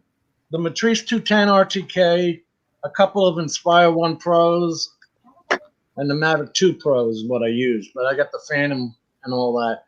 I don't See, get rid of anything. Once I got it, I got it. He says he And you doesn't got the have Gladius anything Mini. small, really. Huh? He says he doesn't have anything small, really. Matrice, Inspires. Oh, Yeah. I tell you what, you have to put that together too every time. Every time. Yeah. Yeah, it's you might as well plan an extra half hour for assembly. And it's got a nice tiny controller. Yeah. Only weighs Wow. 15 pounds. Yeah, this is the antenna, Oh Right. my gosh. and that's the Crystal That's Sky. from Matrice. Yeah, this is the Sendence remote controller. Oh, you got the Crystal Sky, Jim? Yeah. You don't even need a sunshade for that, do you? No, No, it's so goddamn bright. Yeah, they're bright as hell. I was used to flying with the iPad Mini 4 because I like that. Right. DJI can't screw with the operating system. I thought about getting an iPad because I'm on like a Samsung Galaxy S10 or S8, I think. And it seems to work pretty good. I was afraid it wasn't going to, so I was looking at like the iPad minis and whatnot. iPad Mini 4 or 5 was what I was looking at. I've got a dedicated tablet that I had for my Phantom 4. Well, that's what I was thinking, is get just a tablet for the droning and whatnot, because I plan on getting, a Mavic Mini and all that kind of stuff too. I took everything off my tablet, Mike, and fly in airplane mode. I don't have any apps on it besides the DJI app. That's all I have on it. And the operating system, of course. That's kind of nice about this is it's Wi-Fi, Bluetooth, whatever. Right. So it's supposed to be like an advanced type deal for extended range or whatever. I had my Wi-Fi hooked up to the house, pulling in my Wi-Fi signal, so I wasn't using any data whatsoever. Standing out in the front yard flying this, and it was pulling in full signal at 16 satellites, and it didn't have any interference with the drone whatsoever, none of the video interference, none of it. So does that connect with Wi-Fi? Yeah, it's supposed to be like a Bluetooth connection or whatever. Oh, it can't be. You plug in the controller to the phone, it pulls up the app for it and everything else, and goes into charge mode off the controller. It starts charging your phone, and then goes into the app and whatnot, and it pulls it. And I still had Wi-Fi connected to my actual house network while this was all flying. Wow. And getting all my signals and everything. That would concern me, Mike. The Bluetooth is between the radio and the phone. Okay. Yep. Yeah, it's pulling right there from, because it's plugged in by cable to your phone. So it's direct connected to it and then pulling off the signal from the drone to the thing. But it's their advanced Bluetooth connection. I got you, because I think Phantom used Lightbridge is what they called. Yeah, it's totally different than Lightbridge though. Yeah, but I've flown my Phantom 3.5 miles one way, straight out. Yep. Wow. Yeah. That's pretty darn good. That's way out there. Yeah, And it's supposed to be I've hit much. speeds of 52 miles an hour with a tailwind and sport mode. I'm lucky the if I can accurate get 700 feet in the neighborhood. It says this will do 4 kilometers. Is what the documentation on DJI says. Right. But they've got it listed as 4 kilometers. Break that down for me in miles there, Mike. I don't know what a kilometer is. let's see, it's 2.2 kilometers or 2.2 miles per kilometer or some shit like that. 10 miles or 10 kilometers is 6.3 miles, something like that. So it's under. It'd be like 1.2 or something like that. I don't Just know. over a mile, it sounds like. Yeah. That's That's plenty. a That's long plenty. way. You figure if 10K is 6.3 miles, then 5K, which this will do 4K, 5K is 3 point some miles. Right, 3.3. Right. And Dustin Dunhill over in Hawaii did 3.43 miles out and back. So that you tells said you what kind of range it's got.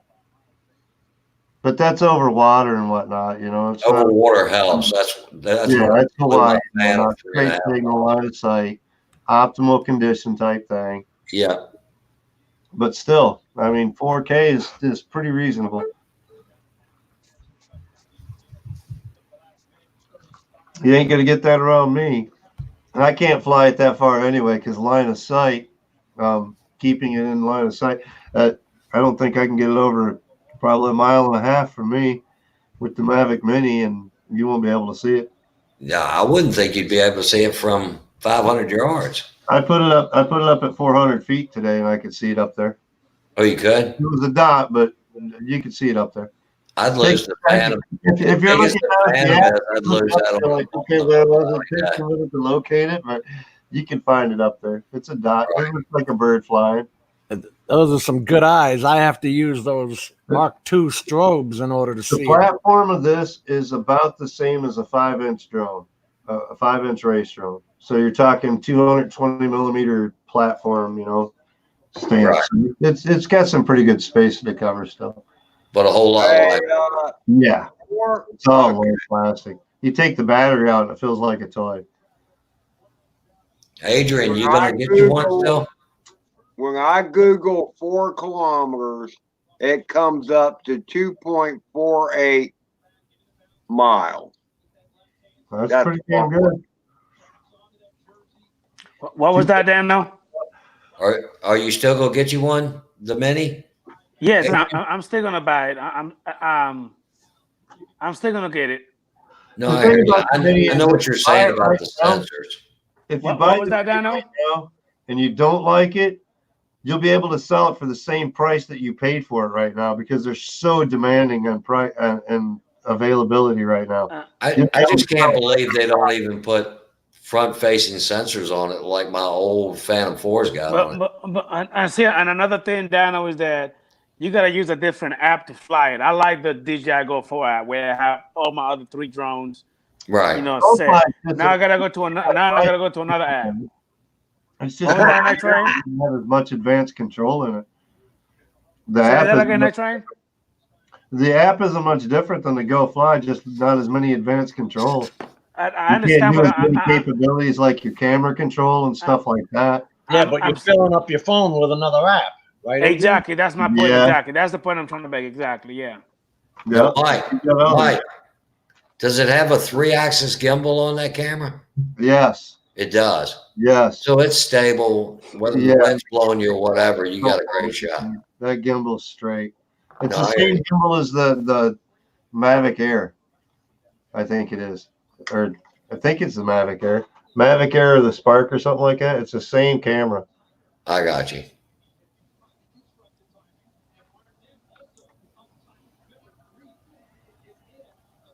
That's cool.